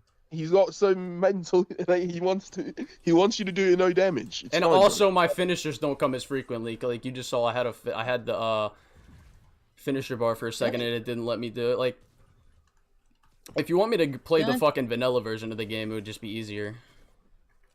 The only thing that I really hate about the PS5, the Spider-Man 2, is that it's not like as outlined. Like where it cuts off, doesn't look like it's outlined to me, and some of the white accents kind of feel weird being placed there. I don't know. It's just nitpicks for me. I like them actually. The only thing I don't like is the track stripes on the thighs are gone. That's the only thing I don't like. I mean, I like the suit, but does the speed mod like web that you do there, Colin. Is that like a mod or something? You said what? Like, you see how fast the brutes attack and shit? Like, they don't. It's, no, they don't. Oh Shut up, Paragon. No, they don't. Aren't just supposed play to the be vanilla version. slow but hard to aim? I'm literally uninstalling my mods right now. Please, Colin, please make a wall of losers and let Paragon be the first one up there, bro. Please. No, please. the first one. Make sure SK is right next to him too. No, That's Paragon's true, my yeah. friend. Please, please. I really hope you don't start charging me rent, bro. Oh my hell. You don't need to prove anything to anyone, Colin, if you don't want to. I mean, I'm just playing the game. I kind of just wanted Okay, to. I'm gonna be. You know what? Bolt, I mean, honestly, like, Bolt, every time I hear your voice, you remind me of like one Peter, of like Peter like attack one of our speed friends. ×2, health and damage tweaks. Peter must. I didn't realize you had so many mods on. Yeah, I have a shit ton of mods. It's just most of it's just animation shit. Oh, well, that was when the game sucks then, right? Because you need mods. The same reason why the web Oh swing my sucks, God, because bro. the same reason why the web swing get appear. But wait, no, this isn't a joke. Someone said if Sonic has to add fast travel to the game, that must mean they didn't care about the web swing. No, fucking Amazing Lucas said Spider-Man 2's not making improvements because modders have already made web wings and fucking traversal improvements. Yo, what's crazy? Aren't the web wings like the mods? Aren't those like super rough? Yes, they are. They're terrible. Like, yeah. They're like they're not even like that detailed. Like it's not even a web wing animation. It's the falling animation. Dude, like when you're gliding in the air. I do have criticisms for Spider-Man PS4, but I'm still super excited for this Spider-Man 2. Like honestly. Yeah. No, it's propaganda. Why are you playing propaganda man too? Come on, on, like that at the end of a combo, he always pushes like people away. Oh, or what's it called? To that point, I don't mind it because you can just web strike right back to them, and in Miles, when you push people away, you can bring them back to you. Like, hold on, I'll show you. Yeah, you can. I'll show you real quick. Yeah. Also, it's actually it's really for fun. the It's really fun in Miles, like the thing that they allow you to do, like pull them back to you and fucking rock their shit. Well, I just think Miles improved the combat. It just made it more interesting. I think I go back and forth. Hold on, I just want to say I go back and forth with them because, like, on one end I like PS4's gadgets more, but on the other end, Miles' abilities are really fun to use and the enemy designs are Redemption better. said Spider-Man 2 is propaganda. They made Peter Black. For the person that said that that was making the joke comment about mods, since there's mods that the game's bad, that can be said for literally every Bethesda game that's ever existed. That's true. Have you watched Donkey? Wait, have you ever watched Donkey's video on Skyrim when he was playing with the fucking mods? Bethesda isn't the greatest example because a lot of their games do suck. Yeah, Bethesda's mid. Part of the base take. I think that's wrong. Yes, a lot of the games. I'm sorry. Have you played vanilla Skyrim? Yes. The gameplay fucking blows in every single one of those games. I don't care. The gameplay does blow in every single one of their games, but saying that they're mostly bad games is like complete. I mean, I think what makes Bethesda games, at least nowadays, super interesting for people, is like the fan-made content. And like the community. I mean, fan-made content rules the game. Like, but no, like you can't do it. Like I'm just gonna do it because like I have a mod installed that like does it off rip, and you don't need to push enemies back to achieve it. But like I kind of just did you see it? I mean, I saw it. Yeah, it's like you. Shit. It's lagging for me. Did you know that there is sort of an ability to do that in PS4? Oh yeah, like that. I don't know if anyone else experienced this glitch, but when you have the mod where when you get one tapped at 0 health, you you do the large blast. If you dodge out of it, you basically are immortal. You can't die because it tries to make you do your finisher. Yeah, like you literally can't die. Are better, like the way they work. Like you can actually hit the ground if you fuck with them too much. I always thought his web zip in the air was so goofy, bro. Ground pounding him like a comic character, which is That's one of the only improvements I'll give Miles Morales. The air tricks are better. Very true. They're insanely good. The web swinging in general is better. Yeah. I don't know about that. It's basically. Oh my god, dude! Paragon, just admit it, dude. What the? Name something. Name something. The swinging feels. Hold on, first. Oh yeah, like the web swinging feels smoother. The web swinging, if you feel it and you're honest with yourself, it feels smoother. The air tricks and the air tricks add a lot to it, and the venom dash and shit. Like I can't do it right now. Insomniac announced that we will get new web swinging animations in the second. You can replicate the Venom effects in PS4 if you're good enough at it. What? No, you can't. Yes, you can. Yes, you can. If there is a high enough skill ceiling, you can attain more altitude, just like the Venom jump does. That's. But it's not exactly. That's not the same thing. It's not the same. No, you're right. It doesn't have the pretty yellow lights. I agree. You can't. No, it's you objectively can't. You know what? Hold on, bro. I feel like Paragon's just here to disagree. I think he just. Well, it's disagreement. Okay, all right. So I agree with you. All right, wait a second. You know, the swinging is like what you're saying. Like if the skill ceiling, right? You can get enough altitude like that. Like, is that what you're talking about? What I just did? Like this? I can't see. Like because you can do the same thing in Miles, but again. No, I wasn't talking about that. Whatever. He's talking the Venom jump. I'm just trying to figure out what the hell you mean here, because look, I don't get it. It was saying that you can replicate the Venom like abilities without. Like she's saying you can replicate the Venom ability, which is complete lies. Technically, it's also. You're not skilled. Hang on. Do this. Show me a clip of you doing this right now. Show me a clip of you doing this right now. Show me you doing this. I've never claimed to be a web swinging master. I don't really care to get good at it. So you're just a bullshitter. That's what I'm getting from this. Oh yeah, I can't do it, so I'm lying. Epic logic number 12. I just want to see the clip because I'm sorry, but you are wrong about this. Then it's hard to believe you if you can't do it. Yeah, put up or shut up. Like, I'm the last person that's trying to be disingenuous to PS4. I'm just admitting where Miles Morales. Yeah, I don't even fucking care about the web swinging. I want to talk about the combat and stuff. Watch gameplay of it that could be mods on PC. Like, let's be real here, little bro. I mean, I hear the argument. I can literally argue that for anything you show me. Oh yeah, you one-shotting that bloater. That's just mods. Yeah, right. Because I use the game that's not on PC. Why are we talking about the? Oh my god! You fucking Luddite! Holy shit! No. So, I think Miles Morales improved a lot in traversal and it improved a lot in like the combat. No, I disagree. I think I disagree. I hear the argument. I hear the argument for combat, but there is legitimately no argument for traversal. Not a single one. Not the venom powers where you're able to glide and stuff like that. The stealth. If anything, the stealth probably got easier in Miles Morales, but worse. The stealth is noticeably worse. Well, invisible. You have less easier because you have the invisibility. Yeah, it's easier, but I do like. Hold on, I want to say it's easier. I want to say it's easier. Wait, real quick, just real quick. I want to say it's easier, but the additions of the wall and ceiling takedowns are a very good improvement. You only had wall takedowns in the Grand Central part of the movie and part of the game, and you weren't even Spider-Man for that.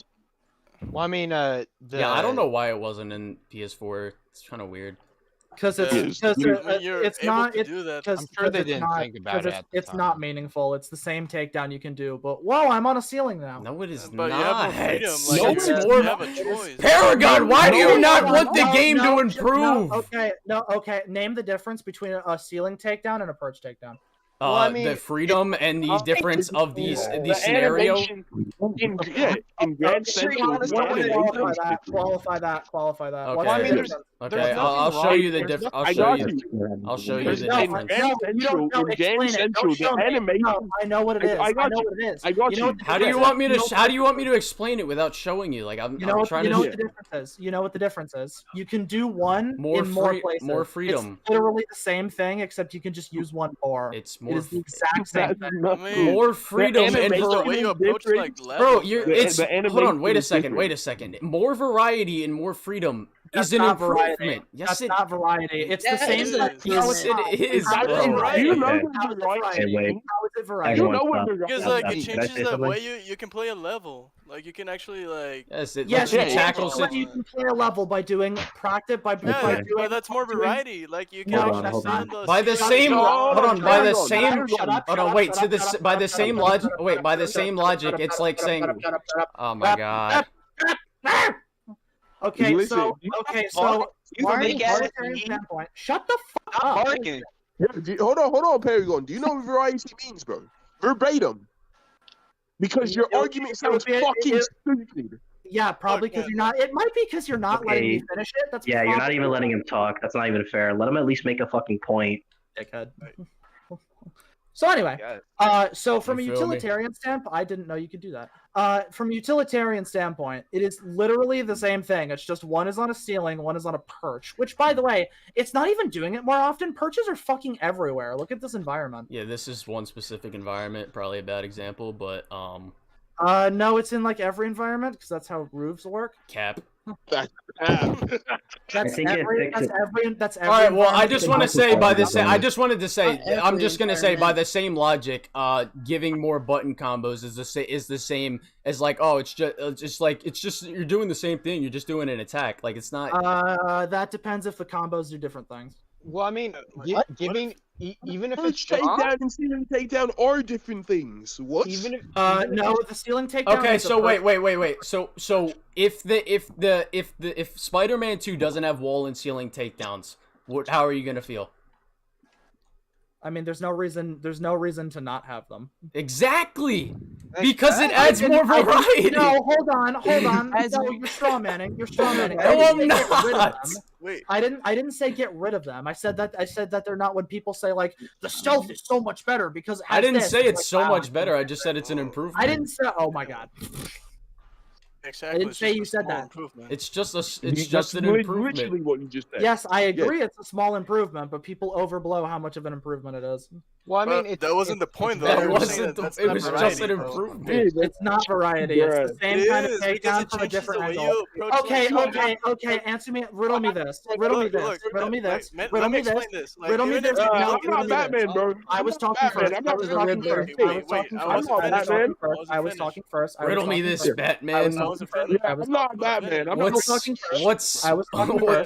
Let me finish. 8% of population would take something. Let me finish. No, little bro. Let me finish. Come on, joke, bro. This is what happens when you Why is this turning into the same thing as last of us? Let me finish. I'm sorry, I forgot I was streaming.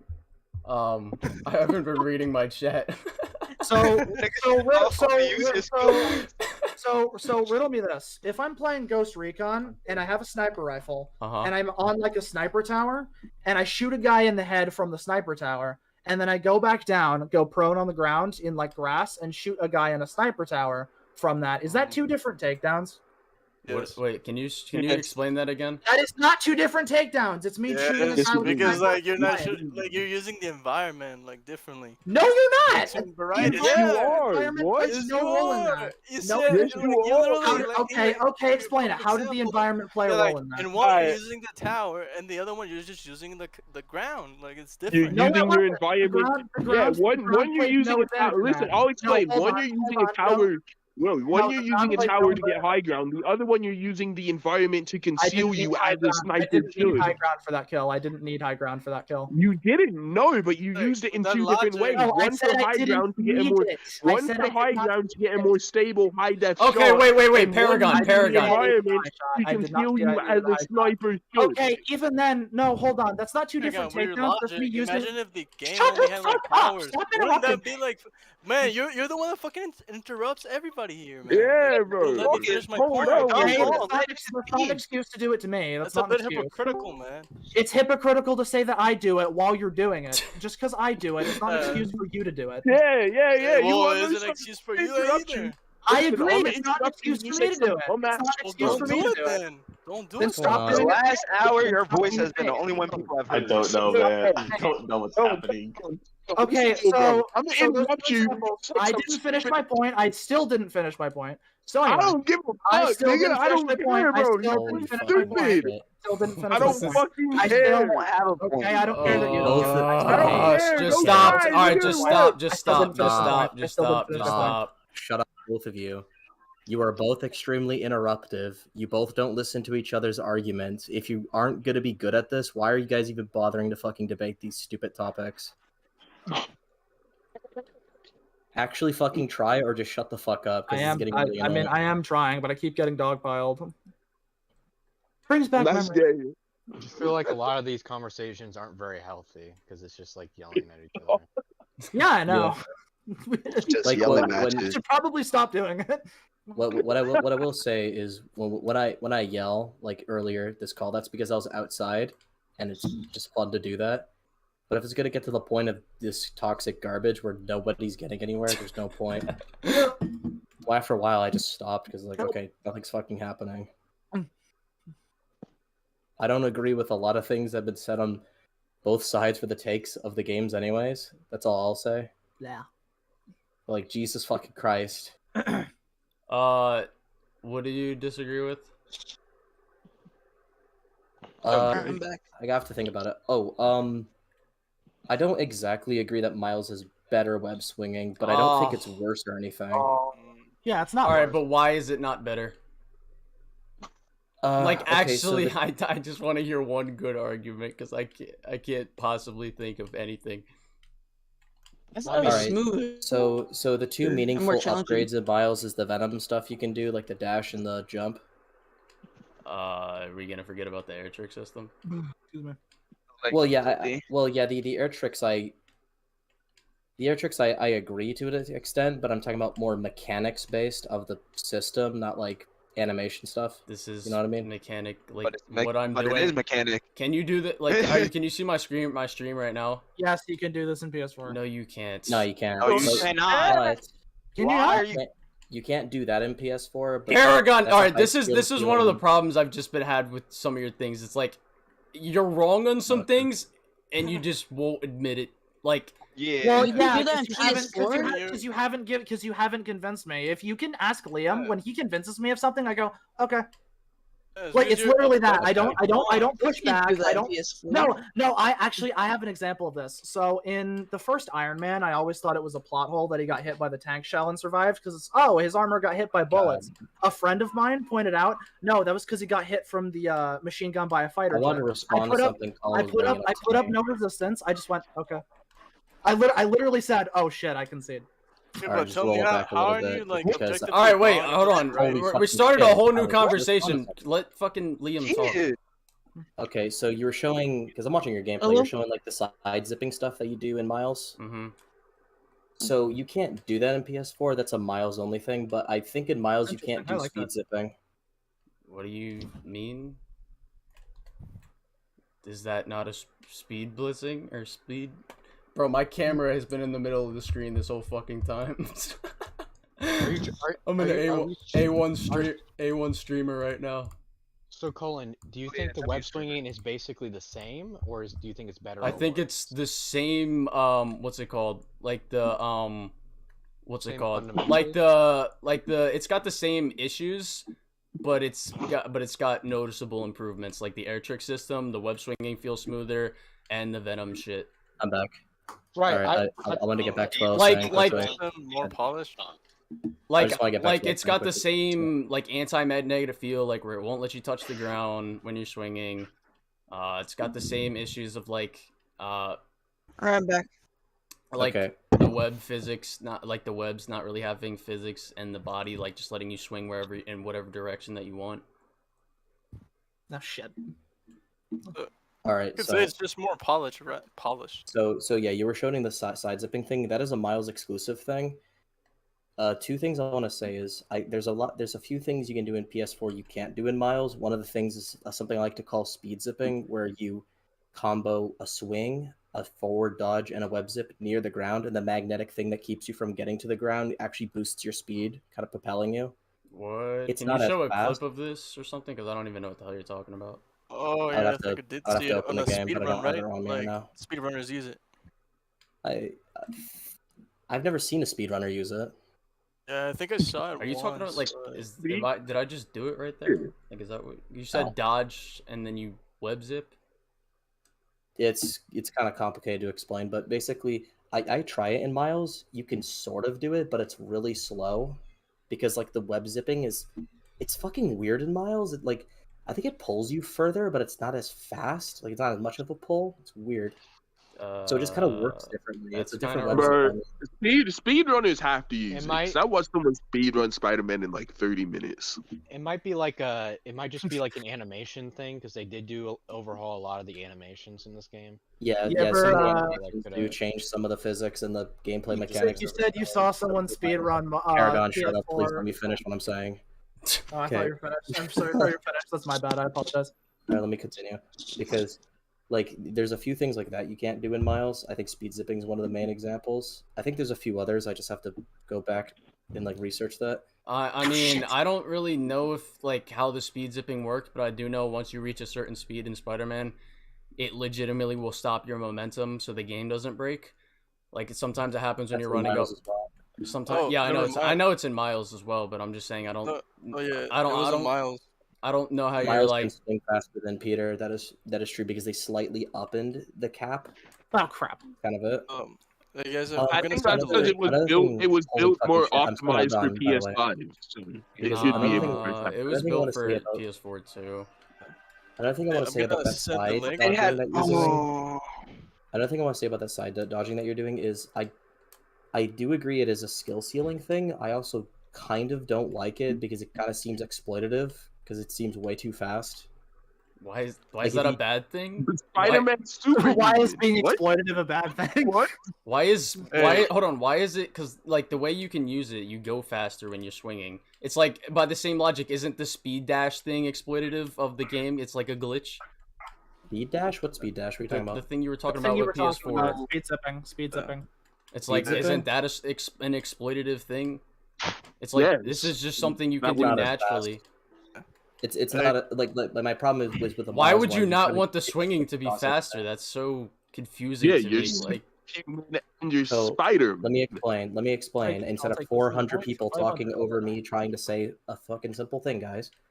So the basic thing I want to say about that is obviously with mechanics and traversal, we don't want to go so fast that's irrelevant to use most options in the traversal mechanic. Would you agree with that? No. Oh wait. What do you mean? You're gonna have to clarify that more because Yeah. Even right now, I have a speed mod that lets me swing faster in Miles Morales. Yeah.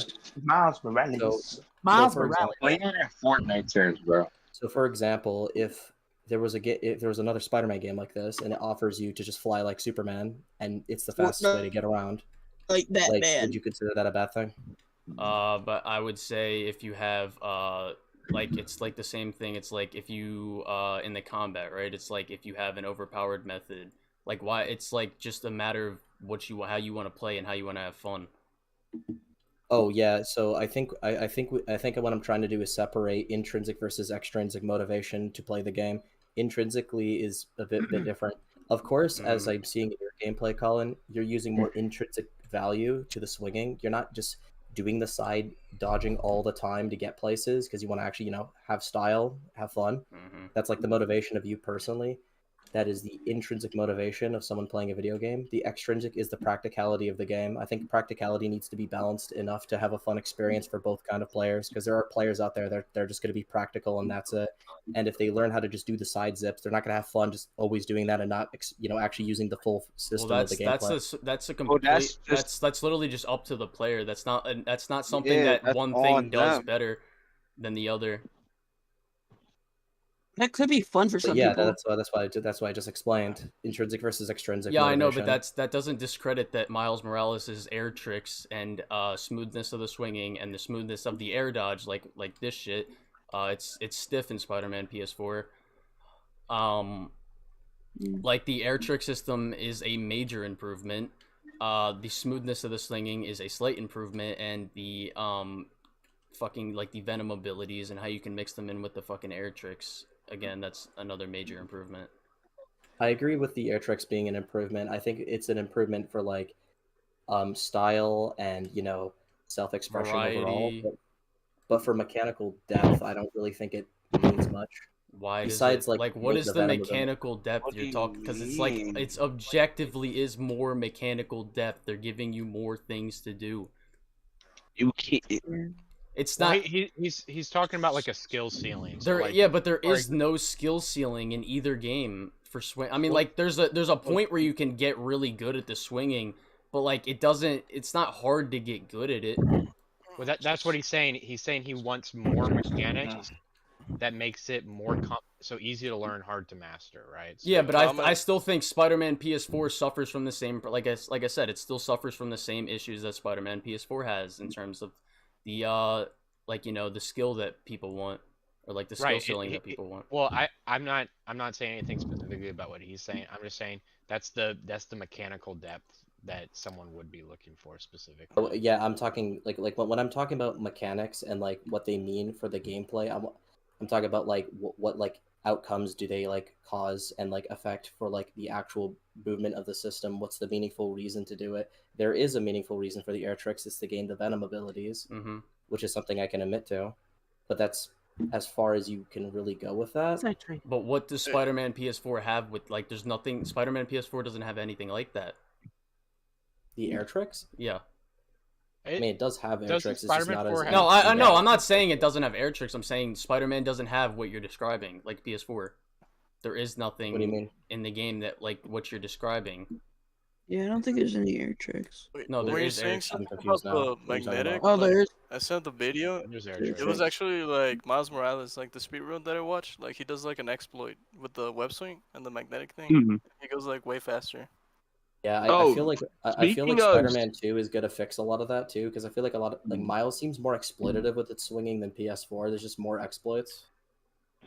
Also, so whoever asked, you saying you watched the Spider-Man speedrun in 30 minutes, it was more like 50 minutes to like 60 minutes, but they speed ran the whole game. I wasn't questioning that. I was gonna ask you. I was gonna ask you. Did you see people point out how Security Breach is so broken you could speed run it backwards?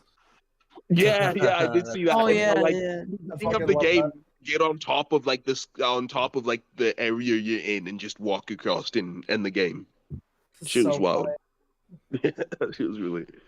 I wonder if the DLC is going to be as broken. The venom as abilities is kind of interesting because like how I see it is that it does give you more moves to like improve like the swinging. But I want to pick your thoughts on this. What's your thoughts on some of the suit abilities that do improve traversal? Like one of them's a speed boost, the other one can just make you fly across the city if you get to a really high building and just boost off of it. You say suit abilities. Oh, the velocity, bro! I thought the velocity suit was underrated. The velocity suit objectively does not make a difference in the speed. Like I've seen a video detailing exactly that. Like it popped up on my recommended thing one time. The velocity thing literally does nothing for web swinging. Really? Because it doesn't do anything. It makes it look like you're swinging faster because of the speed lines and how they do it, but you're not swinging faster. Like I remember vividly watching a video where it was detailing that it doesn't do anything. Oh yeah, that's so upsetting. It doesn't. I can hold on. Let me look it up. It doesn't. They made a whole comic for that skin. The velocity, acceleration, or speed, or anything like that. The velocity thing is just for sprinting, isn't it? It's not for web swinging. Yeah, it is for it makes the sprinting faster. Yeah, sprinting. But it doesn't make the wall sprinting faster, which is weird. What? That's weird. What? That's stupid. They made a whole comment for that. Spider-Man was speed blitzing people. Shit was crazy. Don't worry, guys. We made the I think it was. Thing that you're never gonna do faster. God damn, that was loud. I think it's this video. Yeah, that suit is ridiculous. It objectively makes Spider-Man able to compete with Flash, at least in the comics. No, it doesn't. No, it doesn't. It really does. Maybe like Quicksilver. Spider-Man is already like a really fast character. Peter's like, not. 6'1". Yeah, but Peter's not even. He doesn't even reach light speed, traversal speed with that suit. Yeah. Flash is massively faster than light speed, like thousands of times faster than light speed. Like he's faster than the fucking concept of fucking time itself. The guy can literally outrun death. Yeah. So supposedly it was Barry Allen, but the comics has dodged instant time travel. So, but he went so fast that like yeah, but transports that's the Marvel dimension. That's the comics. The comics doesn't. I know have it doesn't. I know it doesn't count. That's also not a very consistent feat. That's also very true. Also, another like cool feat from Flash is when he saved like the entire city from the atomic bomb. That was pretty cool. Are you seeing it? Right? Are you seeing it right now, Liam?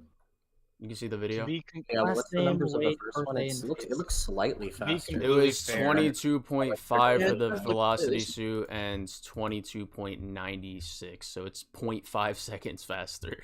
It's like so it does nothing. That shit don't. I don't know what you're talking about. That's such a huge difference. I'm gonna go equip that right now.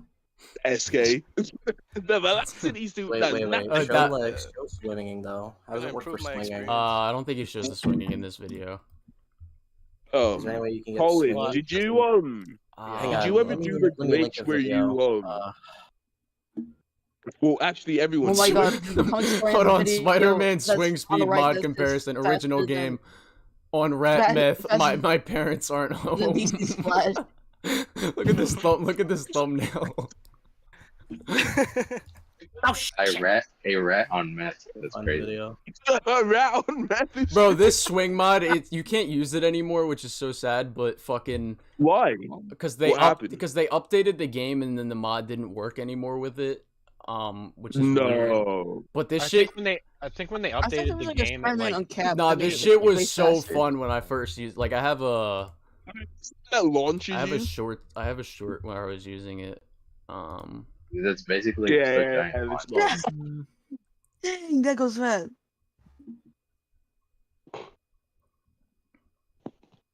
Oh my god, fucking fly around the city. Dude, at that point, just add a Superman mod right there. At that point, you might as well. You might as well just fly, bro. Like, yo, Colin, we played. All right, Colin, I'm gonna link you a video. Go to like I think it's around number 8. They show off this. Let me find you on your DMs. Yo, Colin, we played Returnal. Colin, what Bob? Oh, I've watched that. I literally, I'm not lying. I'm not even gonna lie to you. It was like before I did my stream with, what's it called?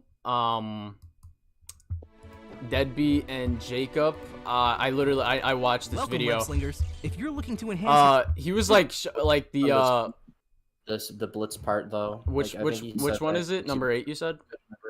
Around number 8. Yeah, this is also this is for PC though. So Colin, I went back and was like, I went back to text you that, and I was like, oh shit, we played Returnal for like 4 hours just to basically get nowhere because that one boss kept kicking our ass. Wait, is this is the one you're talking about? 13 seconds. You said 8 what? minutes and 13 seconds. Oh, okay. Still number 8, but it's like in the middle of it. It's weird. Like somewhere around there. Yeah, he's playing around with the FOV right now. It doesn't actually make the game faster. It just makes it appear that way. And no, not that. Then what was it? It should come up. It's at nighttime. Hang on. Did I get the timestamp wrong or something? Oh, FOV with Blitz. Sorry, 8:20. Yeah, I'm on it right now. It's again. He's using the FOV mod. It doesn't actually like make anything faster. It's just you're just seeing on screen. I think that's it. You're just seeing more on screen, so it appears faster. Yeah. It's just a perspective thing, and I think there's like more blur or something. I don't know. Yeah, it's weird.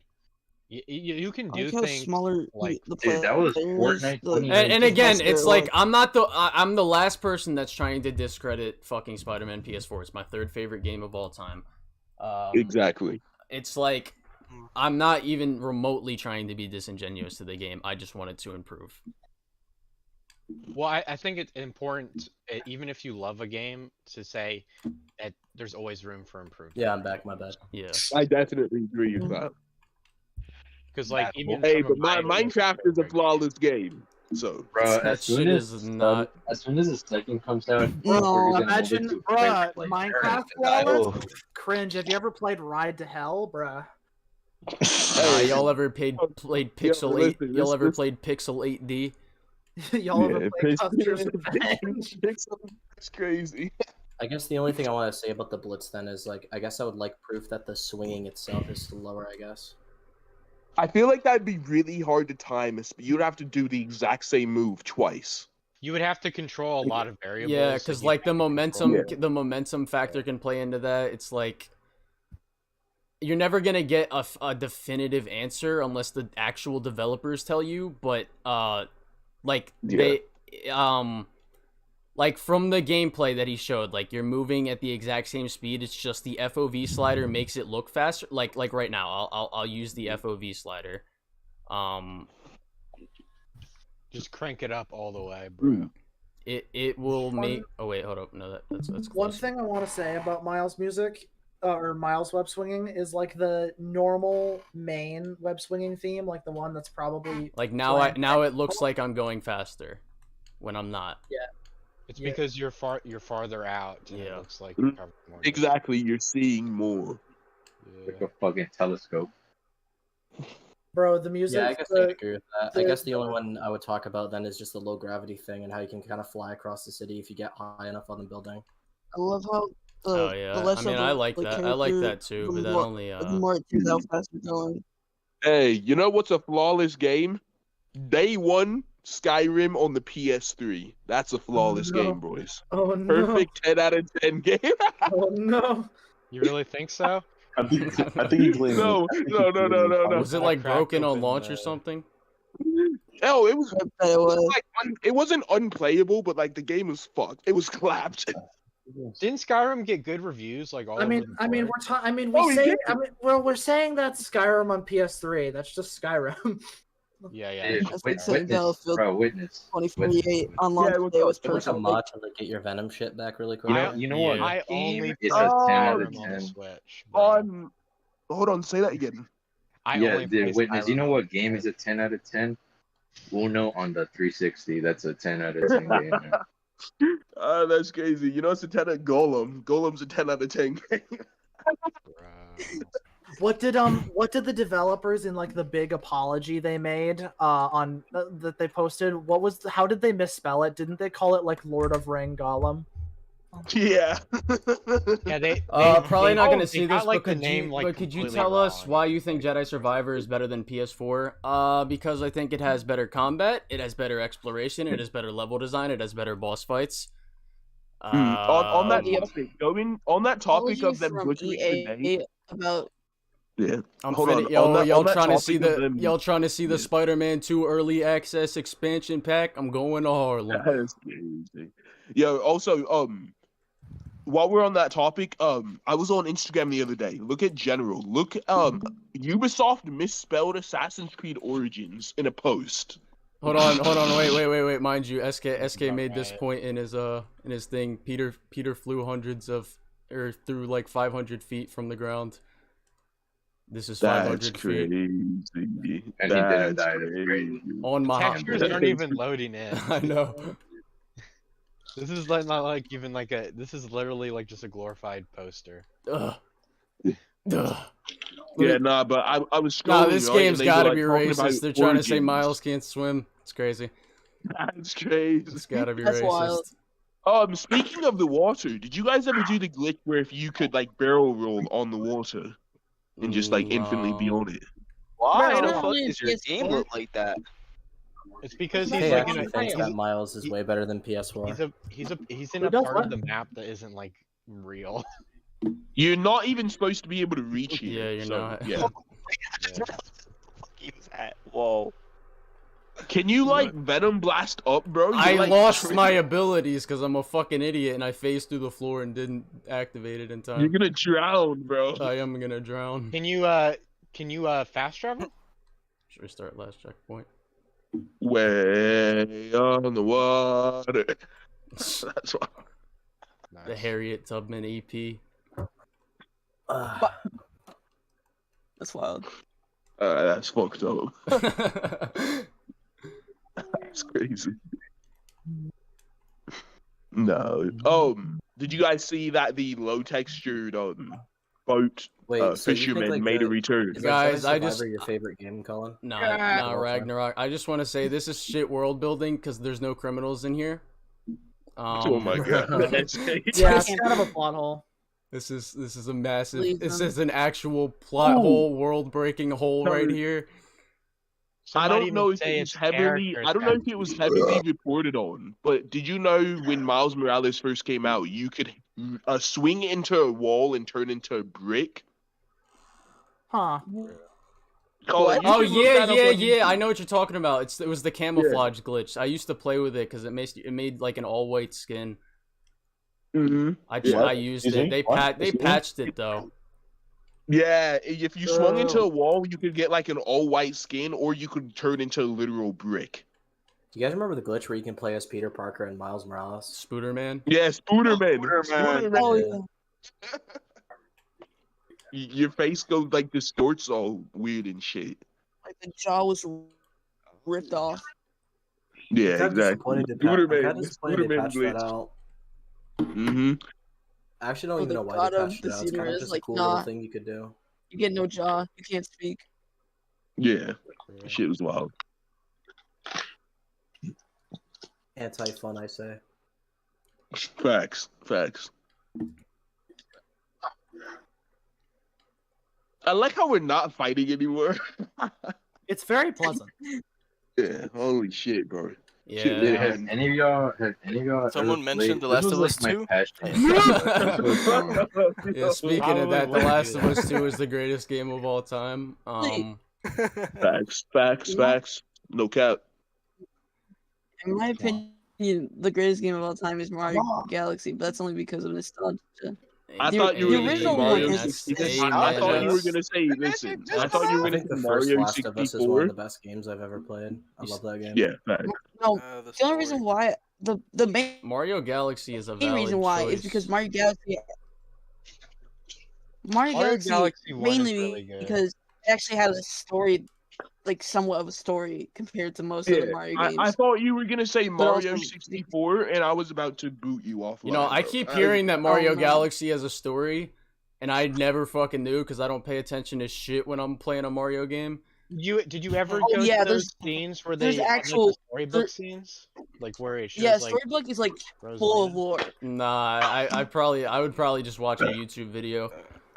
Yeah. I mean, the sound design pretty on easy Mario to Galaxy do. is dope. Yeah.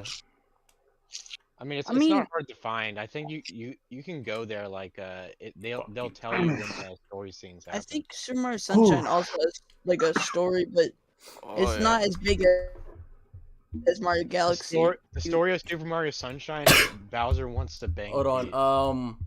Opinion That's on every Mario game. My opinion on Critical Drinker is his videos are entertaining, but I disagree with a good amount of things he says. I hated his review of Mario because it was saying he was mad that Peach was turned into a girl boss, even though Peach has always been like that. Even it's like the same thing with Mario. Dude, I would say the greatest quality of Mario is making Bowser a relatable villain. True. Yeah, I mean, you know, what I'm not was a simp, he? but if I was, He you was know, like like, yeah, just The thing about Critical Drinker though is that he like for most of his reviews he talks about the movies and then he just like inserts like culture wars. yeah, I think he does too much of it sometimes, but then there's other times where I'm like, all right, he's got a point. But I'm About saying what? he does it in movie reviews that don't really like warrant that. Yeah. Like he'll talk about like a movie that like will have like a like almost like nothing to do with it, but then he'll like mention it almost as kind of like he has to. Yeah. Like when Hey, he Paragon. did that with the when people were doing that with the Batman movie, where people were like making like we're suggesting like there's not enough white people in this movie. I don't even remember. I don't. You'd People have were mad to... at the Batman. Wait, hold on. was, Someone asked one more time, why do you think Jedi is better combat than? Are you talking? If you're talking about Spider-Man, it's because the enemy designs, just the entire combat system as a whole is just better. Like the enemy designs are 100 times better. The boss fights are 100 times better. The force abilities, everything is balanced. Nothing about that game is broken. Except for one enemy type. One enemy type. Except for one enemy type. I will say, going back to like my favorite Mario game, the one flaw about 3D Mario games, and this is like basically all 3D Mario games except Super Mario 3D World, is that you can collect only like enough stars or like moons or whatever just to move to the next space. Oh yeah. But I don't know if it's like a flaw. No, it's not a fault. It's a good thing. I like it. The only thing I didn't like about Mario Galaxy is that you can't keep the power-ups between missions. Oh yeah, they have like a time. I don't like that either. I think 3D. I'm pretty sure 3D Land fixed that. I think the reason they did that though was they wanted each level to have its like specific like level to feel different, right? Because like if you could carry like the B power up to like a level that wasn't designed around it. Oh yeah, that would kind of break some things. Because there are levels that are specifically like designed to be more like platformer like challenging, and if you had like the B suit for example, it would trivialize a lot of the levels. Well, no, I'm talking about like just like keeping the power up in the level. Hammer Time replay. I'm gonna be honest with you. It's probably just a skill issue. Like if you have the fire flower and you're trying to do something with the fire flower, they have to use like are light you talking candles. about how it's like timed? Yeah, like timer on it. Yeah. Nah, it's this dude in my chat said that that Jedi Survivor has worse enemy design than Spider-Man PS4, which is just fucking nuts. Well, even if you just talk about the original Jedi Fallen Order, yeah, even Fallen Order has better enemy design too, and combat in general. I love better boss fights. All the different variations of the Stormtrooper. The boss fights were so good. I have a question. Like, so you like Sekiro, right? Yeah.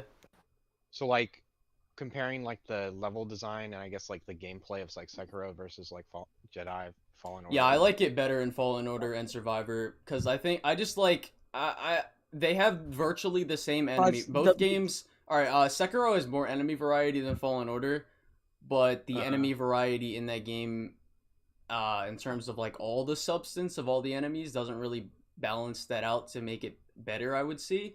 Jedi Survivor has the same amount of enemy, like pretty much the same. Like there's like maybe one or two enemies apart from each other. And then Jedi Survivor also allows for way more creativity than Sekiro, while also being around the same skill, like challenge level. I would say Sekiro outside of is boss a little fights. bit harder. Yeah, no, I would say it's a lot harder in boss fights, but in just regular combat, it's not. It's really not that much like harder. And what's your opinion on the enemy design in Returnal? I don't think I asked that. What do you Hammer Time? You have not played Jedi Survivor. Like, what are you talking about? He said the Spider-Man enemy design is better. Their enemy is kind of plain. If you're talking about art direction, that's still wrong. If you're talking about enemy design and like their actual movesets and the depth of the enemies, that's still wrong. Bruh. Now I get why, Colin, but in Jedi Survivor, when you can find the bounty hunters with lightsabers, bro, the fact they don't one-tap you is so wild. What happened? The fact that the enemies in Jedi Survivor with like lightsabers don't one-tap you is just from my perspective, like even except on like Grandmaster difficulty, always makes me laugh. But like they'll combo me with the lightsaber, and then I'll be like, all right, let's keep doing this. I mean, you do the same thing. You do the same thing to other enemies. I think that's just haven't to you make the been gameplay keeping up like with Disney flow Star better, Wars? Didn't you know lightsabers are just glowing baseball bats? Yeah, they are. No, That was my I think it works in Survivor, especially with the dismemberment added to it. I mean, it's kind of immersion breaking. I agree with it. It's kind of immersion breaking, but like I would rather have it than not have it because it makes that's my better. new game plus. You pretty that's my favorite part about New Game Plus is you basically one shot Hold on, every wait. He says, enemy. "Oh my bad." Enemy design means different kinds of enemies, right? Like animals and Jedi, etc. No, that's enemy. That's enemy variety. Enemy design is like the actual the actual depth of what he said, how they interact with the player and challenge you. So like for example, like a game can have like let's say a game has like 15 different types of enemies, but if they're all like really poorly designed, then just because you have a variety of enemies doesn't make the gameplay more engaging. Yeah. But if you have like, let's say you have like 3 really well designed enemies, you can still make the criticism that there's not enough enemy variety, but you can still say, okay, the enemies that I do have to fight are very well designed and very fun to fight against. Which so like which is like a lot. I think people put that argument on God of War 2018 a lot. I don't have a problem with God of War 2018's like level like enemy like variety or whatever. I've never had an issue with that particularly. I think they transition, so like when you get bored of the regular enemies at the beginning of the game, they start introducing like the elves and like the of the enemies in that game. Yeah, I do think they paced the gameplay really well in God of War. Like when you get the Chaos Blades, I feel like it's when you get the Chaos Blades, the game really opens up. Gameplay-wise. That's very true. No, because it's funny. When I first played God of War, I was streaming and I was like asking. It was like it was pretty much like an hour to 30 minutes right before you get the Chaos Blades, and I was asking my chat. I was like, "So are we gonna get a weapon at any point, or like a new weapon at any point in this game?" And then like someone told me they were like, "Just wait," and I was like, "All right." And then I got the Chaos Blades, and I was like, "Oh shit." Yeah, the Chaos Blade really opened up the game. Yeah, that scene is probably one of the best scenes in 2018. So good. But like for example, like Call of Duty has Call of Duty I'm has telling you right now, bro. If I was in Star Wars, I can beat the shit out of Darth Vader, man. I'm not even kidding. I don't even need a lightsaber. Good luck. Oh, me and Colin were talking about this, bro. Enemy, like any enemy variety, because they're all just guys with guns. Yeah, me and Colin were talking about this with someone a few weeks ago, and they were mad that Seer, spoiler alert, it's been a while, I don't care anymore, that Seer doesn't kill Darth Vader, right? What? And Colin, they were mad that Seer doesn't kill Darth Vader, and it was either Colin or someone else, I think it was Colin, was like, you're mad that she doesn't kill an integral character to the Star Wars story? I don't even remember that, because I don't remember seeing that take, because that is just fucking utterly retarded, like... Yeah. God. Yeah. That's horrible. That's like saying Obi-Wan should have killed Darth Vader in his TV show. He should have. Yeah, he should have. no, that's a valid criticism because like the difference with Seer is she tried to kill him, but she couldn't. Whereas Obi-Wan left the most powerful fucking Sith user actively oppressing the Empire alive when he could have easily killed him. By leaving Vader alive, Obi-Wan is now responsible for the deaths of 2 billion people. I'm so assuming fucking you didn't dumb. like the Obi-Wan show. No, I mean, no. The only thing good about that show was Vader. Like I wouldn't even give it that. I don't like Vader in that show. I really liked Vader. What'd you dislike about Vader in this show? He doesn't talk like Vader. He doesn't talk like Vader. He talks like very generic villain dialogue. He doesn't sound like Darth Vader. I don't Would you know guys about like to that watch because the that Patterson Reva, bro, that I scene feel with like- that scene with Reva goes so fucking hard, bro. And then when he's first introduced and he's just walking through the town, snapping fucking kids' necks and fucking just rolling through like that is fucking Vader. Like that is. Would you guys want to watch the Patterson He was cut? so much aggressive. He was so aggressive compared to any other media that I've seen. Hold on. Do you want to watch the Patterson cut? Nah, I've never seen that. What's the Patterson cut? I've never seen that. He like I think he my only edited some problem with parts. He Vader shows is Obi-Wan Obi-Wan in the basically show, in a honestly. movie. Yeah. Yeah. He put the Like- Obi-Wan show in a movie with improved dialogue, and the scenes make sense, and he cut out all the stupid chase scenes. So what they made it like? Oh, I know what you're talking about. Yeah. He did Oh. the same thing with the Reva fight, where it's like Reva strikes him before, so he can't force grab the ship. Yeah. Yeah, because that made no sense in that scene. Like, why he Because just let the what's ship that? get away. That's his scene, bro. But when he did grab the ship initially and just fucking ripped that shit apart, I was like, oh my, I was Yeah. blowing my load.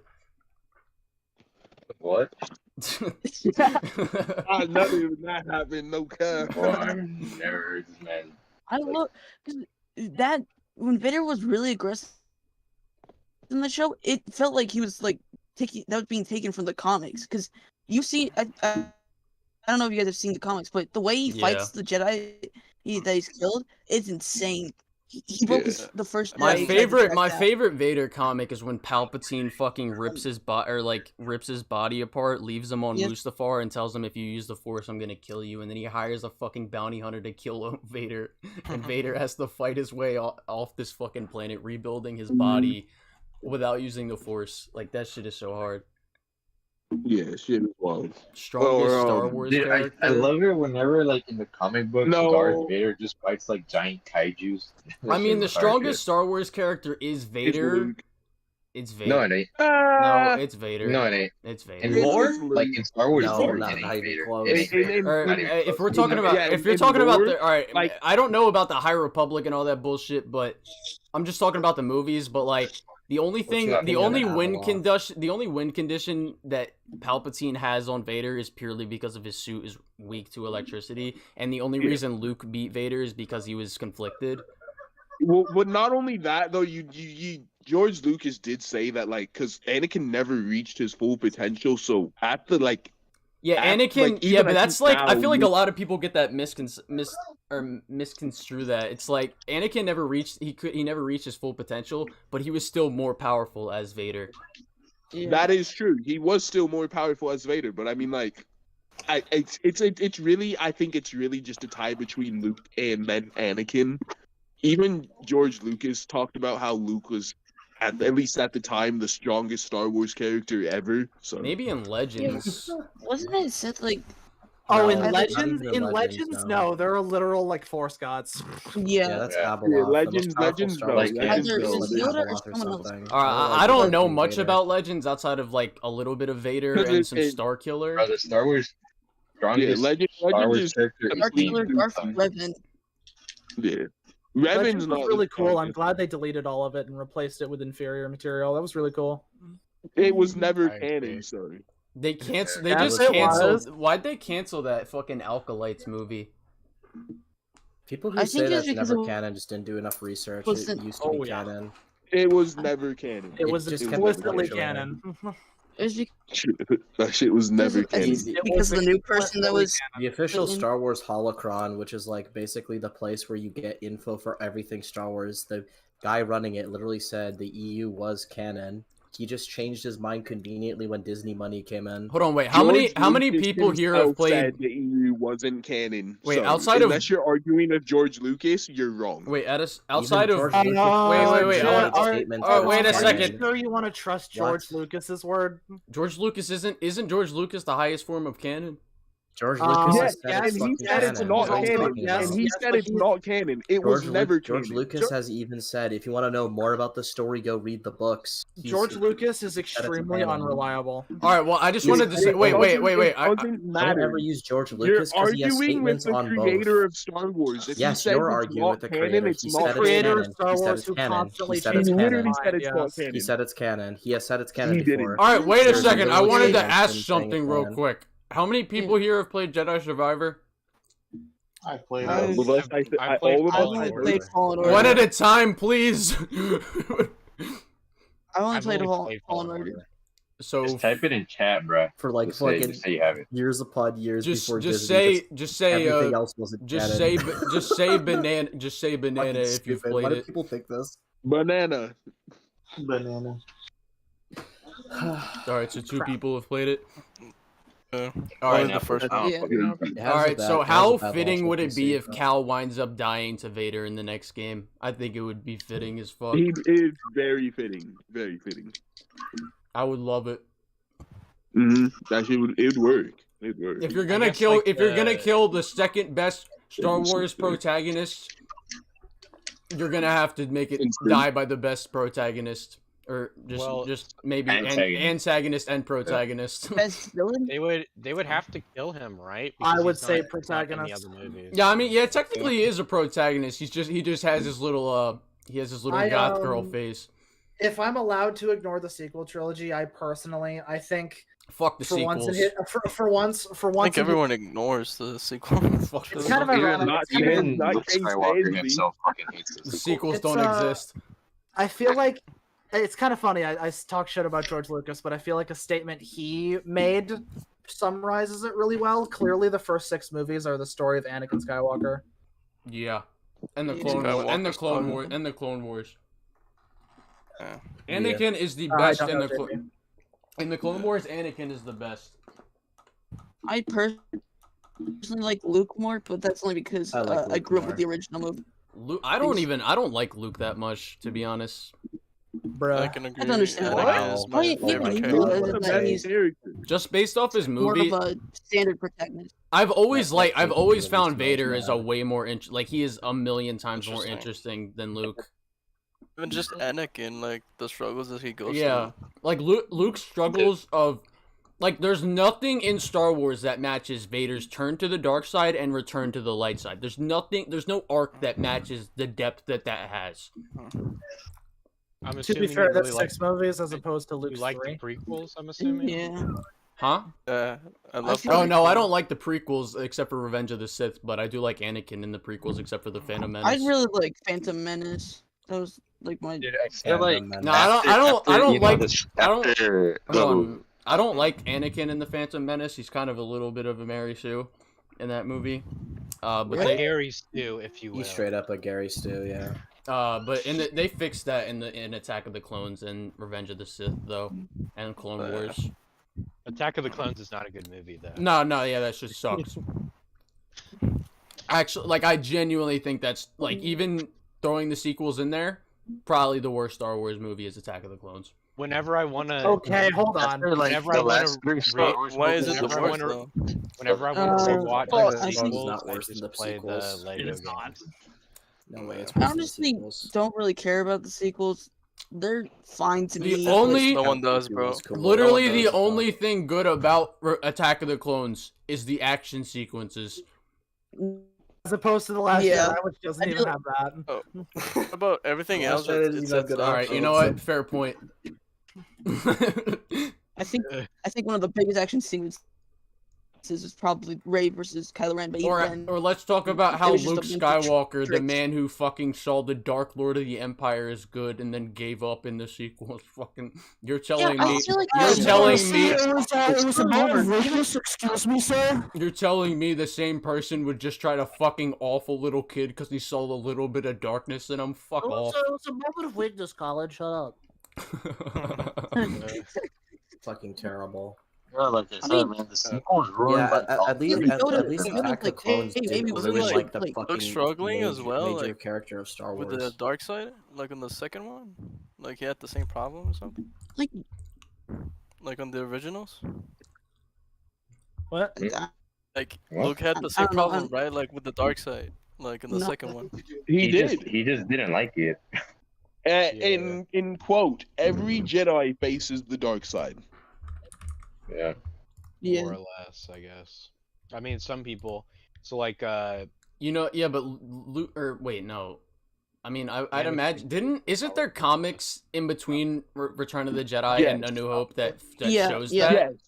Yes. Yeah. Every Jedi faces the dark side. I think they fleshed out Luke more before the sequels. Isn't the.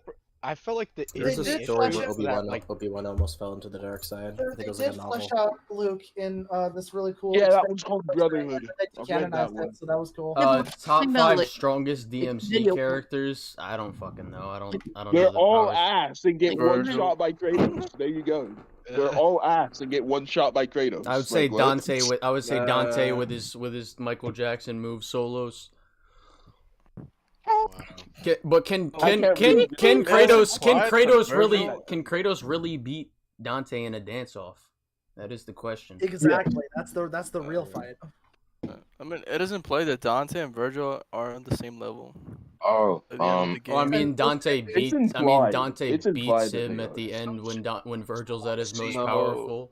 If we No, we he doesn't, force Steel like, at the Kratos, end, we like, punch the concept of dancing. Before the cutscene, like he beats him. Like Kratos beats up the concept of dancing with the power of hope. Dead Oh, dude, ass. Yeah. Witness, I wanted to ask What's you, up? do you think like when it comes to like Star Wars, do you think like stories of like, Jedi are more entertaining whenever they face, dark side, or they like switch from, dark side to light side, or from light side to dark side? Honestly, I think it's more. I think it really depends on the Jedi. Like, I think it feel depends. like Ahsoka, Like yeah. I was gonna say in the case of Anakin, it's done really well. But then there's like I think they can both be equally as interesting. Like when Cal faces the dark side in Jedi Survivor, it's fucking great. Like Yeah. Yeah, I'm the same way with that. I think it depends on the character, but generally, I like I'm a big story guy, so it depends on how you write it. Because I you was can gonna, write it. I was also going to ask you, like, do you guys have like any other character in Star Wars that is not a Jedi or doesn't have any resemblance to like the dark side or light side and has a good story? Han Solo, Mandalorian. Mando. What's it called? I like Jyn Erso a lot in Rogue One. Jyn Erso was pretty good. Jyn Erso is a very big one. What about I'm allowed to use the one from Andor. I forgot his name. Oh yeah, Cassian Andor. Cassian Andor is really good too. Yeah. You guys talking about non-Jedi? Boba Fett. Rogue One, that was a good. I was gonna say Boba Fett, but then I remembered that show fucking buns. Well, yeah, that's the funny thing. I like if we're allowed to use the EU, then Boba Fett. But if we're going by canon, Boba Fett's so fucking cool in the EU. Such a great protagonist. I mean, Oh, you're back. if you read the Besides book, even being cool, he's actually a really good character. well, yeah. We talk about, dude. When I saw like Boba Fett's this, when I saw absolute if you trash, bro. watch the Clone Wars show, what was that guy with the hat, the bounty hunter, the Cad Bane. Cad Bane? He's Oh cool. yeah. I love Cad Bane. Yeah, dude, I love Boba kinda wish Fett's he was design replaced by in his Dirge, show, bro. honestly. Shut up. Wish you was You know what's crazy? What? I have a book that goes all the way from Phantom Menace, like the first one, to like this what was it called? The last Grand Admiral Thrawn's a fucking cool. The Last Jedi. Character. I love him in the Yeah, I novels. think The Last Jedi, and it includes Clone Wars and stuff. I miss when Star Wars was good. So do I. I mean, you can always not watch the new stuff and just stick with the shit we I have. mean, Star Wars is still good if you watch. That it exists. No, I mean Star Wars is still like it's had some fucking bangers over like the Jedi games and the Mandalorian and Andor. Like those are all great. Colin, you know what? Colin, the dumbest, most brain dead thing I hear about Star Wars, bro. First season is good. How the hell is the Mandalorian garbage? That's kind of crazy. Yeah, that's why. Colin, the most brain dead thing I hear about Star Wars is... From what I've seen, the Hold on. All right, there's so many people talking. Wait, what? The most brain dead thing I hear about Star Wars is when people try and say that the Unleashed games were ever canon. That shit was never canon. Yeah. I mean, Isn't it? It's Legends, right? Yeah, it's Legends. It's even then Legends shunned it. You kill Force Ghost Obi-Wan, which makes no sense. Pulled an entire Star Destroyer out of the sky.